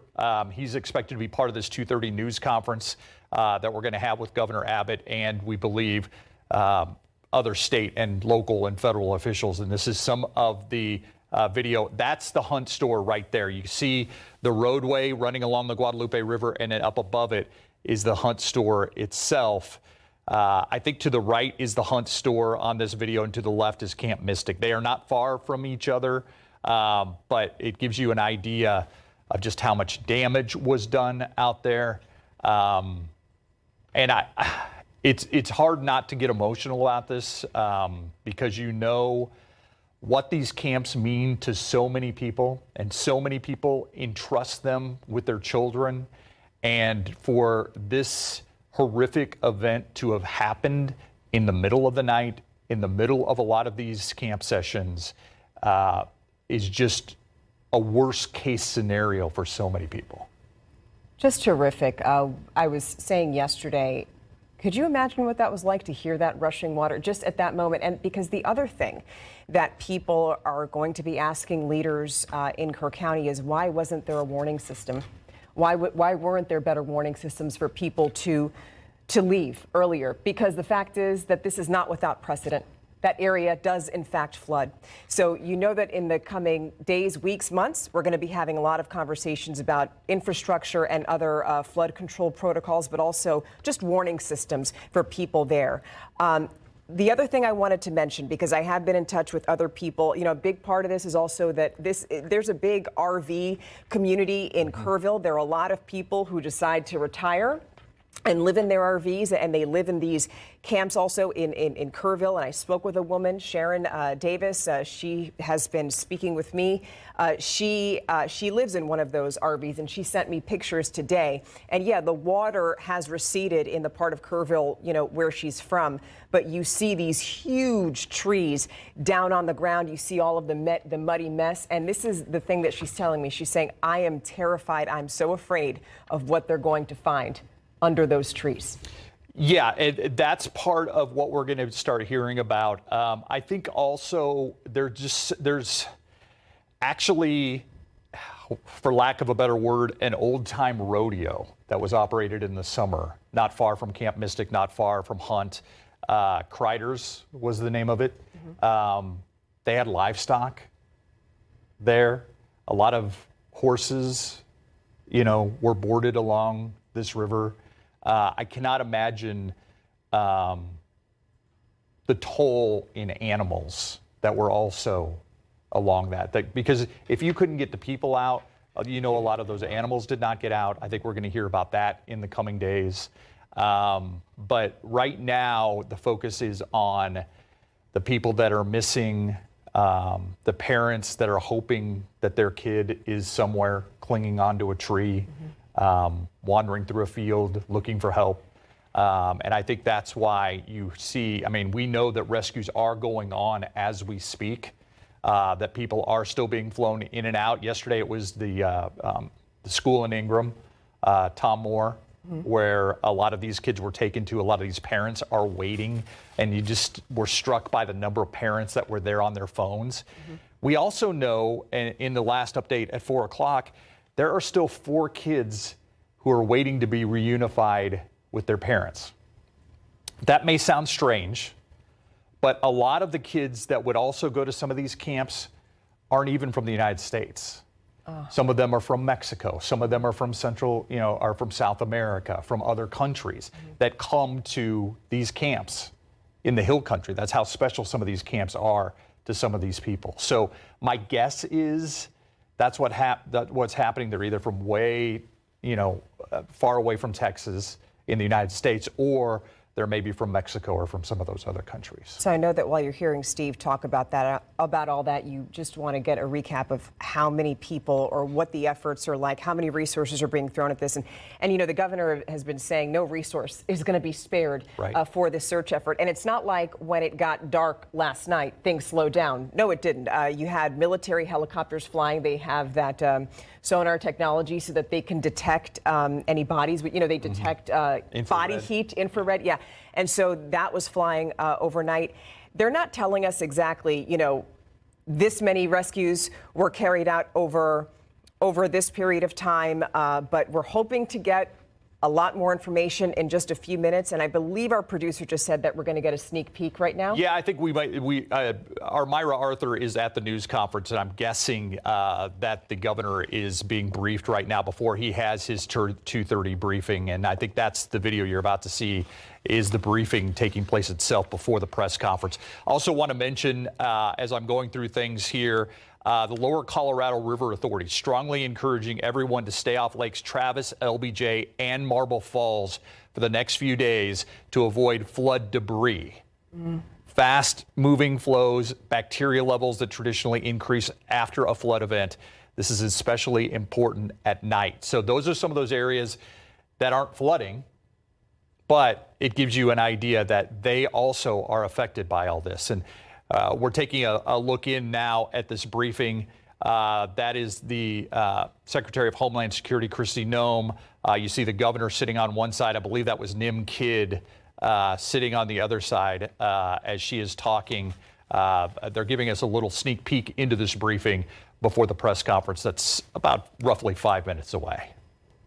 Right, so we can't listen right now, but obviously at some point we are going to turn those audio levels up. There's just a little sneak peek so that you can see some of what's going on behind the scenes.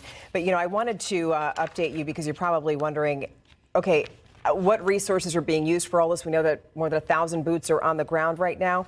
And I just wanted to bring this up because when the governor spoke yesterday, he had a list of all of the people who were aiding in this effort, and I'll run through that list for you. Texas Task Force 1, Texas Task Force 2. They're involved in search and rescue efforts. These are skilled divers that are involved in this search. We also have the Texas National Guard. Rescuers, not necessarily divers, but they're used to dealing with the currents and things like that as they go out and rescue people. Right, but like swift water. Okay, the Texas Department of Public Safety. Game wardens from Texas Parks and Wildlife, specifically game wardens, they were the ones that were flying helicopters yesterday and rescuing children from some of the camps. Okay. And then the Texas Division of Emergency Management and the Texas Forest Service. I mean, and these were the Texas Forest Service in particular is trying to remove trees so that search efforts can get underway. Yeah, and again, just to reiterate what you're seeing on the right side of the screen, that was not a press briefing. We're expecting that to come your way around 2:30. That was a briefing that they gave us a glimpse of, and you saw Senator John Cornyn there, as well as Kerrville's mayor, along with the governor, with the head of emergency operations for the state, Nim Kidd, and the Homeland Security Secretary, Kristi Noem. We're going to take a quick break. We'll be right back.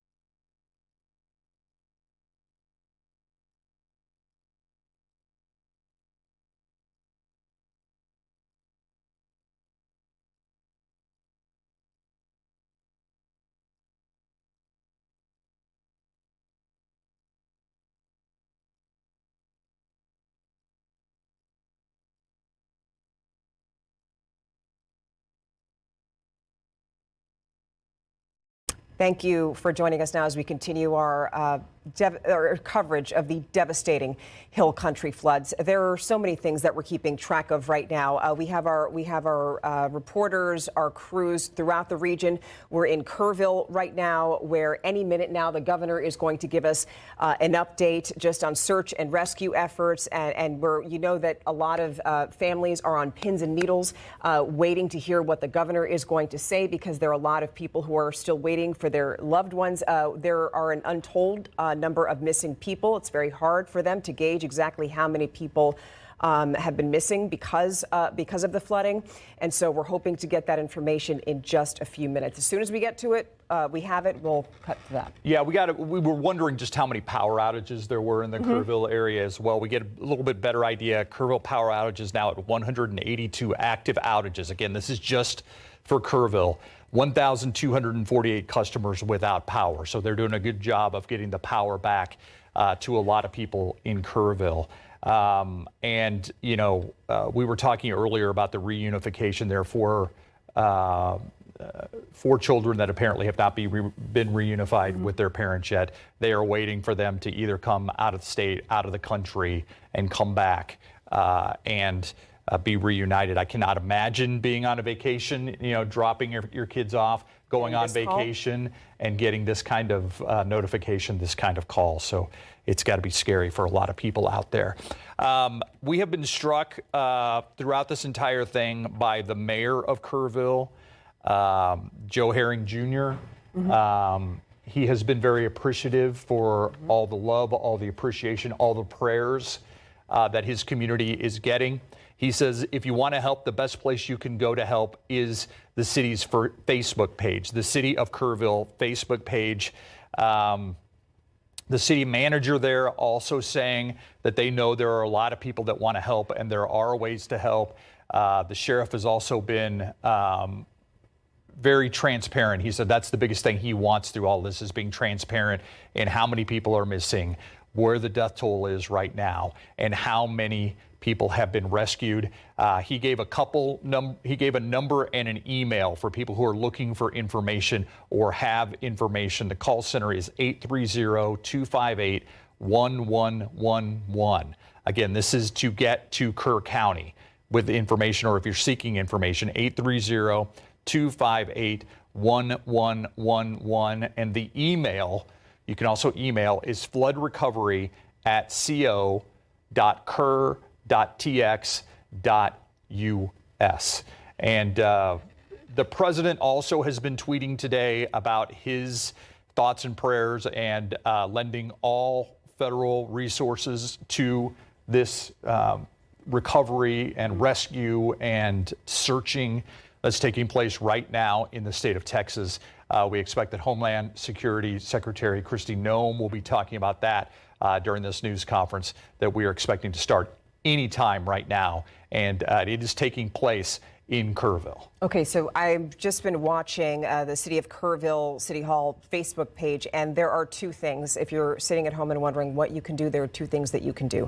So there is 855 Hayes Street over in Kerrville. What they're saying is they have clothes for a lot of people. You know, a lot of people left their homes with nothing but the clothing on their backs.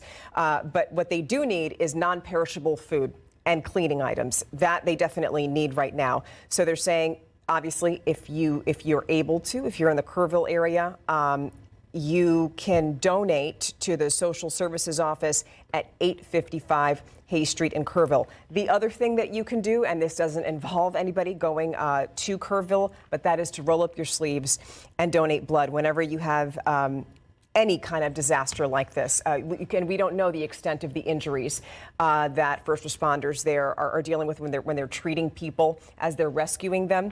But the South Texas Blood and Tissue Center is saying that if you can set up an appointment to donate blood, and you can go to the website southtexasblood.org, or you can call 210-731-5590. Again, that's 210-731-5590. There are 9 different donor centers where you can go and donate blood. So those are two things you can do right now to help. Yeah, can we go back to some of that Chip Roy, the pictures and the video that the congressman put out on his X account? Because, yeah, again, I want to just point out what we're looking at is the heart of Camp Mystic. And in the middle were buildings. This is what's left of the Hunt store. And the Hunt store was what was closest to the roadway there. Behind it was a gas station. A post office was a little farther down the street. But the floodwaters went through the Hunt store, which is actually up pretty steep embankment before you get to the water. Same thing with Camp Mystic. It is up on the side of the hill. And it basically had the Guadalupe River running right through that camp. So as you look at some of these pictures, you also see just how much the Guadalupe River has receded from the flood stage it was at just 24 hours, 26 hours ago. You can see it's back. It looks like it's back within its banks. But it just, for anybody, if you haven't actually been to Camp Mystic itself, if you've been out in this area, you've been by Camp Mystic, you've seen the Camp Mystic signs. They're just camps that really, scatter this area, and so many people go out here. Camp Longhorn is not far from all this. La Junta, as I said earlier, Camp Honey Creek. There are just so many camps that are out there, and I did see a lot of those camps are doing a very good job of putting out information on their Facebook pages or on their websites, letting people know their kids are okay. Unfortunately, there's still 23 kids from Camp Mystic that we don't know where they are right now. And we're hoping we'll get more of an update on that coming up any minute now, live from Kerrville. Our Myra Arthur is there at that press conference, and we'll, of course, talk to her after this entire thing is wrapped up. We are still waiting for that news conference to begin in Kerrville. So while we talk about all that, the other story is the damage, the devastation. We've had our reporters going to places where they are able to access and talk to people. We know that at least that yesterday, Sarah Acosta was down on the ground and she saw, you see the force, what water, what rapid flowing water is able to do. There were two homes just in that area that she showed us that they were complete. Those homes were knocked off their foundations. You could see the foundations clearly there. So right now, there are people who have lost everything. And when you see how damaging water is, what it can destroy, one of the homes that she showed us, it looked like it was new, like it was newly built. And also there are a number of people who maybe live in different parts of, frankly, the country who go to Hill Country and they say, you know what, that's where I want to live out my retirement years. There are a number of retirees in that area who just wanted to live near a river, buy a cute little house. And unfortunately, they're now having to start all over. So you feel for those people also. And the fact is that right now we also don't have a number on the number of homes, businesses, and properties that have been destroyed, because right now, of course, the focus is on search and recovery and getting to people who need help. When the press conference happened at around 10:30, leaders from Kerr County were saying that there were the people that they're finding are stuck in trees or they're on high ground, basically waiting for helicopters to come and rescue them. So hopefully we're able to get everyone out soon and rescue them. But then there's the other toll of this, which is just all the property damage that we're going to be seeing in the Kerr County area. I want to thank Dr. Kat for sending me some of the pictures that she sent me. She said what we were looking at is Heart of the Hills, not Camp Mystic. That's what Chip Roy was showing, but I believe Chip Roy said it was Camp Mystic, so we want to get that corrected. But either way, you do get a sight of the devastation and the fact there are cabins, there was a big building right in the middle of that segment. That's what we're talking about to the left, the picture to the left there. That's what we're talking about with this whole thing. And there are just so many camps up there. And you really talked about, you did a good job talking about the devastation, but also the fact, I know our Dylan Collier talked to a woman who is staying at a home up there on Cade Loop, I think it was. Yeah. And she was just talking about the fact that after this flooding, the area is just not going to look the same. It's not going to look like it did before the flooding. Like, so many trees have been taken away, so many things have been eroded and destroyed, that the area that a lot of us know as the Hill Country right now, especially along the Guadalupe River, it's just not going to look the same for a while. Obviously, nature will regenerate itself. It will, replenish itself. But the devastation that we're talking about there right now, just to even the topography of the land, is going to be changed because of this flooding. Yeah, you can bet that, obviously, with all of the debris, and just obviously that changes everything, right? When water rises, it just shifts things around, so that even when the water recedes, you're left to deal with all of that debris. And I'm also bringing, and I'm glad that you brought that up, because I'm thinking about rescuers right now, or anybody, if there are any ground searches that are taking place. That is slippery terrain right now, and yes. and we don't know exactly what they're having to deal with, because it's not like you can also bring a lot of vehicles in there. We do know that yesterday, Kerr County officials were saying that more than 100 four-wheel drive vehicles are being brought in. I mean, these are specialized vehicles that are able to navigate tough terrain. But, you can't just drive a regular SUV over some of these areas. Yeah, let's loop this video. Landon is our producer in there. Landon, can we look through some of this video a little bit more? This is what we saw earlier, which we believe is a camp. We thought it was Mystic. Now we're wondering if it's not Heart of the Hills. Can we start that video again? And I want to see if we get a better shot of the Hunt store itself, to give us a better indication of exactly where we're talking about in this whole thing, and kind of describe what we're looking at. This is what I was talking about, just the debris and the devastation and all of the different things that you're going to see when you go into this very beautiful area of the Hill Country. Yeah, that's the Hunt store that's directly in front of us. I talked about, you see the gas pumps that are laid off to the side there. Just gives you an idea of the power of what came through there. And we even saw debris from one of the videos that we showed. Yeah, if this one continues, I think you see debris up in the power lines. Yeah. You see tree limbs and things like that in the power lines along. Yeah, that gives you an idea there. You see the power lines there and the debris that's stuck up there. That gives you an idea of just how high the river was at one point. I just don't know what to say, because when you see that, I just couldn't imagine being there, hearing that, experiencing that, and then having to go back there and just finding that what you had is just gone. Yes. Now, I'm looking again at the City of Kerrville's Facebook page, and whenever things like this happen, there's usually foundations and relief funds that are set up. Okay, so let me talk about this missing persons line. This is for people, if you have a family member that was in the Kerrville area, you haven't heard from them.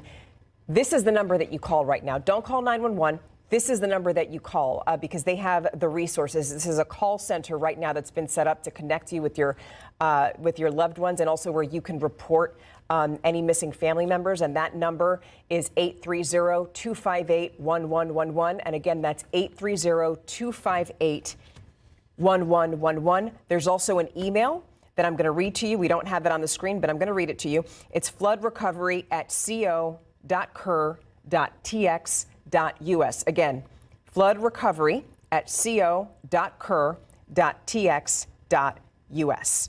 So let me tell you now about this Kerr County Flood Relief Fund that's been set up to help support local response, relief, and recovery efforts. That is Kerr Flood Relief. If you go on the City of Kerrville City Hall's Facebook page. It's just a few posts down, and that's where you're going to find it. They have a link that is set up there right now. I'm also going to share it to my Facebook page just so that you have the information.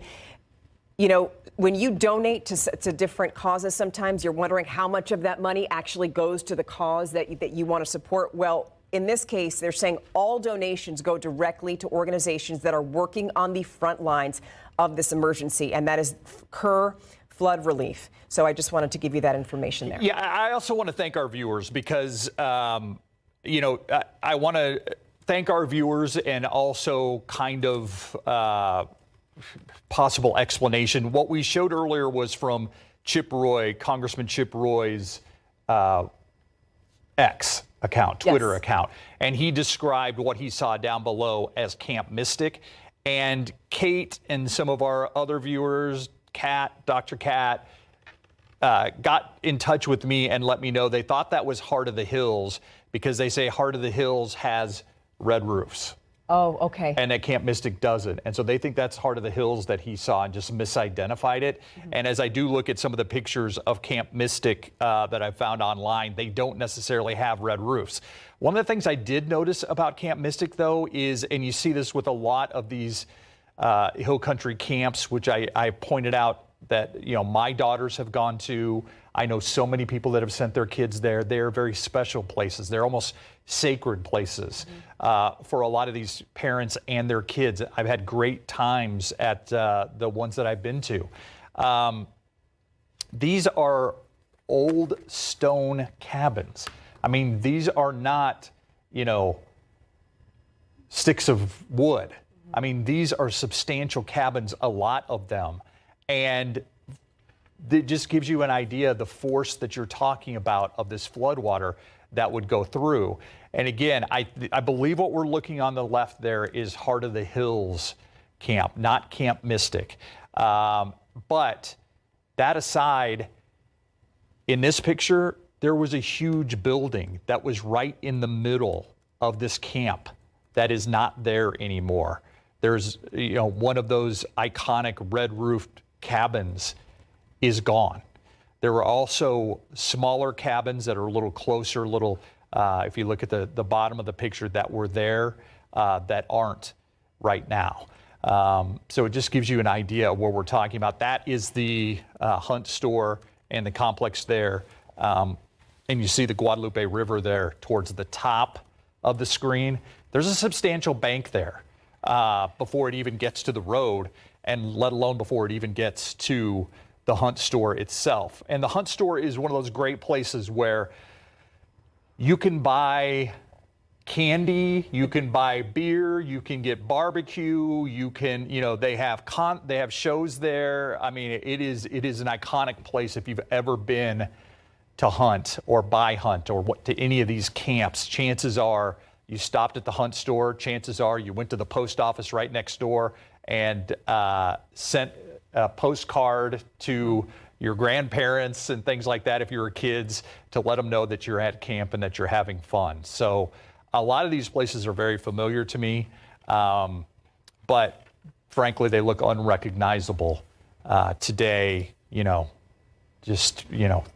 I just think about what happened early Friday morning and all the devastation that has come through there. And of course, our thoughts and our prayers are with the people who have lost their lives and the people who are still missing right now. And I just, you know, that's the stone kind of buildings that I was talking about that a lot of these cabins were at Camp Mystic and other places. Right, still dark when that video was taken, so you can't really make out the roofs if they're there. So that's pretty difficult to see, but you know. Yeah, I believe this was stuff that we shot this morning. Because otherwise we couldn't, there were points where you couldn't even get this far up this roadway along the Guadalupe. I'm just taken aback by the gas pumps.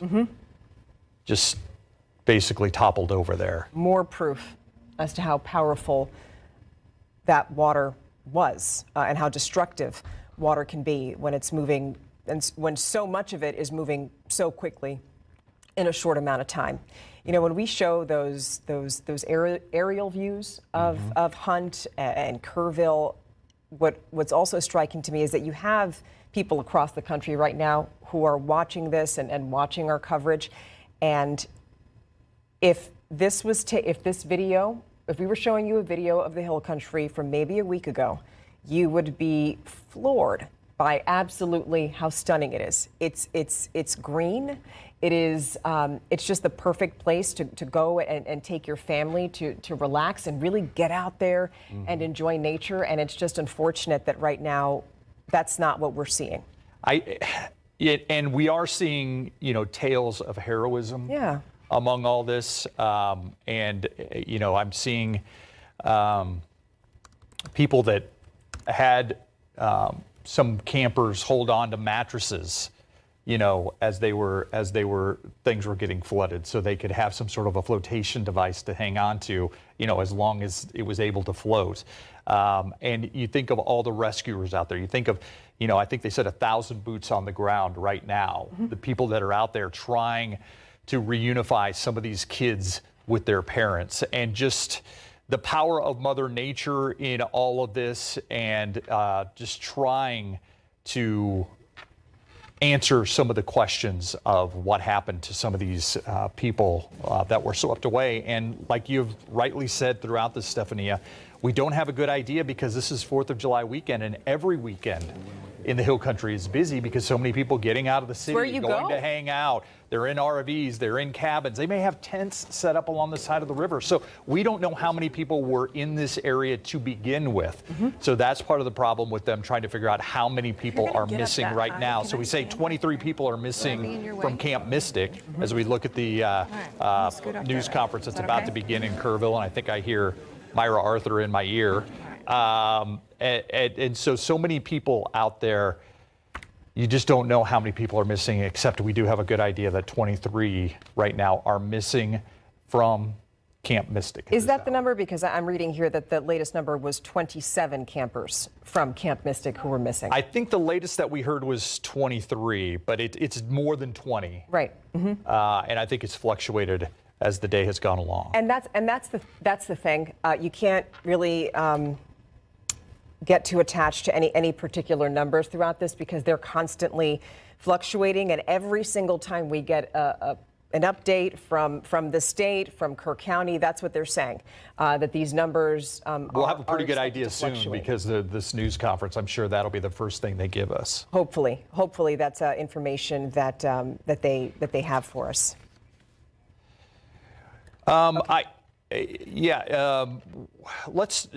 Our Dylan Collier was out earlier, and I told you that there was a lady who was staying at a house out there and talking about the topography. Yeah. Let's at least start that interview and some of the video that he found along the loop, K Loop out there. This is from earlier, our Dylan Collier, and he talked to a woman who was staying out there. I mean, this is a beautiful area. I mean, this is where people come. Look at that road. This is where people come to hang out, and the road is gone. Houses are gone. Trees are gone. And obviously, we'll break into this interview if the governor starts his news conference. But let's play a little bit of the interview that Dylan did with one of the ladies that were staying out in this area. We woke up at like 3 in the morning to the river lapping up against our door and the water coming in. And so we ran uphill. And so we were able to get out after like 12 hours. They got to try to check out the structural integrity, how that bridge is looking, and if it's going to be passable over on that side too. So he's literally just shoveling. Yeah, that's what we're going to do is just get debris and just try to fill this in to make it hopefully passable. Just to make it passable, just to get out. There's so many vehicles and maybe, like you said, RVs that are on the other side of this roadway. They have no way to get back across. You can see some of the golf carts that people have pulled up in just to see the situation there. And I was referring to an interview that Dylan did earlier with one of the other people that were out there, and she was the one that talked about the fact that the topography has just changed, and you can see it off to the right there with the trees that are gone. And a lot of the things that are just, have been changed by this storm. And, some people we have been keeping up with. Patty Santos spoke with a woman named Stephanie yesterday, twice. She spoke with her yesterday, and then she spoke with her again today. And I'm wondering if our producer Landon can go and find that video because we had spoken to her yesterday as she rushed to get out of the flood waters, and she was able to bring her animals along with her. And then today, she spoke with her earlier today as I believe she caught up with her at a shelter and or outside of her home as she tried to go back and see what was left. And she was just like, listen, I need help. She's an older woman. She's like, I'm afraid of falling in there. She's like, it's slippery in there. It's just a muddy mess. And obviously she's grateful that she survived and that she has her pets with her. But this is a woman who's alone and obviously needs a lot of help. So we're trying to look for that video, and we want to show that to you. And we also want to show you some of the other structural damage. Okay, we don't have that video now, but we will bring it up. I want to talk about something else that I noticed last night in some of our video. I was not in town. I flew back this morning. What you will notice, and you noticed it in Uvalde, and you notice it whenever some of these tragic events happen, law enforcement and first responders working to help. In Uvalde, they were doing patrols in Uvalde to help out a police department that was grieving and a fire department that was grieving. Here, there are so many people in Kerrville that are working just to rescue and working out in the country that you will notice ambulances from other places. Oh, yeah. You may see San Antonio ambulances in downtown Kerrville. I saw a Travis County ambulance in downtown Kerrville. I mean, that just shows you how Texas really comes together. It's just a slice of how Texas just really comes together to help communities that are hurting, communities that need help. And you also see an outpouring of people just wanting to help. That's why we've told you about the City of Kerrville Facebook page. We told you about the South Texas Blood and Tissue Center. There's just an innate desire to help out in these situations. It's a very San Antonio thing to do. It's a very South Texas thing to do. It's a very Texas thing to do. And I think we're seeing that throughout the area. You're seeing people from all over the country, really, that have their thoughts and prayers with this particular community. I am a little relieved that I was a little worried for part of today that we were going to see some flooding take place, some bad flooding take place in the Seguin, New Braunfels area. I'm very happy that that didn't happen. Doesn't look like it's going to happen right now. Yeah, well, it was interesting for a while how all of this has really gone through stages, right? Because we had rain. When we had that the devastating flooding that we started seeing yesterday. And then during that entire time, we had our meteorology team. And they were talking about, okay, hold on, what's going to happen after sunset downstream, from the Guadalupe River. Spring Branch was an area, a particular area of concern. And then, okay, so now we've kind of moved on past that. And obviously, the bulk of our attention has gone to Kerrville because that's where we have seen so much damage. But this has been a harrowing, difficult, painful 48 hours for so many people, not just because of so many of the answers, but because, you're up against Mother Nature. And a lot of the time you just feel helpless when you see this coming. And sometimes the best thing that you can do, especially when you're far away from these areas that are being affected or far enough away, is to stay out of the way and just keep in touch, just make sure that you keep tabs on the areas or the people that are in trouble so that you're able to go in. Now, the counties right now, we have a list on your screen, the counties that are under a disaster declaration. This is a list that's been amended a few times. Governor Greg Abbott, when he spoke yesterday evening, he had a few counties on that list. That list then grew. Last night, it grew up to 15. And if I'm looking at that list right now, I'm seeing 14 counties that are under a disaster declaration. And what that basically means is it's a way for the state to free up money and resources to help out all of those areas. But obviously, the county that's getting the most attention right now is Kerr, because Kerrville is within Kerr County. Yeah, and It was interesting when you think about the Guadalupe River and how, it stretches the entire length of Kerr County. And that a lot of this started in West Kerr and kind of made its way to East Kerr County. Yes. It just shows you the force of these rivers. And I do think back to the flooding that we saw in Wimberley. The flooding that we saw in Wimberley in 2015. 2015. And just whole Memorial Day weekend. Homes being swept away and people calling for help as they're in these cabins, being swept down the river. There was a family from Corpus Christi, and I know this because I was an anchor and reporter working in Corpus Christi, and I was sent up to Wimberley to cover that. And there was a family from Corpus Christi there. They had rented out a cabin. They were there.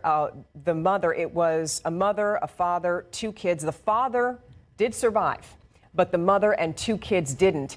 And it was so traumatic because the mother she was with her children when the house that she was in, the cabin that she was in, got taken off of its foundation and it was floating down the river, and she was on the phone with her sister, and she was and that was the last that anybody heard from her. Eventually, her body and the bodies of her children were recovered, but obviously a tragic, awful story. Yeah, and we are hearing still that they were very clear about the fact rescues are ongoing. Some of those rescues are taking place at some of the 18-odd camps that are along the Guadalupe River in Kerr County and beyond. There are rescues taking place. There are reunifications still taking place.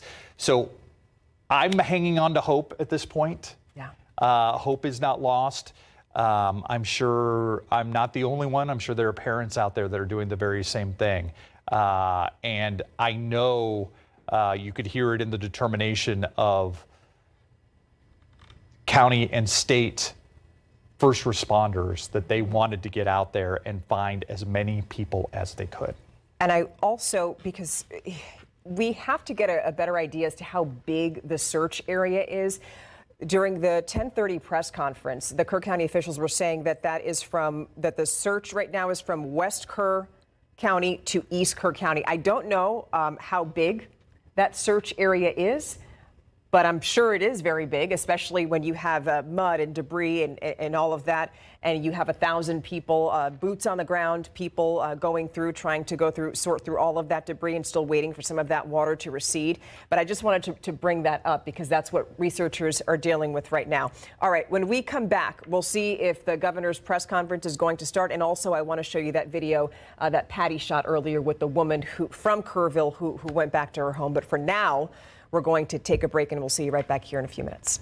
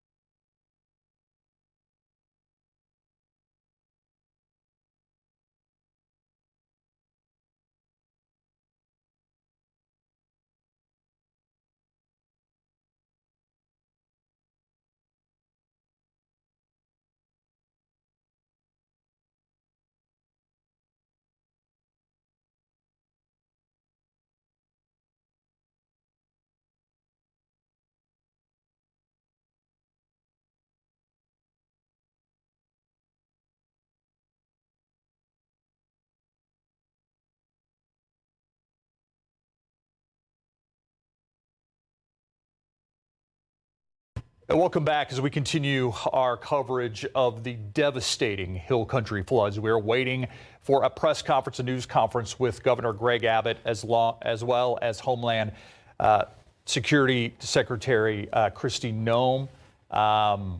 Landon, did you just tell us they're about ready? They're getting ready?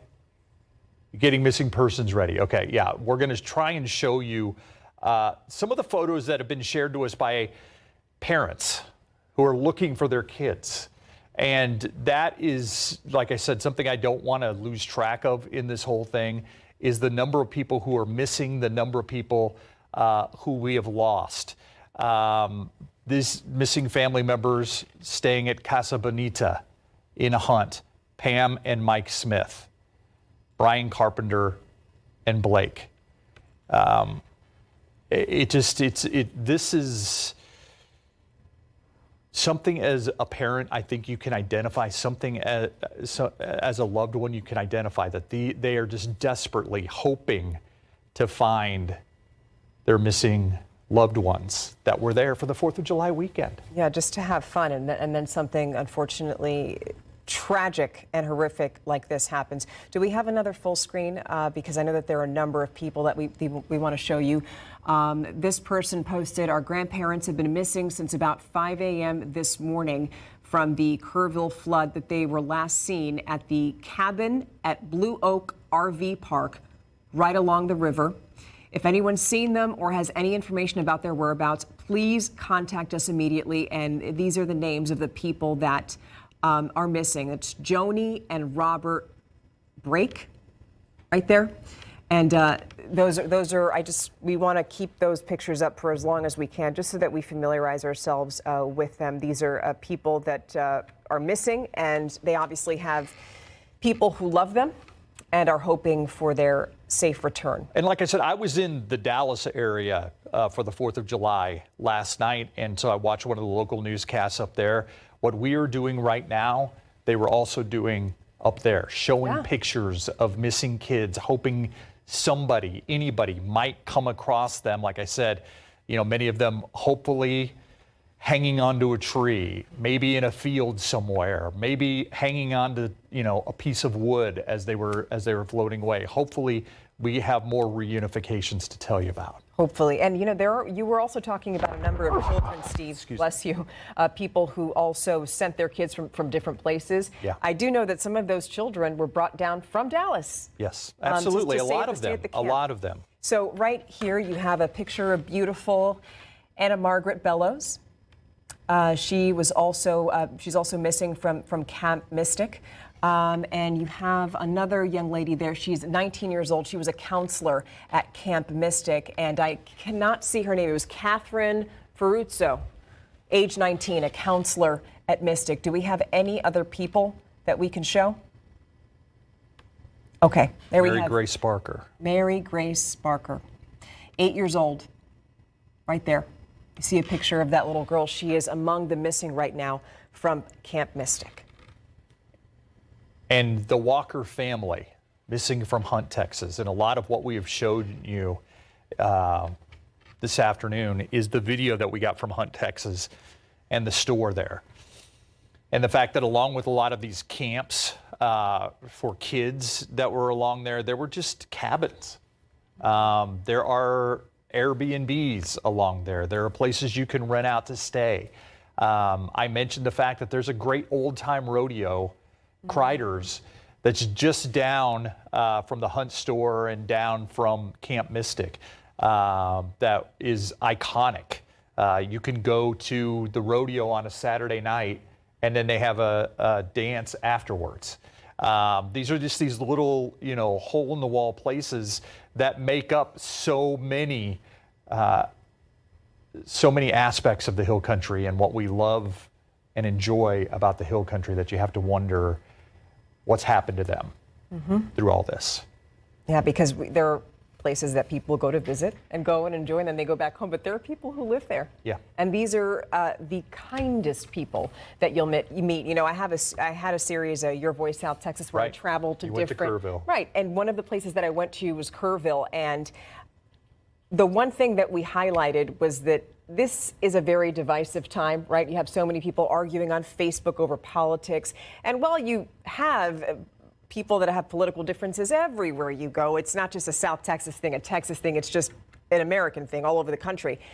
But people in Kerrville stick together. They really don't care what your political persuasions are. They just care, are you a nice person? Are you a good neighbor? Well, then that's all that I care about.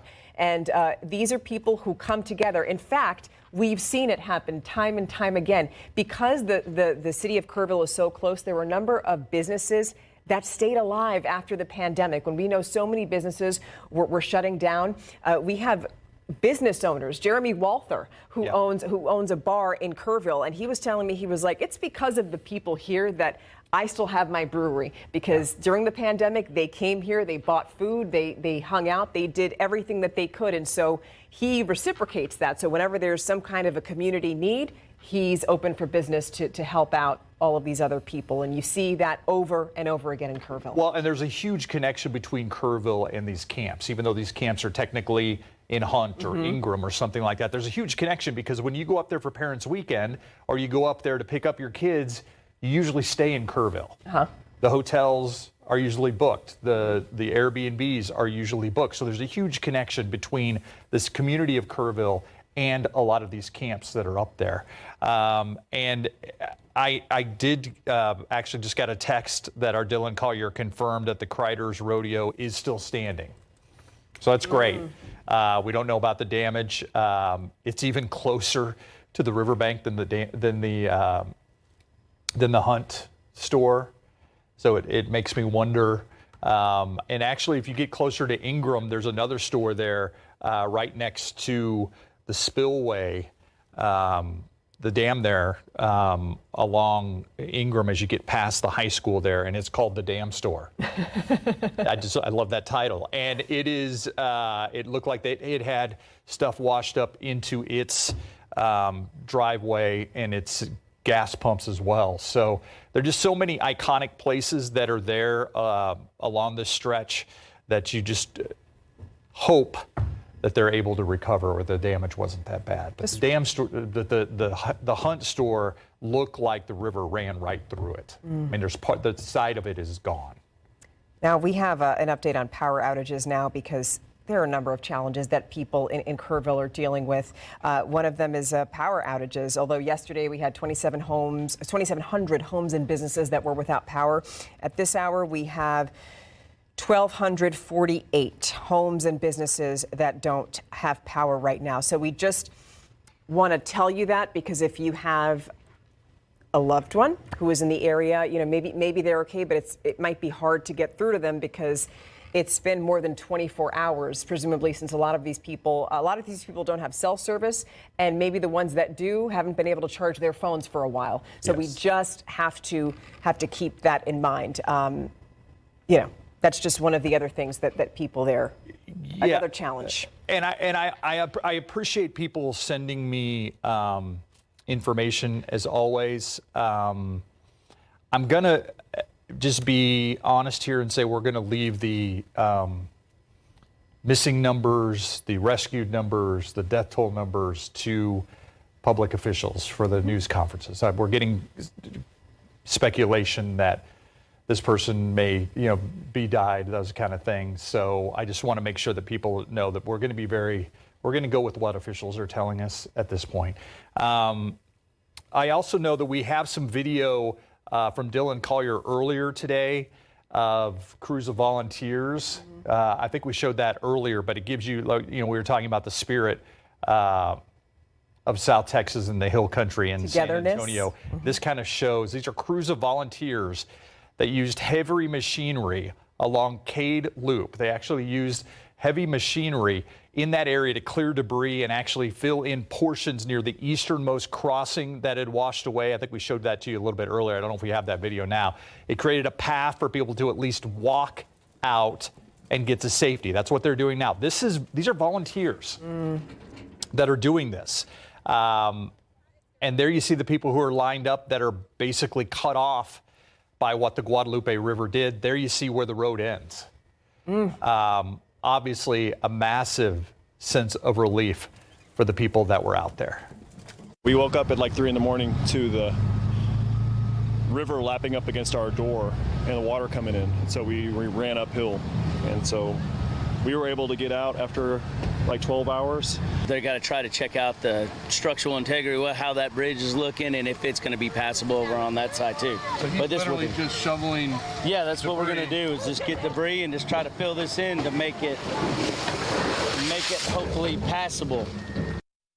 We talked about the Cade Loop. It's an area west of Ingram. It's a mix of full-time residents, people visiting for the summer, Camp Rio Vista along that loop. But we were told its most recent session had just ended. So no campers were there when the flooding hit. And now we have a Any live moment now. feed Yeah. from the news conference that is about to begin. Yeah, as soon as that starts, we're going to bring that to you. But, you know, sometimes there's just a lot of activity that's happening there. Obviously, a lot of these leaders, you have the Homeland Security Secretary, Kristi Noem, who's there, along with Governor, you see him there, Greg Abbott. I don't know if the Lieutenant Governor Dan Patrick is going to be there. He was there yesterday, along with the governor, which is something you don't ordinarily see, both the governor and the lieutenant governor together. Okay, but let's listen in because it looks like the governor is getting into place and about to give us a briefing now on the flooding. Yeah, we don't want to miss any of it, so let's just go ahead and go there live and get them setting up.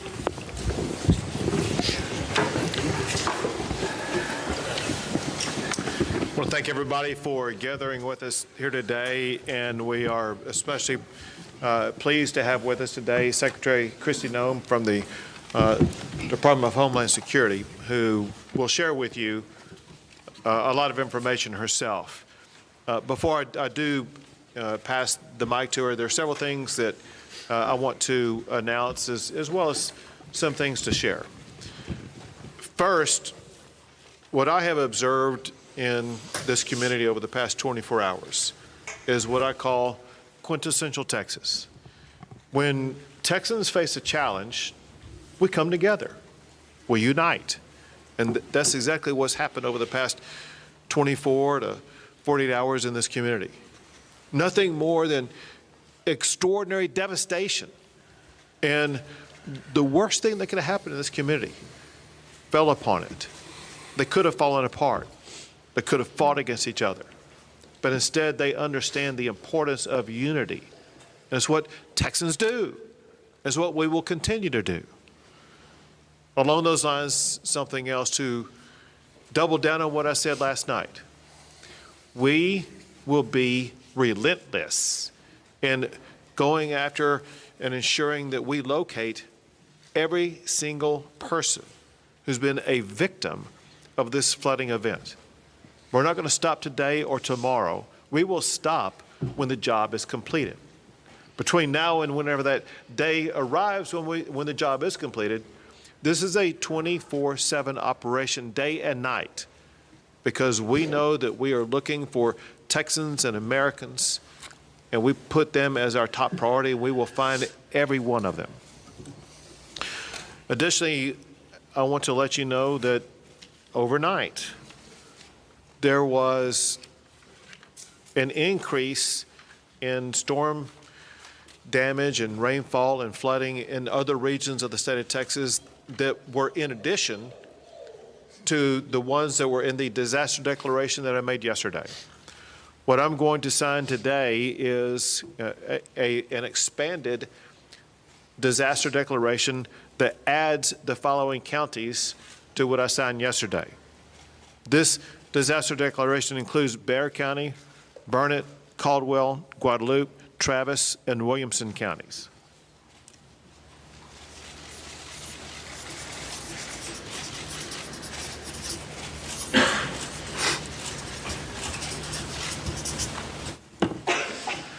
We will continue to add counties as needed as conditions either worsen or improve in counties across the state of Texas.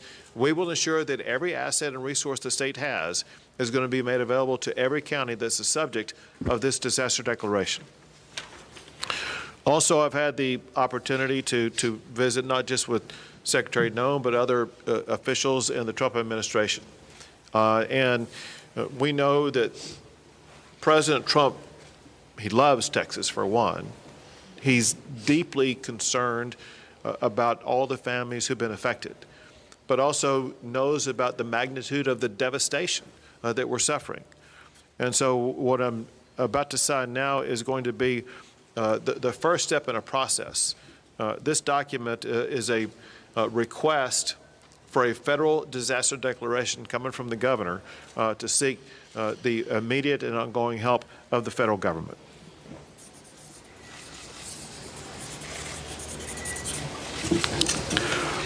I want to express my gratitude in advance to President Trump for his entire administration for their devotion to the state of Texas. He always tells me about his love for the people of the state of Texas, his deep concern for them, and I know that he's feeling that now as much as he ever has. And there's no better way to show that than the fact that he wanted to ensure that he and his entire administration was represented here today by Secretary Kristi Noem, to whom I would like to turn things over at this time.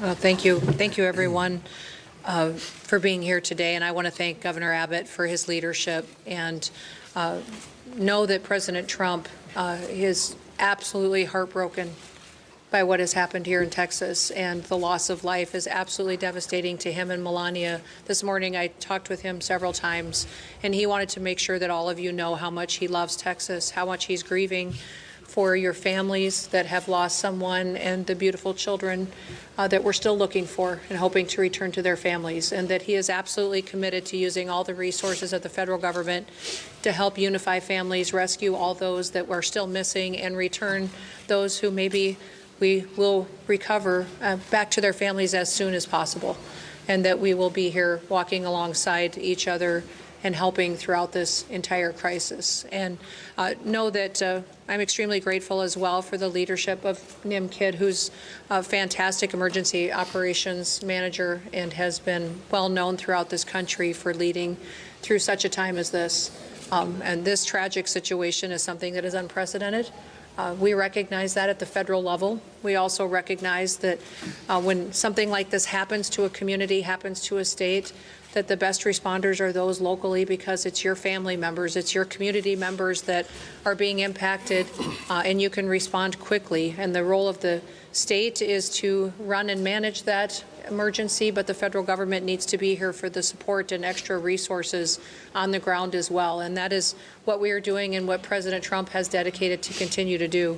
I've visited with the president already about this federal disaster declaration that the governor was going to sign here this morning, and he has indicated that he will honor that and that he will accept that.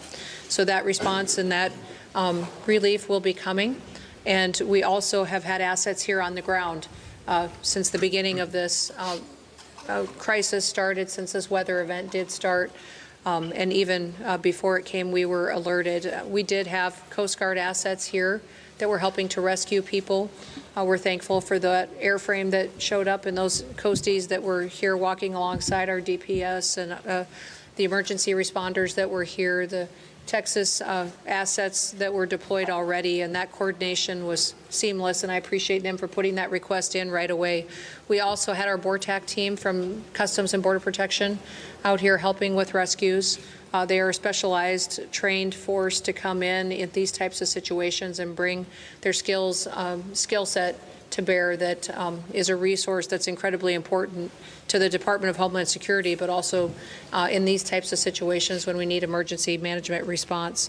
We also did have a CBP advisory interdiction specialist here that was helping with some coordination of air assets that has been present.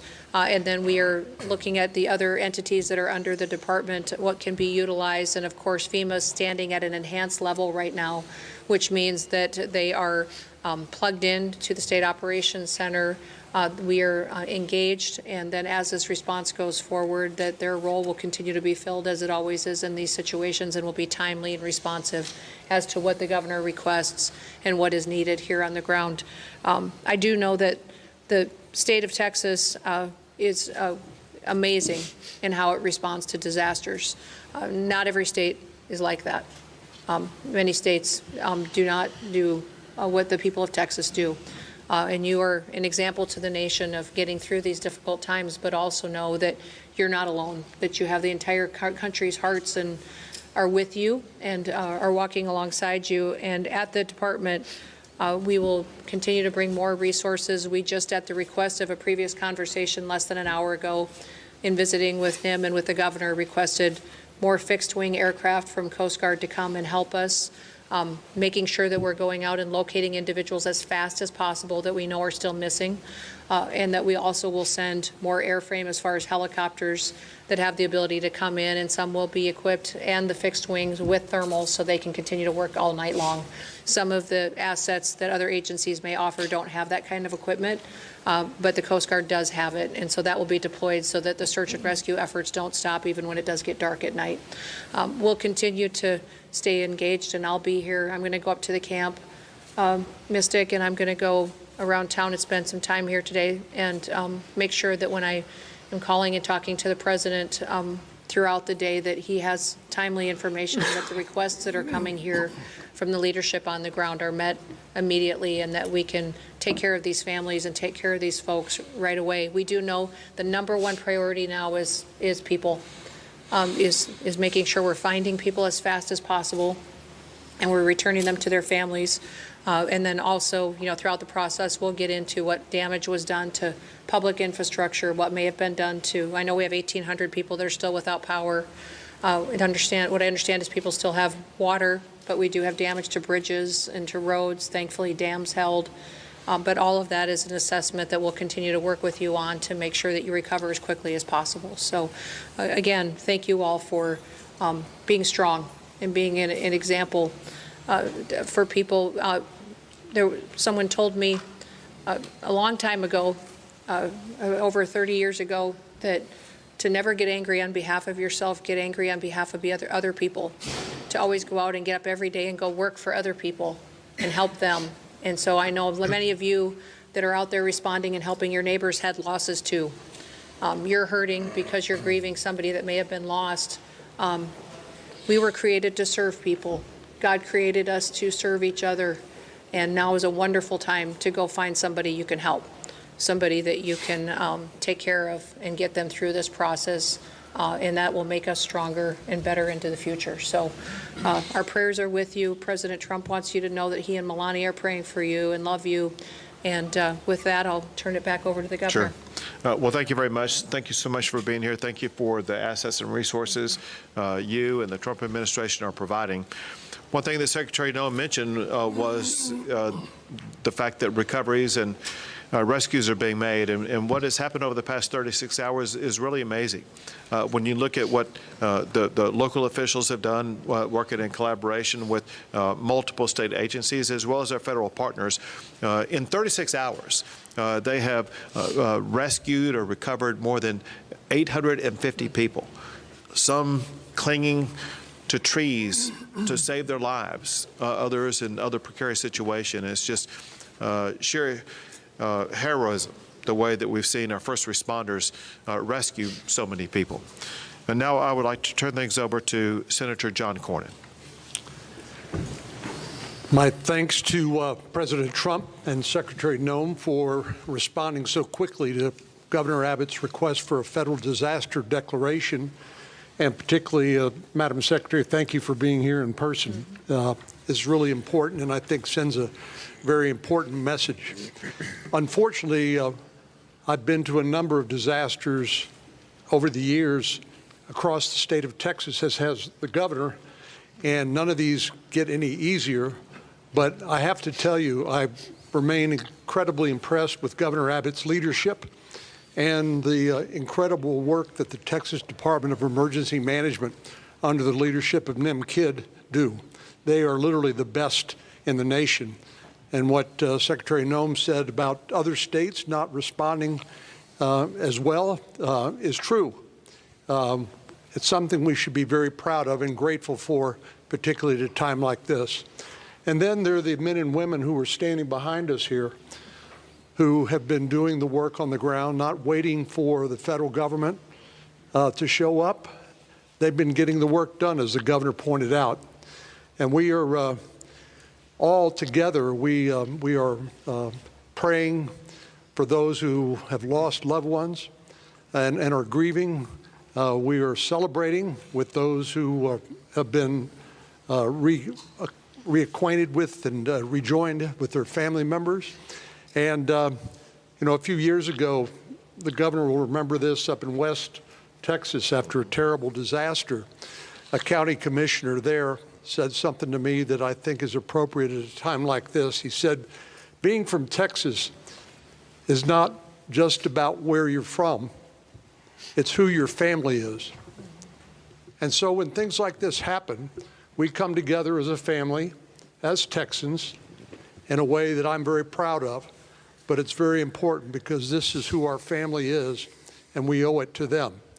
And I take the governor at his word that he and his team will be relentless in supporting all of the efforts at the local and the federal level until every last person is accounted for and those families are reunited with their loved ones. But Governor, thank you again for your leadership. Secretary Noem, it means a lot to us for you to be here. And we appreciate Governor Abbott and Chief Kidd, but we appreciate President Trump and you responding so quickly to the governor's request for disaster declaration. Thank you very much. Thank you. And now Congressman Chip Roy. Thank you, Governor. Thanks all of you for being here. Before I was crazy enough to run for Congress, my family and I started a tradition of coming down to Kerrville for 4th of July. And we've been coming here every summer since my kids were little. They're now 14 and 15 to see Robert Earl and whoever else was playing. And pictures have been popping up my phone, the ones that, kick on the anniversary of different shows, like a bunch of different shows over the last decade. It hits home. It really does. It hits personally for those of us for whom this is our community, our home. My family lives in Hays County, but we spend a lot of time in Kerr. And I can't say enough about the local leadership and what they've been doing in the face of this disaster. Your city manager has done an extraordinary job. Your sheriff has done an extraordinary job. I could go down the list of everybody, and I'll leave somebody out. But I can't say enough about what they've done, and then I can't say enough about the governor and about NIM and about the leadership that has come from the state and from DPS and from TDEM to get this done and to do what we're in the process of still doing to react to this unfortunate circumstance. It's been professional and it's been extremely well done. And I have to say, the secretary yesterday, I reached out to her office. I think it might be 15 minutes later that I got a call from the secretary, immediately responding to requests. I talked to NIM about the need for Army Corps support and some other stuff. Immediately talked to the secretary about it. The collaboration, the teamwork, local, state, and federal. I cannot overstate the extent to which everybody set aside turfs or any of those kinds of things to deliver for the people of Texas. Now, we're far from having finished the job. We're all here knowing that we still have work to do. We're still prayerful. We're still hopeful. Obviously, there's a lot here that we're dealing with, but I'm deeply appreciative for that coordination. And last point that I'll just make is, and I've said this a little bit earlier this morning, there's going to be a lot of finger pointing and a lot of second guessing and Monday morning quarterbacking. And I just wanted to pick up on what I think the governor said about 50-something individuals that were moved quickly in this circumstance and in a once-in-a-century flood where you get 12, 14 inches, where you get a 26 to 30-foot increase in water in the course of an hour and a half at 4 to 6 o'clock in the morning on a holiday. And that's what we're dealing with in these circumstances and where those camps are. There's a lot of people saying why and how, and I understand that. And I understand why parents would be asking those questions and all of the media. But where we are right now in terms of what we've done to be able to protect people, move them, get them out of the camps, and the heroic efforts of people that worked in those camps, directors of the camps, people who own the camps, who not just risked their lives, gave their lives to try to go save the lives of those kids. That's who they are as Texans. And I'm so proud of that. And I'm so proud of the work that everyone's done to do that. And now we just got to finish the job and be with the people. And importantly, pray for the families who have lost their loved ones. Thank you. Now, Kerr County Judge Kelly. Yes, I think I'm the only one at this table that lives on the Guadalupe River. And our properties were devastated, and I barely got home yesterday. I started my morning ushering in a crew with a skid steer and 2 dump trailers, 3 trucks, 9 men to start trying to rebuild what went down the river. I then had the opportunity to come here where I was asked to go over to the funeral home had issues over there. I am a 50-year lawyer and a mediator and arbitrator, and we had some issues that needed attention.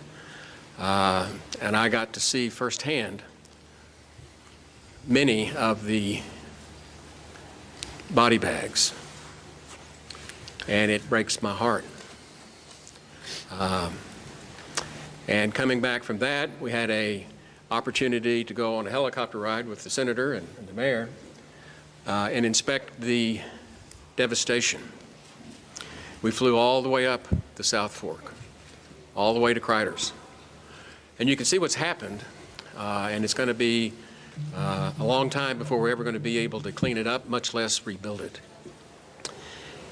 But there's nothing on the other side of Criders. It's just hill country. And we didn't know. We know we get rains. We know the river rises. But nobody saw this coming. And what I really have to report to you is it was a godsend to be able to get out of the helicopter, walk back into this building, and sit down with these people and cooperate, arm in arm, hand in hand, to do the best we can to work the process. The rescue has gone as well as can be expected. It's getting time now for the recovery, and that's going to be a long, toilsome task for us. And what I would reiterate that I've heard others say is as long as we stay together, we'll get this done. Thank you.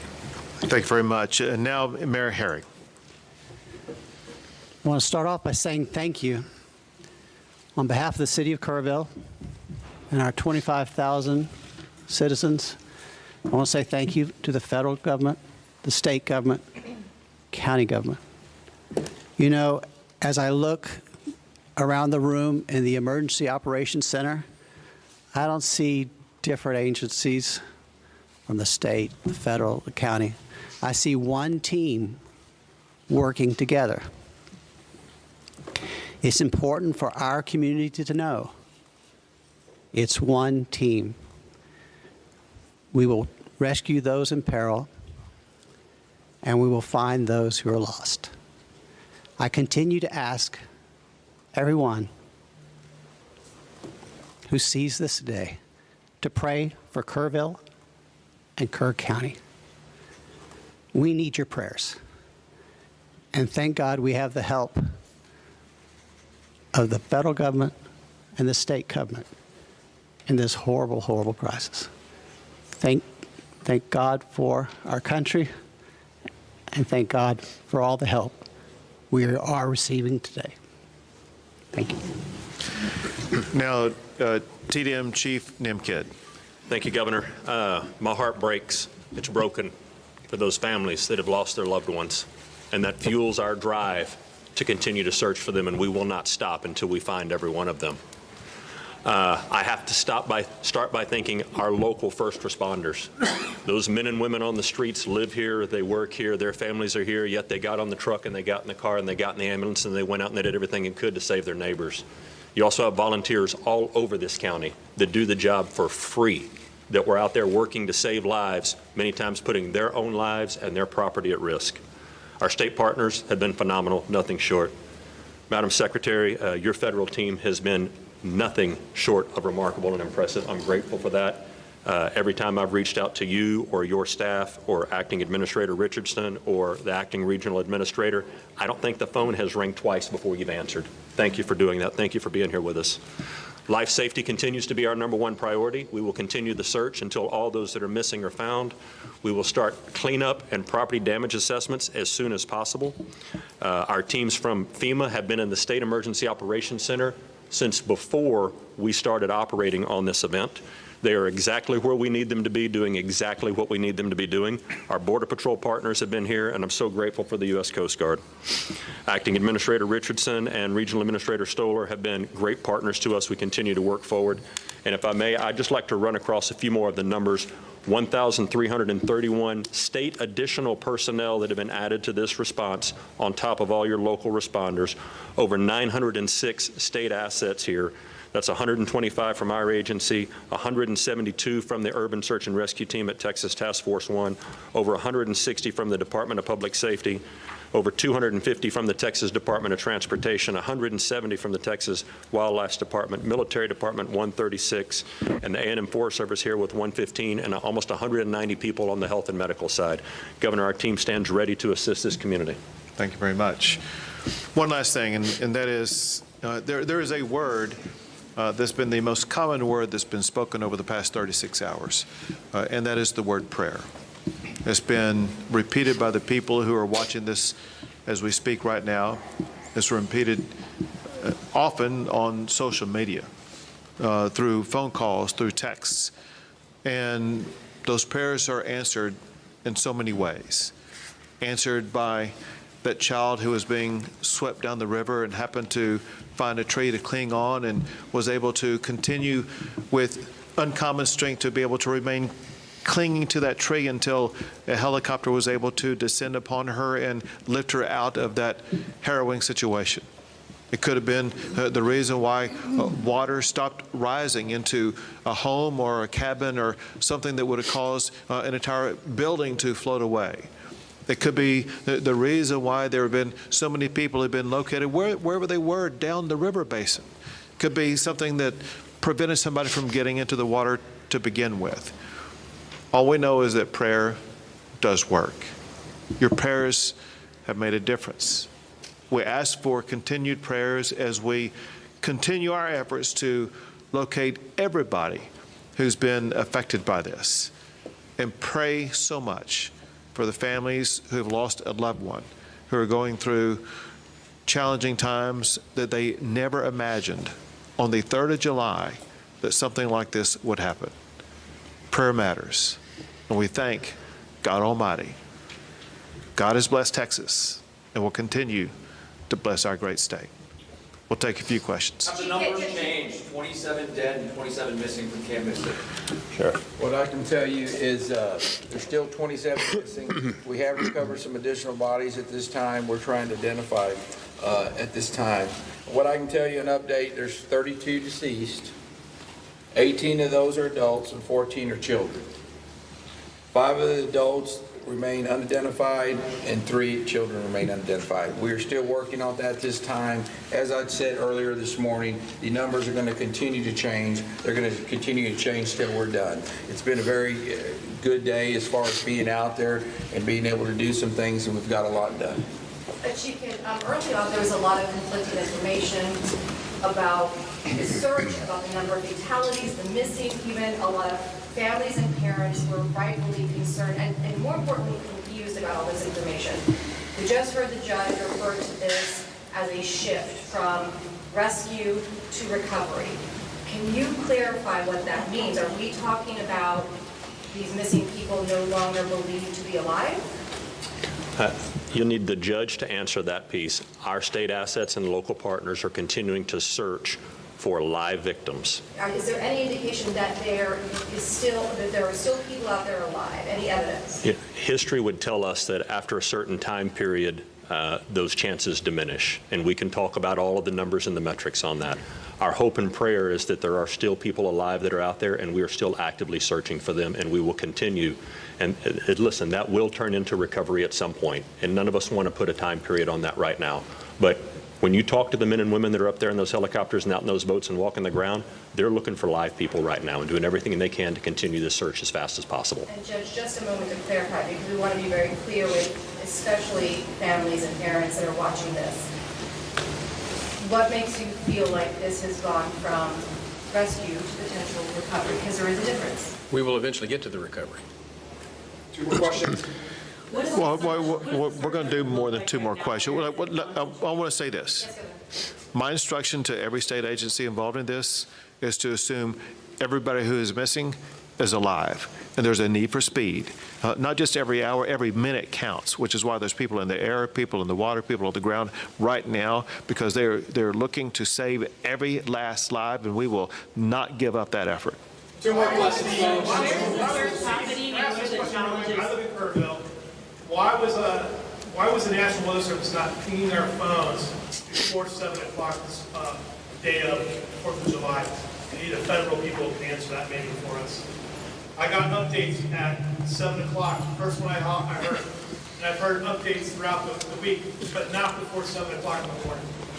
Wasn't that a fundamental failure of the federal government's responsibility to keep us safe? Well, you know, my background is before I was in the secretary position here under the Trump administration, I was governor of South Dakota and served in Congress for 8 years before I was governor. And so I will tell you that for decades, for years, everybody knows that the weather is extremely difficult to predict, but also that the National Weather Service over the years at times has done well, and at times we have all wanted more time and more warning and more alerts and more notification. That is something, and one of the reasons that when President Trump took office, that he said he wanted to fix, and is currently upgrading the technology, and the National Weather Service has indicated that with that and NOAA that we needed to renew this ancient system that has been left in place with the federal government for many, many years, and that is the reforms that are ongoing there. The timeline that I have, I don't oversee the National Weather Service, that's not under my department, but the timeline that I did receive from them was that the notifications started to look at its expansion for its limited flood impacts area that started on July 3rd at 1:18 p.m. The flood watch was issued. Although it was moderate, it wasn't to the extremes that it was, that when the system came over the area that it stalled, it was much more water, much like I think we experienced during Harvey, the same type of system that was unpredictable in the way that it reacted and the way that it stopped right here and dumped unprecedented amounts of rain that caused a flooding event like this. They continued to elevate and up their notifications. You know, when your notification hit your phone, sir, I'm sorry, I can't speak to when that is, but I do carry your concerns back to the federal government and to President Trump, and we will do all we can to fix those kinds of things that may have felt like a failure to you and to your community members. But we know that everybody wants more warning time, and that's why we're working to upgrade the technologies that have been neglected by far too long to make sure that families have as much advanced notice as possible. But one more question, folks. Can you please speak to the search efforts and where that's happening and what the challenges are? Question was search efforts. Where it's happening, challenges, what it's looking for. Yeah, the entire river is being searched from the northernmost impact all the way as we run down. You have assets in the air that are still doing searches, you have boats that are in the water doing searches, and you have ground crews doing searches. As the water recedes, new areas being uncovered and searched, and you have human and canine that are working those banks and will continue. It's a grid situation where we've got maps in there in the EOC where you can see what group is assigned to what area and reporting back to command if they find or if they continue to clear.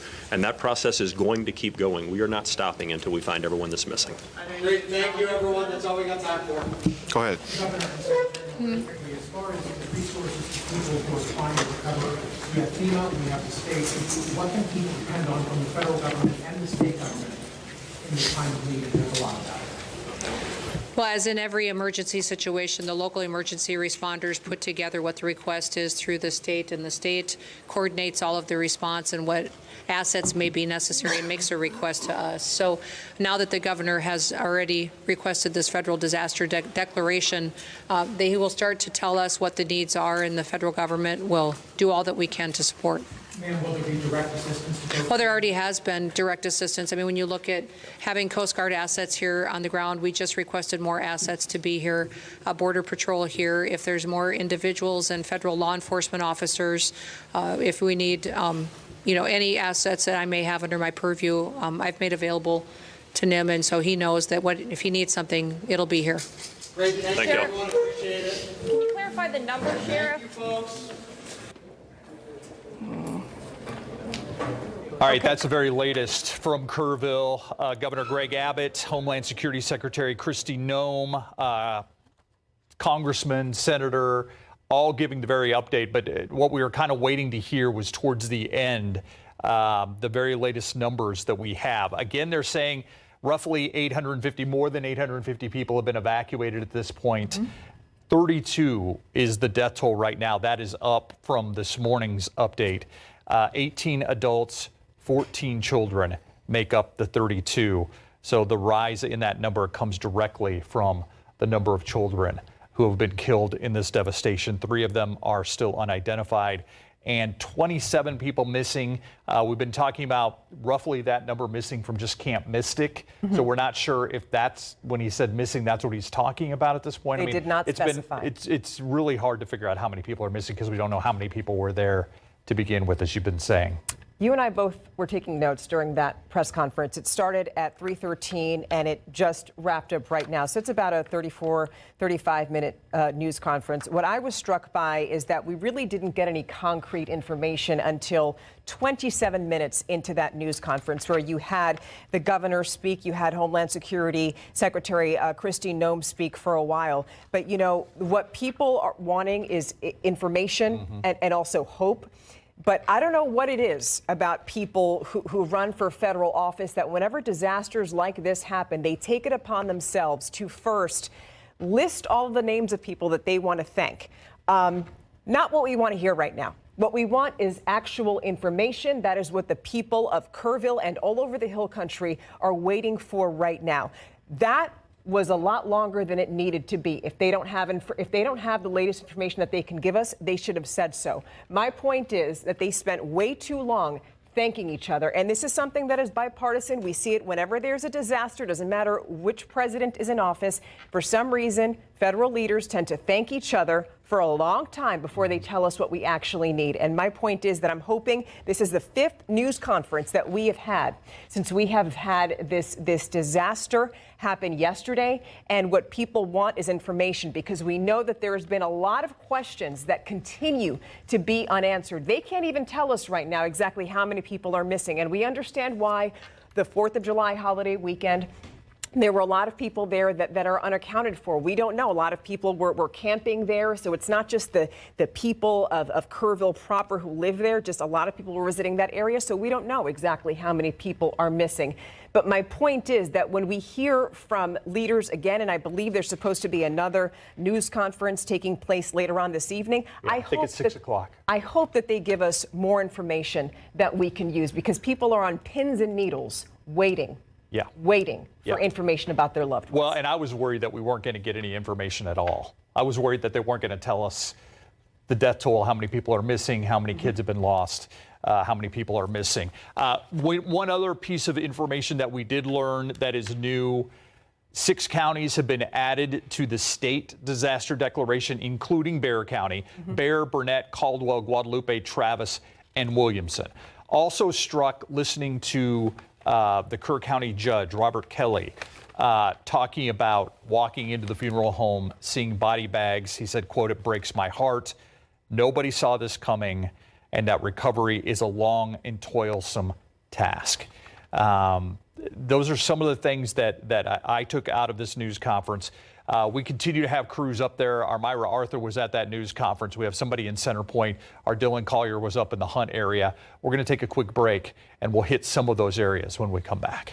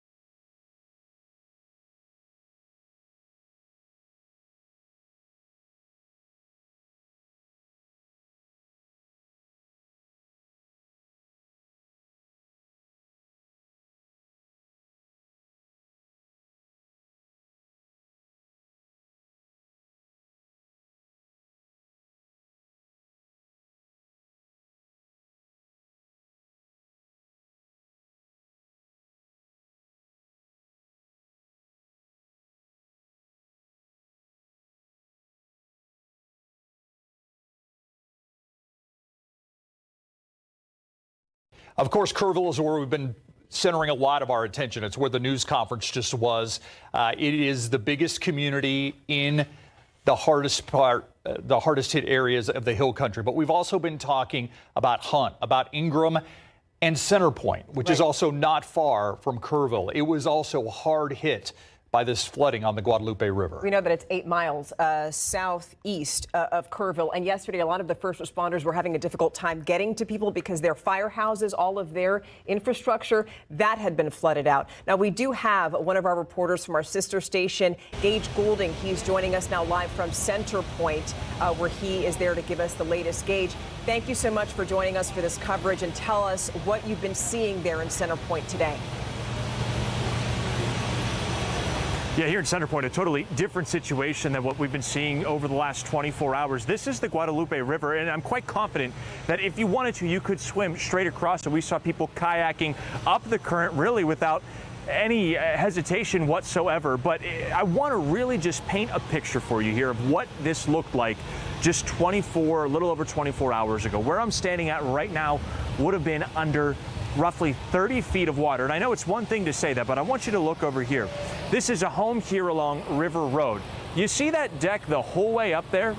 That deck stands 24 feet from the yard, which is another several feet above the river. The water reaching just inches under that deck. So think about that. This entire kind of hollow here, all of these backyards under more than 10, 15 feet of water right here alone. I mean, it's just an incredible, unfathomable amount of water. All of this rising, according to the man that lives here, within about 10 or 15 minutes. In the middle of the night, too, imagine. It's just an absolutely stunning thing to just understand where we're at right now. I'm 6'2". I would be under easily up to 18 to 20 feet of water where we're standing at right now. I want to show you some video that we took earlier because this is the location. It's been highly publicized. The video has gone viral of a young girl that was found clinging to a tree. She traveled down the raging, absolutely tearing Guadalupe River in the middle of the night for about 15 to 20 miles. She actually was staying at the HTRTX campgrounds. It's in Kerrville, right along the river here. Her family of her and 5 others that were just swept down the river. She was found clinging to this tree by the man that lives here. And we actually had to stop here, and it was an incredible story. He actually got choked up, but she is okay. Devin Smith is her name. She's okay. But the story goes, her 5 family members, however, are not. I want you to listen to this real quick. She just kept screaming, and I thought she was in the river. It sounded like the voice was moving, but finally I was able to hone in on it and saw her in the tree. And so at that point, you know, I went to hollering back to her that, hey, I see you. We're going to get some help for you, you know, but you're going to have to hang on. And she said, you know, I guess God had a better plan for me. And it's the truth. She said, I'm grateful to be alive, but she said, I'm just hurting because her whole family, you know, I mean, that's the largest bulk of her family was with her, and now they're unaccounted for. But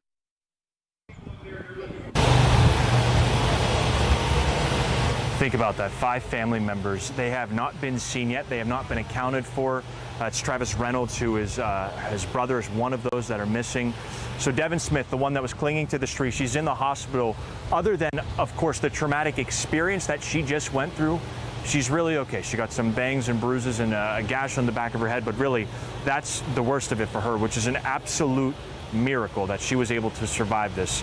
The people that are missing, her mom, her dad, her aunt and uncle, and her sister, all of those people were swept away. They were tent camping right along the banks of the Guadalupe River. They were awoken by water inside their tent. They went to their cars, and then their cars started floating. They tried to get away, but they couldn't. And this is a story after story after story that we've heard like this. But you can imagine if they were able to float 15, 20 miles down this river that, you know, even though these folks in Kerrville may have been the ones impacted, you know, the search and rescue mission is going to stretch much further downstream than that. And I know that's something that we've been talking about, we've been hearing from our local leaders and state leaders, is that this is not just, you know, kind of hyper localized here. You might see helicopters and boats and search crews in other areas, and you might be sitting there scratching your head going, why are they there? Why are they not here in Kerrville or Center Point in the areas that were hardest hit? Well, it's because that water moving at an incredibly fast speed, like there's a plane flying right over right now, if you can hear it in the background. that water just took them and just absolutely sent them down the river. So here in Center Point, a quick update around here if you're trying to get in and out of here.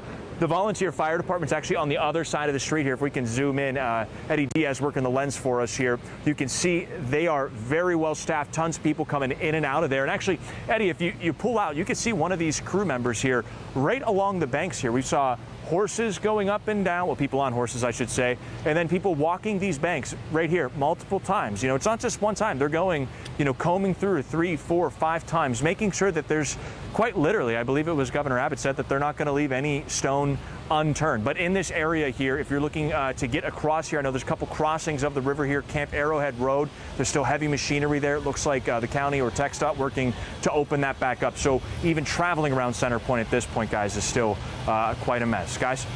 Gage, you're exactly right. I mean, that's what we were talking about yesterday, was the fact that they couldn't even get to these volunteer fire stations because of the flooding. What have you seen in the city itself of Center Point? And I'm sure you've talked to other people. It breaks your heart when you think of the woman that was clinging to the tree that doesn't know where the rest of her family is. What have you seen there as far as damage and when you talk to people? You know, I will say about the fire department, we hear there was about 4 to 5 feet of water inside the fire department. So as you look across, you can just only imagine how high that water actually was in that area. I do believe the apparatus was out, so those engines were out, you know, responding to calls already. But in the town of Center Point, what's incredible to see is how the damage is really localized here along the river, but you see so many people, Texans helping Texans, that are coming up. Even just in the time we've been here, like, look, you can see these folks here, they're cleaning up. The one gentleman, he's been working the phones, getting people all up and down the banks here, up and down River Road. But you see the guy on the little skid steer here, it's somebody that just stopped by to help on out. People have been just grabbing brooms and squeegees to just get that muck, that river silt, that stinky, heavy silt that's deposited here. Pressure washing, all of that stuff. I mean, it's been an all hands on deck, right? But a lot of people that aren't necessarily living in this exact area, living here on River Road or right along the Guadalupe River. But once you get a couple streets away, even the gentleman that lived here that had all that water, you know, nearly 30 feet of water just underneath his deck, he said he really only went about a block and a half down the road. That was his safe spot. So that's the good news, is that those that are impacted, it's a hyper-localized thing. It's not like the entire town of Center Point necessarily was inundated by floodwaters. And it's because you kind of have this little bathtub area in this part of where we are at least along River Road here. So that does help out a little bit. But I really have to say the fact that so many power washer and getting it done, guys. You know, Gage, I'm also struck by the fact you saw those guys. I saw numerous guys as you panned in over there, and the one guy walking along the bank. That's the task that is at hand right now, looking for people, hopefully alive, along the banks of the river. And you're 8 miles from Kerrville. I mean, it's probably a process that's playing out in Comfort, that's playing out even down the river right now. Yeah, you see this group right here. I mean, these are everyday Joes. I mean, this is community. This is people maybe from neighboring communities, neighboring counties that are coming out here. All of this debris here, by the way, was not here 36 hours ago. This carnage was caused by Mother Nature. So it takes every single person. Look, they're going through limbs and stuff. All the eyes, every set of eyes that you can get helps. And it looks like maybe a group is dispersing, because you got these guys walking down the river this way, and then there's groups over here walking kind of downstream, and then there's another group that's sifting through a big pile of debris. Remember, it's not like a fluorescent vest that's going to pop out of the brush and say, hey, I'm here. You know, in these situations, it's very difficult to spot, you know, people that may or may not be conscious. You know, they're looking for whatever they can find. And remember, there's big piles of brush too. There's undertow underneath the bank. So in the water and on the banks is an incredibly important thing. Like I said, those guys kayaking up the river, you know, I asked them, why are you doing this? It's like, well, I haven't had a calling like this. I haven't felt a need to serve like this since I was in the armed forces, in the Army. And, you know, that just tells you how powerful this is. They went to the gas station, got some Gatorades, and they're going to head on up the river, and whatever they can find, they can find. I said, what are you looking for? And they said, we're looking for people alive. Yes. That's the key thing here. Yes, you know, absolutely. You heard it in the press conference. This will turn into a recovery mission eventually. They're not ready to put a timetable on that. They don't want to put a timestamp on that yet, because This area isn't ready for that. Kirk County isn't ready for that. The responders aren't ready for that. They are ready to find people, and that's their goal. You know, it might look like they're not doing anything, but looking underneath all these branches, all these little areas, that is how you find survivors. I've seen it in hurricanes. I've seen it in tornadoes. This stuff works, and it takes boots on the ground, and it's going to take time to cover this entire area. Remember, we're talking downstream too. So what they're doing right now, this is incredibly important work, and you know, you're going to see a lot more of it here today and of course throughout this next week, guys. Gage Goulding, who has done a phenomenal job covering this for us. He's joining us from our sister station in Houston, KPRC. Thank you so much, and we look forward to seeing you again soon. Thank you, Gage. All right, let's switch gears and go back to the side of the news conference that took place a few minutes ago. Our Myra Arthur was there as the governor, the Homeland Security Secretary, others gave their updates. Myra, you're, I'm guessing, along the banks of the Guadalupe there in Kerrville. Your takeaways from that news conference? Yeah, Steve, I mean, I think it's local first, state, federal responders doubling down on the message that this is a relentless effort that is pulling resources from every single level. They're really focused on a message of cooperation and collaboration to, you would think, provide some sort of comfort to people who still have so many questions, not only about their missing or lost loved ones, but their homes, their businesses. But it wasn't towards really the end of the press conference that we got some numbers, which is so often, that's what people want to hear. How many people are still out there? How many people have been found? How many people have been recovered? So we did hear that from the sheriff here. He said that 27 people, 27 kids still missing from Camp Mystic. However, he did say that additional bodies have been recovered as far as those who have not been found from the camp. So it's unclear right now if that was more than 27 or if that number has changed. But their count that they're holding on to at the moment is 27 children still unaccounted for from Camp Mystic, though additional bodies have been found. He said that right now the total is 32 people who have died as a result of this flood. We know 18 of those are adults, 14 are children. 5 adults remain unidentified, as well as 3 children unidentified. As far as the number of people still missing, that's one that first responders, local outlets, or excuse me, local officials, they have not wanted to attach a number to that because of the circumstances of when this flood happened. 4th of July holiday. So many people who are in Kerrville along the banks of this very river that they had no idea were here. They're not locals. They may have come from across the state, from our own area in San Antonio and across South Texas. So there is no number to say how many people still remain missing. But we did hear the county judge talk about how he believes this is moving from a rescue mission to a recovery mission. Those are two very different things. And so some questions were asked about why he thinks that's where we are in this process. But then we heard the governor respond to that. We heard Nim Kidd, the head of the Texas Division of Emergency Management, respond to that and say, as far as they are concerned, they are looking for people who are still alive. This is an effort to find people, and they're assuming right now that everyone is alive. So it didn't sound like officially they are calling this a recovery mission just yet. So, you know, and I want to reiterate that it's one thing to see these images on TV that we've been showing you since 5 o'clock yesterday morning, and that is heartbreaking in and of itself. But being here on the ground and coming into this town, seeing helicopters flying back and forth, I mean, it's been nonstop since we have been here since about 1 o'clock this afternoon, 1:30 this afternoon. Seeing the Guadalupe River the way that it looks now and knowing that it's forever changed in a whole lot of ways, that is incredibly impactful.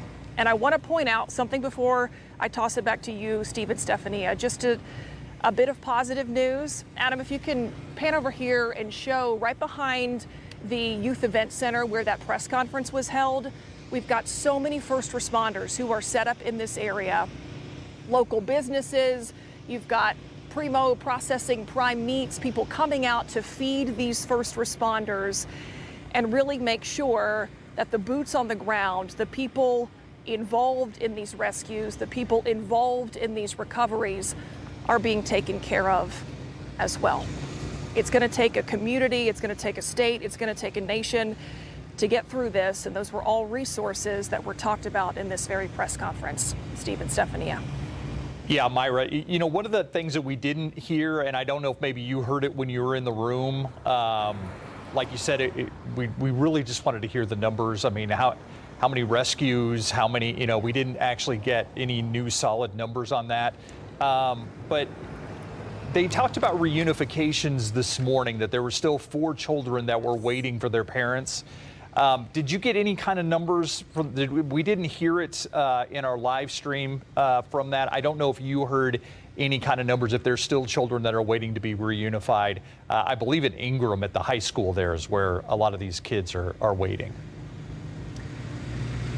Yeah, we saw a lot of that happen yesterday as well as at the elementary. We did not touch on that during this press conference, I'll tell you.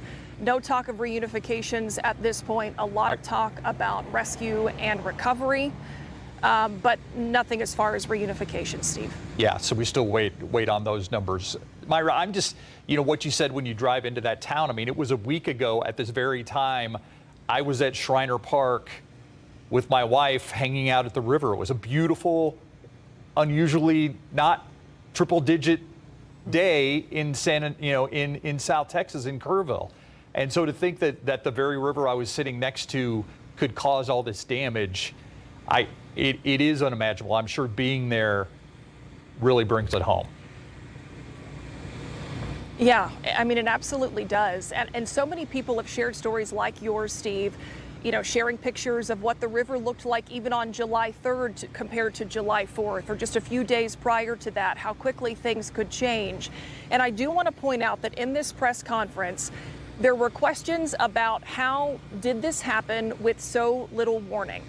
Questions about, you know, we heard, Stephanie, you and I talked yesterday with a local reporter who is from the Kerrville area, has a lot of great contacts with first responders here, who had been on the phone with them.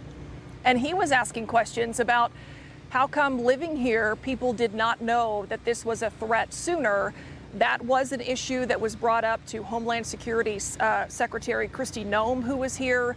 She talked a lot about, you know, President Trump looking at updating technology as far as the National Weather Service is concerned, but she would essentially take those concerns back to the federal level and see if we could get some answers. And Congressman Chip Roy, who was also here, he mentioned, as he did this morning at 10 a.m., you know, what he calls Monday morning quarterbacking. He said the time for that is not now. It is about rescuing people. This is a people mission at this very moment, and it is. And, you know, we certainly understand that, but there are a lot of questions yet to be answered about what should have happened, or is there something that should have happened prior to these water levels rising as dramatically as they did and changing, you know, an incredibly picturesque, beautiful spot that people just like you, Steve, were out here just a week ago, a couple days ago, to enjoy in a very safe way.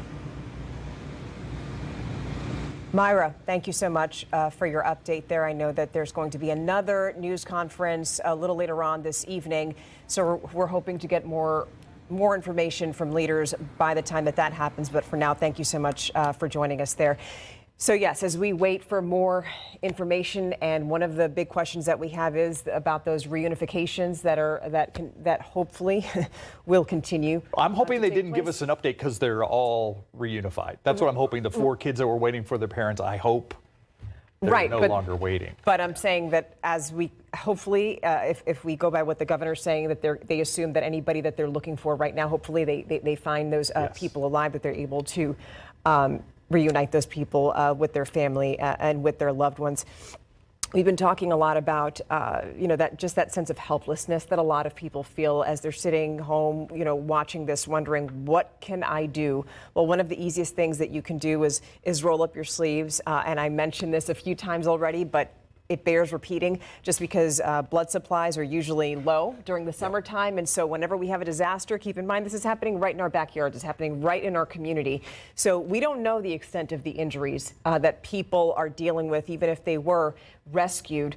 And so it's important to have blood donations just in case those people need them. So we have the South Texas Blood and Tissue Center. And while I'm talking here, I'm just going to look at my phone because I've been in touch with the spokesperson from that place. And I'm getting that information right now. Many of you are texting me right now, so I have that information here. It's southtexasblood.org. You can schedule an appointment just while you're sitting home right now. If you're on your phone, you just look up southtexasblood.org.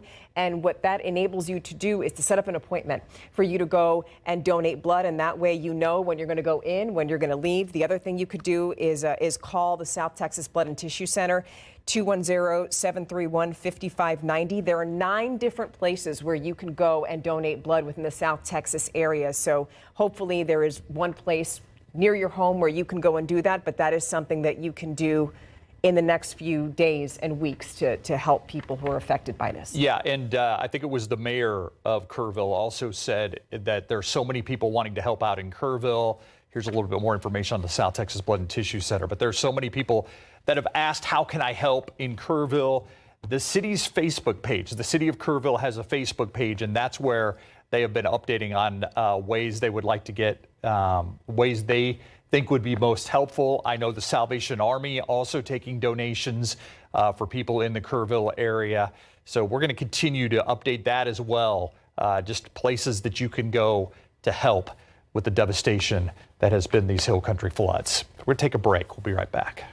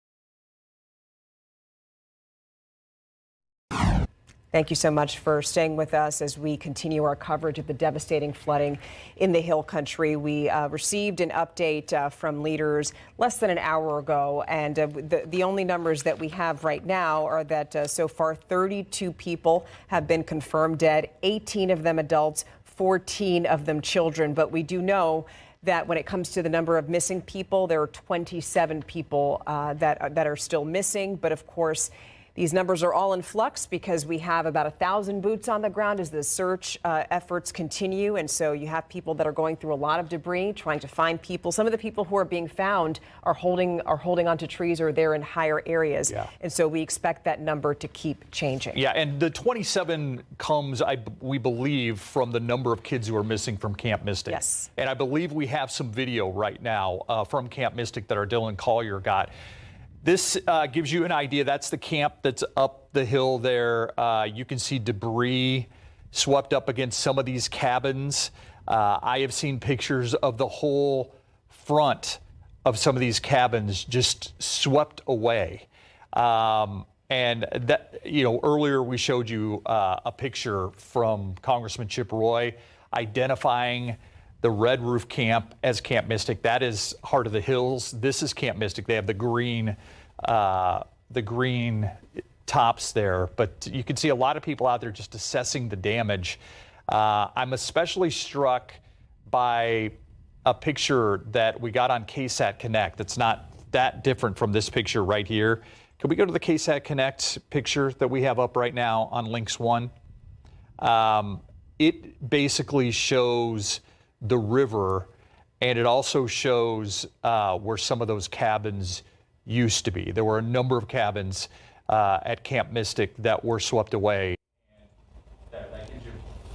I think that gives you a better idea right there where some of those cabins were, how close they were to the river. So when the river rises that quickly in a classic flash flooding situation, there's very little warning time. And so we continue to try to get the latest information from authorities to tell us exactly how many are missing. But we are sad to report that the death toll going from, it was at 27 this morning at 10:30, it's up to 32. The numbers that were added were all children. That's the sobering part of this.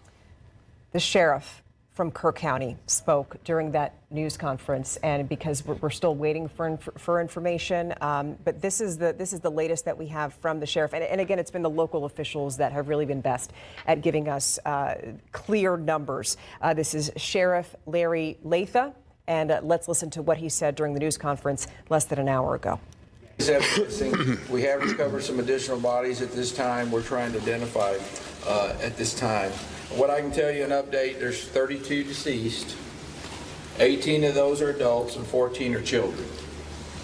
5 of the adults remain unidentified and 3 children remain unidentified. We are still working on that this time. As I said earlier this morning, the numbers are going to continue to change. They're going to continue to change till we're done. It's been a very good day as far as being out there and being able to do some things, and we've got a lot done. That is the sheriff of Kerr County, Larry Latha. Okay, and when we heard from leaders yesterday, they were talking about identifying bodies. It's hard to explain, you know, when your body is roughed up by the waters, if you were one of the people that was swept away by the flooding, when they're finding some of these bodies, some of them don't have clothes on them, and some of them, obviously, it's not like they have their IDs or any form of identification, and that's why it may be a while before we find out. What they're also trying to do is, once they do identify these people, by the way, they haven't shared the names of any of the people that they have been able to identify with the media, because of course they want to notify their next of kin and obviously be respectful of that. But what they are doing to try to identify some of the people that they find is to fingerprint them, so that way they're able to connect with their next of kin and obviously give them that terrible update and information. But I just wanted to let you know about that. Yeah, we checked in with Myra Arthur in Kerrville a little bit ago. Let's go up the road now to our Dylan Collier, who is standing by the dam in the Ingram area. I think you're still on the Cade Loop. Is that where you're at right now, Dylan? Yeah, he's on the Cade Loop.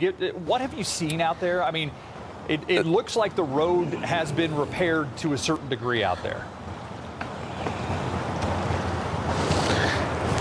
Yeah, Steve, it's been a pretty remarkable feat of engineering. Just 6 hours ago, so 10 this morning, about 30 hours after this ordeal began, you couldn't even walk across this bridge, let alone drive a vehicle across it. There were a number of trees that were blocking the route, and then the other side of the bridge, right where the Cade Loop actually begins, had been washed away.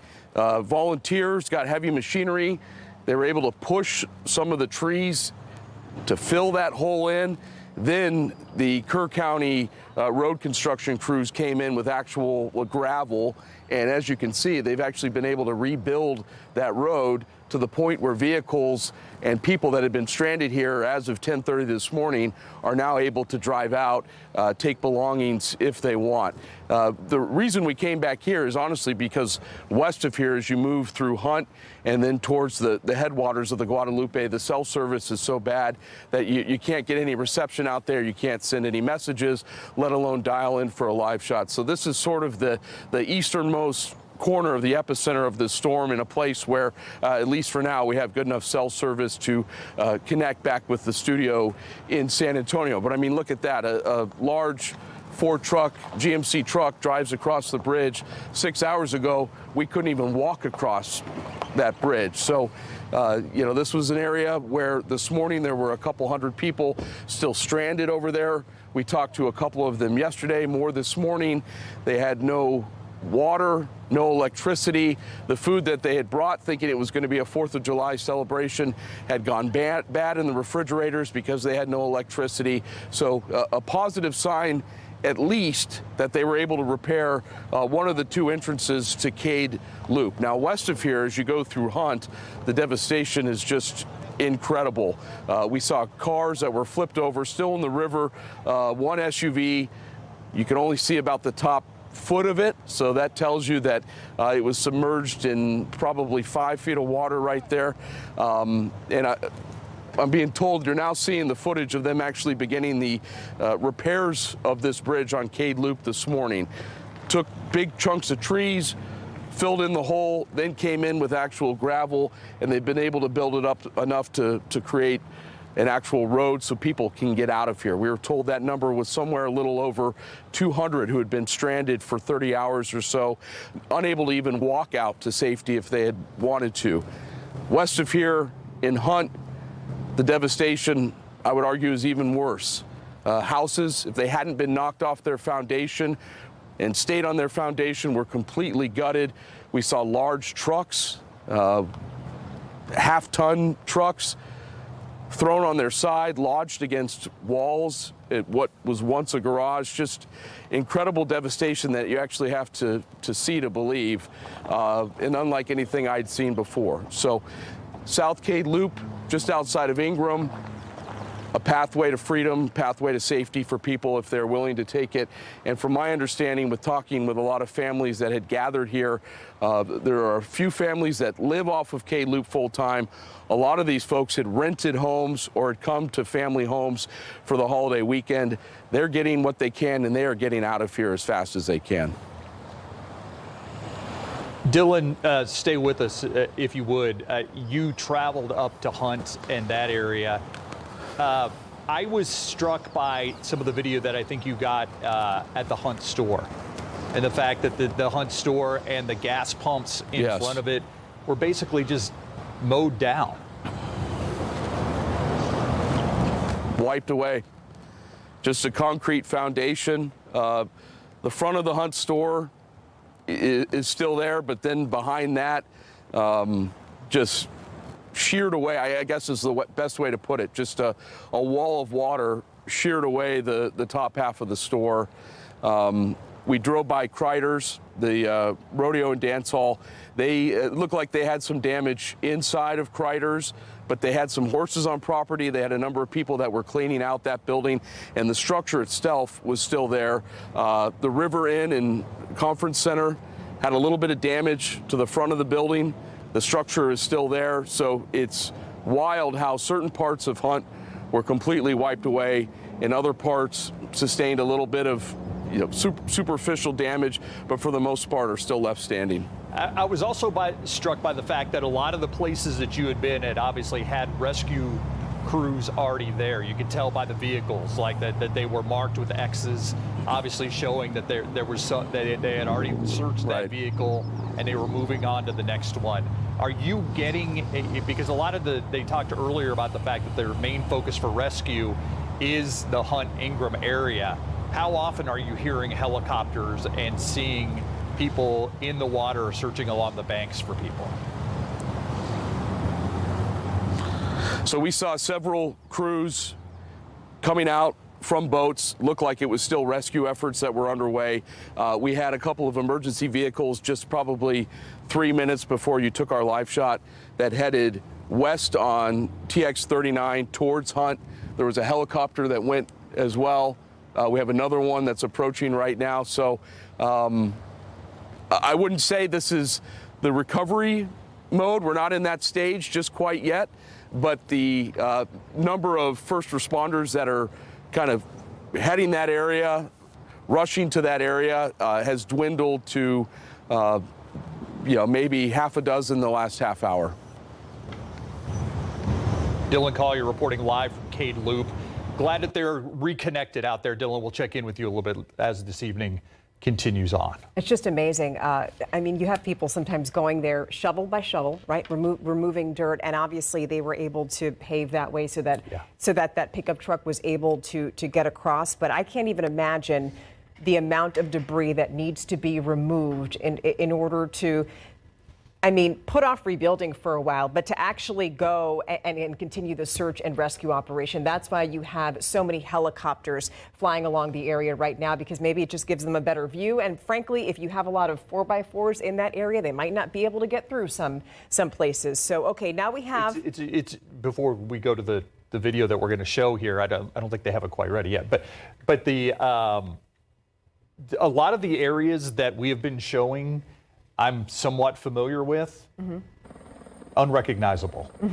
Unrecognizable for most people. All right, this is some airlift video from Kerrville. It is my understanding that this was from today. This is from yesterday. Okay, it gives you an idea of some of the rescue operations that are taking place. And right there, you see one of the first responders holding on to somebody that was rescued from a tree. And whenever I see this, what you notice is it's not low on that tree. It is up in these trees, some of them the old cypress trees that have been along the banks of the Guadalupe River forever, that these people are being rescued from. That was a woman. I know, because I remember when I was standing here with Myra Arthur yesterday, we showed that video. Several times, and we have heard so many stories about people being rescued in that way. We don't have a clear number on how many people have been rescued via helicopter, and we don't even know how many helicopters are out there, but we do know that the Coast Guard has also donated or is also devoting some aircraft to help. You would think that of all agencies, they would know what they're doing with this. But, you know, we also heard a story yesterday about a couple that held onto a crepe myrtle tree. Those aren't sturdy trees, but I guess you just hold on to whatever you can. And that's just amazing video there. And you know that that woman has an incredible story to tell. We hope that, obviously, she was rescued there. We hope that she's doing okay today. Well, and I thought, you know, it's interesting when you talked about the rescue efforts. Apparently, the state has required more fixed wing aircraft and more helicopters. And the fixed wing come with these thermal imaging. So the idea is that once it gets dark out there, they don't have to stop the search. They can continue searching.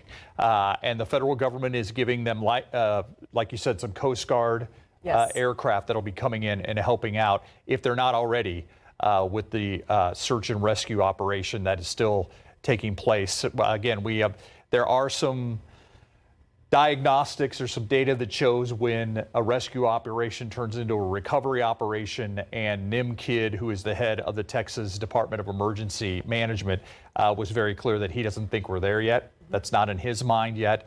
So they continue to search through this area in the Hill Country, looking for people who may still be alive, maybe unconscious under some trees, maybe, you know, you heard the one guy saying he thought the woman was in the river and she was, you know, way up the tree, and then he called in for help. So are those stories still playing out? We hope so, along the Guadalupe River at this hour. And they're giving everyone hope. Well, thank you so much. We're going to take a quick break, and we'll see you right back here in 2 minutes.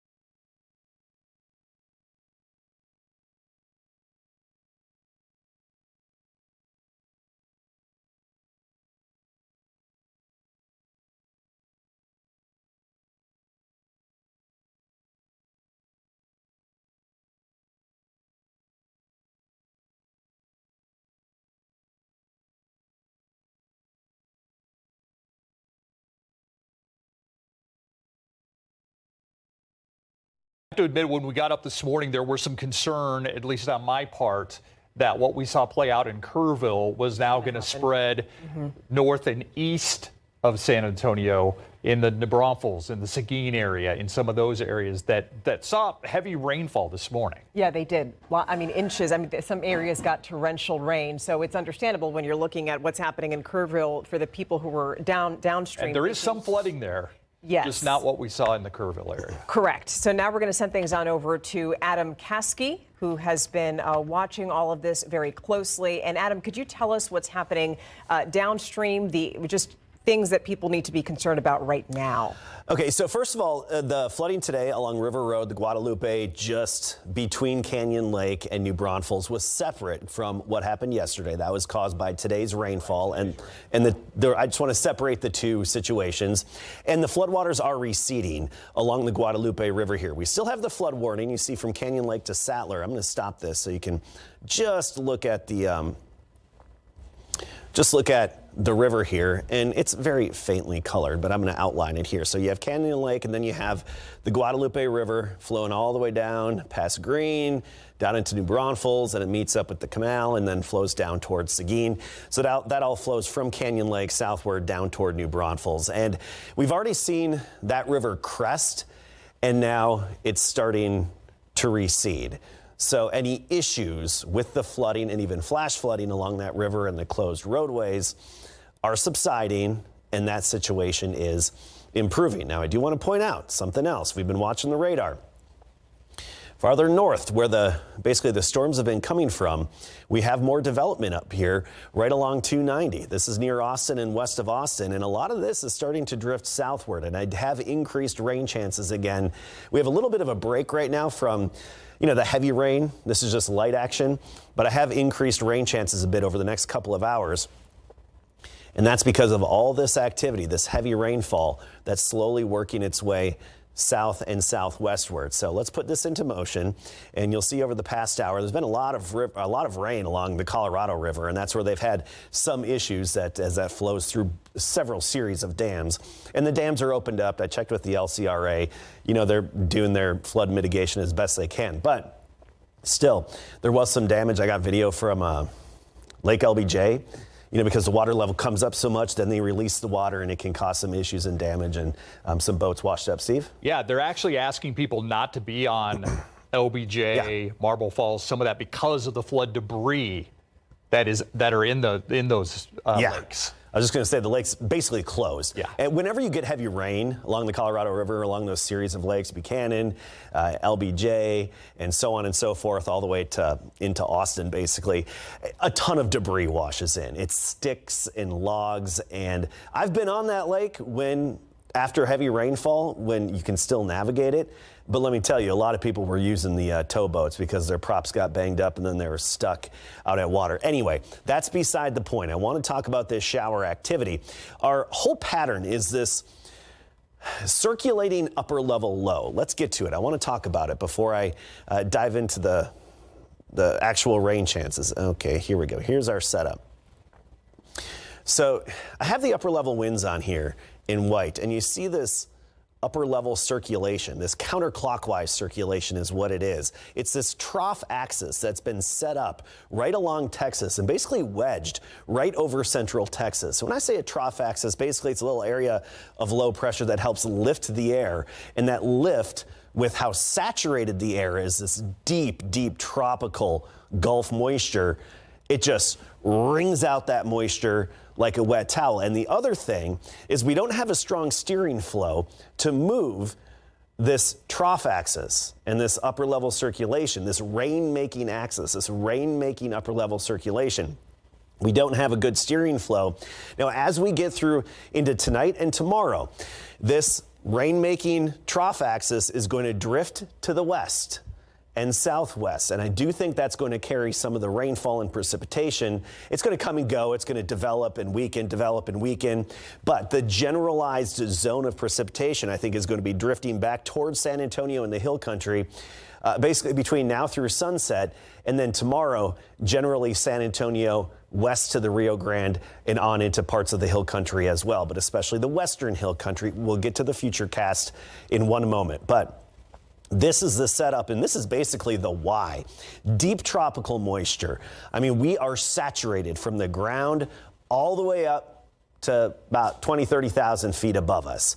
So that moisture's there. Then we need the lift, and we got the lift from this rain-making upper-level swirl, and that lift has then lifted everything enough to make the rain and then squeeze it all out, in turn, the high accumulation. So that's the setup that we have. Here's our futurecast, and I think this is a pretty good representation. We'll be watching some of those heavy downpours as they could move down our way, and then some scattered action, 40 to 60% coverage from the hill country to San Antonio to Seguin.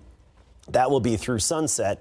And then after sunset, another quiet night, quiet start to the day tomorrow. But as that upper level rain-making circulation starts to drift westward from where it is right now in central Texas, that should focus more showers and downpours from basically the Edwards Plateau here, and you get up to Brady, Brownwood, that area, Brady, Brownwood, and then southward to Junction, Rock Springs, and possibly even western Kerr County could get in on some of that rain-making energy. Now, as I've been saying for the past few days, don't focus on exact placement and location here of these showers and storms. They could be, 40 miles one way, 40 miles another, and here and there.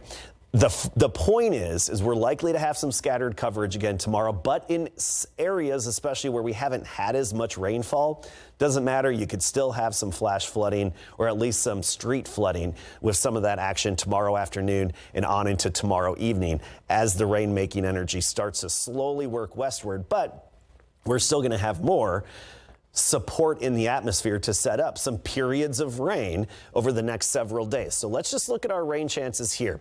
This is over the next several hours. I boosted it up to 60% because we're watching that energy moving in from Austin, right? So some decent coverage, even just the light action out there right now that we still have ongoing, but some 60% coverage until sunset. Then we drop down 9 p.m., 40%. Overnight tonight, 20% chance, and that's mainly a brief light shower or two. We get into tomorrow and the next several days, and we see those rain chances fluctuate quite a bit. So tomorrow, Sunday at 40%, Monday 30%, then late Tuesday, I see a separate upper level circulation, rain-making circulation come in from the Gulf. And so I boosted our chances up to about 50, 60%. 50% doesn't mean a coin flip, okay? It means I'm confident in rain. It's just the amount of coverage of south central Texas. I'm anticipating about half. And as of now, this would favor locations generally along and south of Highway 90, but there's still a lot of time between now and then as that slow-moving upper-level support moves in. Want to get back to radar really quickly. Here we are, and we've had some heavy rain along the Guadalupe between Canyon Lake and New Braunfels. That is receding. Now some light rain around Canyon Lake. And we've been having a big stream flow, a discharge from the Guadalupe River into what is fairly empty Canyon Lake. So it's been able to catch a lot of that rain. And our meteorologist, Justin Horn, has been working all day, and he's been out in various areas, River Road along the Guadalupe.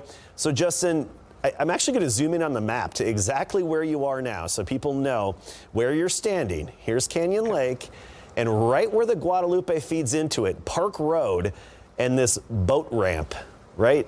Boat ramp road, basically, right here. So tell us what you're seeing and, how things have changed, what you're noticing out there.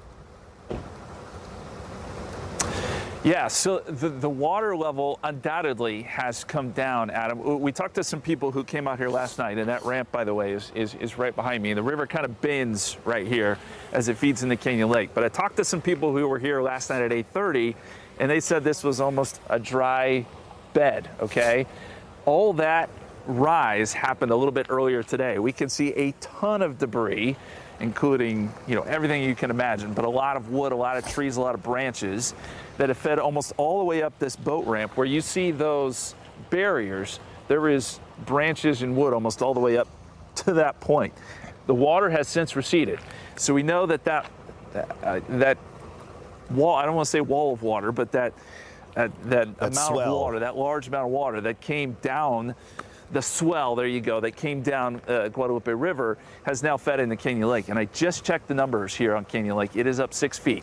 Not a huge amount, but that's substantial considering, where we've been. And as I was saying earlier, that really is, in a weird way, a miraculous thing, because had Canyon Lake been full and all that water had come into it, they would have had to release water out of the dam, and that could have created flooding downstream, New Braunfels and Seguin, where they had flooding today. So really, in a way, that was a good thing that Canyon Lake could hold this water that came down the Guadalupe River, Adam. Yeah, this is one of those situations where, you know, Justin, it's actually good that Canyon Lake was pretty empty, because then this swell of water was basically nothing for it. Now, tell us more about your time along the Guadalupe River. So you were out there when the flash flood emergency was issued earlier. Now, it's a different situation now, and I'm going to outline the river here, basically between Canyon Lake, Green, and New Braunfels. And I want to just remind our viewers, there's the dam. I'm marking the dam right here, and that's where the water holds up and then can be released downstream. So tell us what that was like. Now, obviously, it wasn't the flooding from the Guadalupe between Canyon Lake and New Braunfels had nothing to do with the dam and water being released. It was the heavy rainfall. But what did you see? What about the roadways, the crossings, any structures compromised? No, we didn't see any structures compromised. And we started the day in Seguin. Now, there was flash flooding there. Then we made our way to Sattler, which, you know, the Whitewater Amphitheater is there. There's a lot of tubing outfits. And they had evacuated homes right along the river. We talked to some vacationers there.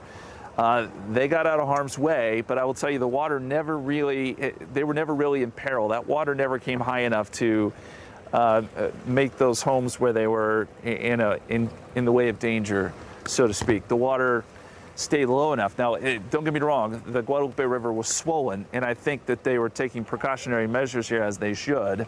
And then that water went downstream towards Green, where we saw it top the road there, picked up all sorts of debris, and flooding did reach a major flood stage there for a short moment there around Green, and I know that all fed down towards New Braunfels. So that's what we saw earlier. And then we decided to come to the other side of Canyon Lake, which is where we are now, to track where that original swell of water that started in Kerrville yesterday, see where it has been. And it's now in Canyon Lake.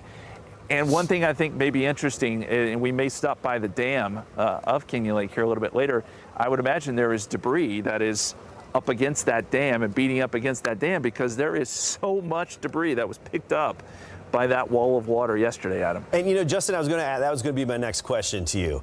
What's the visual like on the debris? Because this is the last stop of the Guadalupe from the headwaters in Kerr County, where this all started.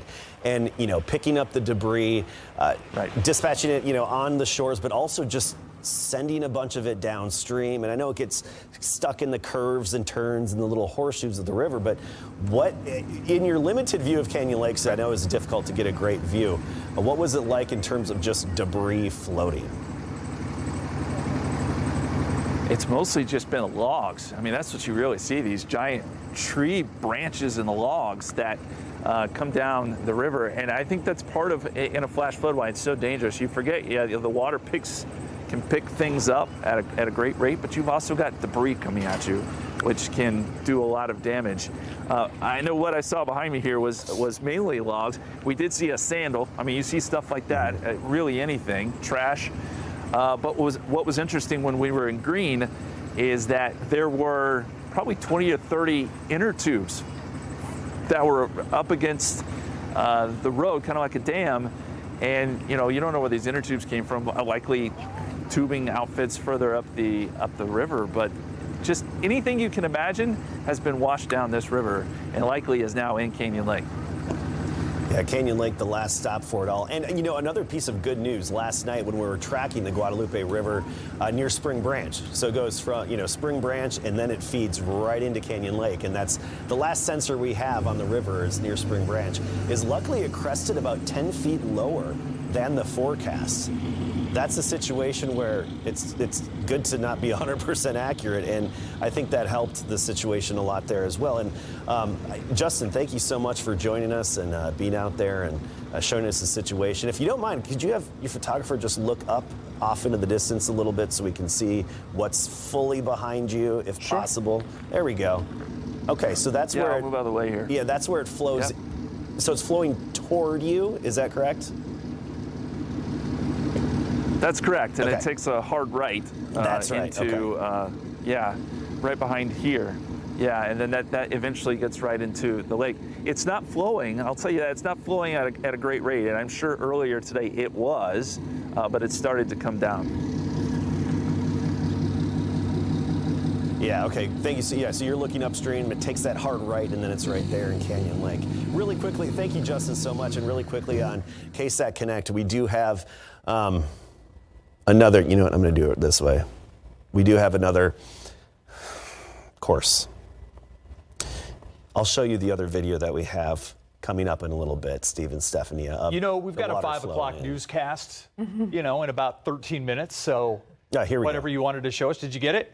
I got it. Okay, let's go back to Adam. I got you. So this is at Cranes Mill Park there, right as the Guadalupe flows into Canyon Lake. It just shows the quantity of water, something we haven't seen in a long time. And like I've been saying, this is flowing into the catcher's mitt, right? It was this swell of water, and Canyon Lake is the big mitt that just took it. And then also, because Canyon Lake's not full, it really helped save some communities after the dam before New Braunfels. Well, this is really Canyon Lake's purpose. It is, yeah. It's to catch. It catches and then slowly releases. What's downstream. What I was worried about today is all the rain between the Canyon Lake Dam and New Braunfels and Seguin and things that we saw, you know, in the 1990s where that flooding happened. And so I was happy that we didn't have that today. After what happened yesterday, I was like, that's all we need. And I will say that's, you know, we always go back to, you know, history and memory. Yep. But in '98, the lake was already pretty much full. Right. And so that was part of the problems. Yeah, and it was already full, and so it was, you know, going over. Whereas here, Canyon Lake could have absorbed that kind of a blow, even with that heavy of rain around it. Yep. All right, Adam. Well, thank you so much for that. We're going to take a quick break. We're going to regroup. We'll be right back after this.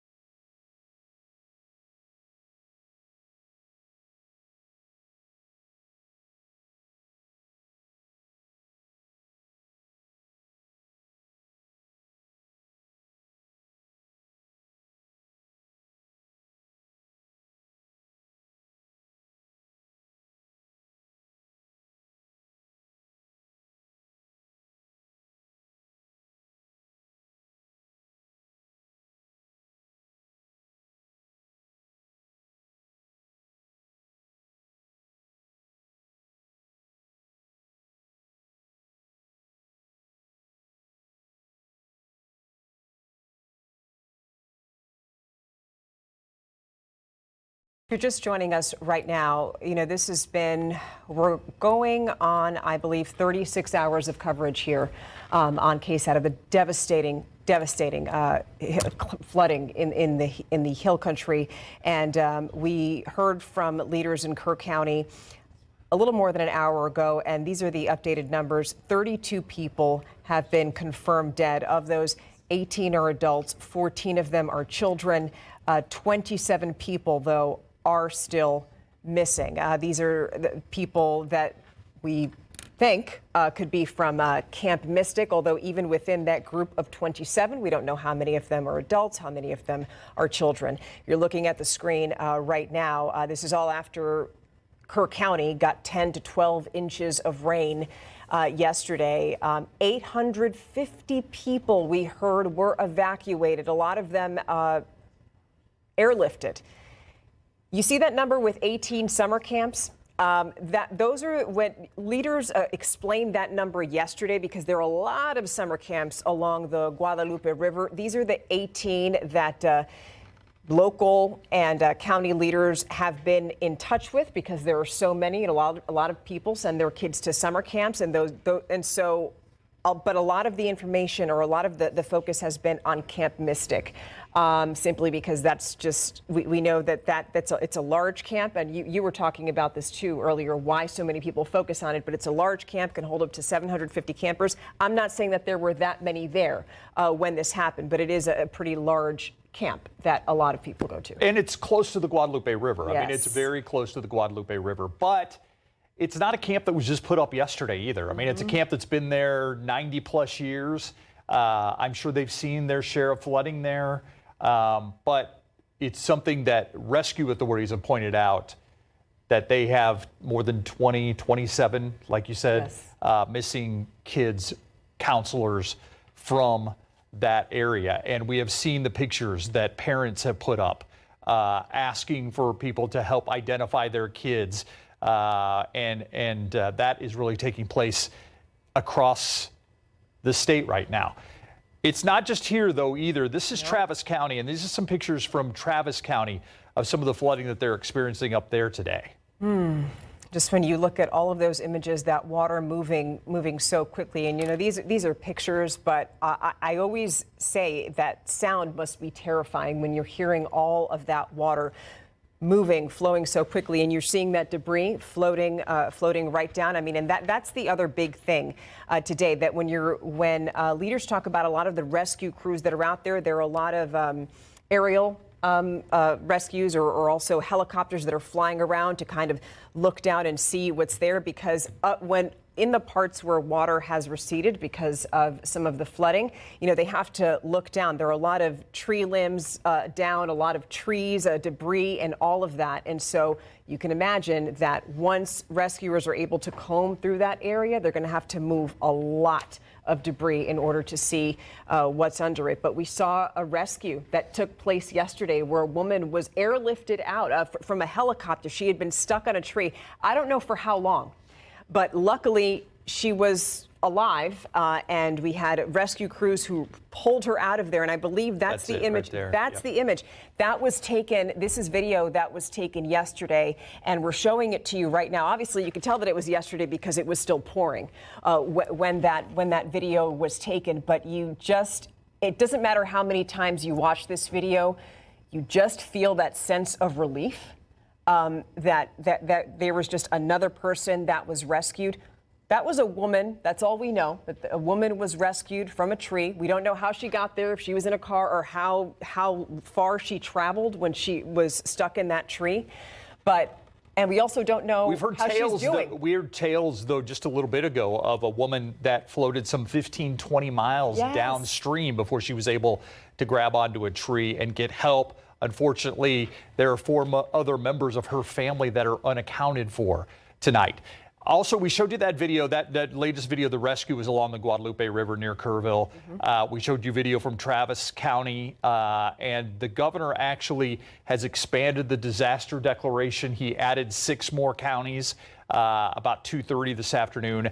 Bexar County is one of them. Yes. Burnett, Caldwell, Guadalupe, Travis, and Williamson.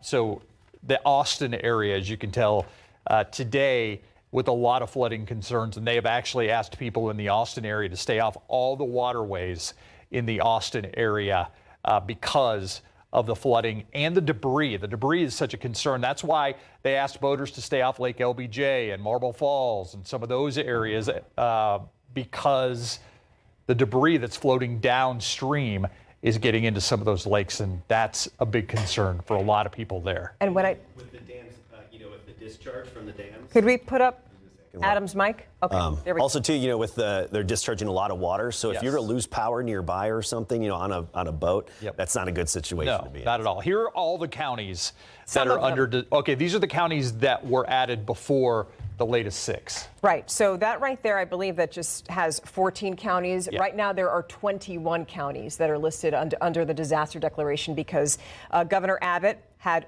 at the end of yesterday, there were 15 counties on that list, and today he added 6 that we mentioned. He added the 6 that you mentioned, and that would bring the total number of counties to 21 counties. Right. Here are the 6 that were added today by the governor. And previously, Comal County was added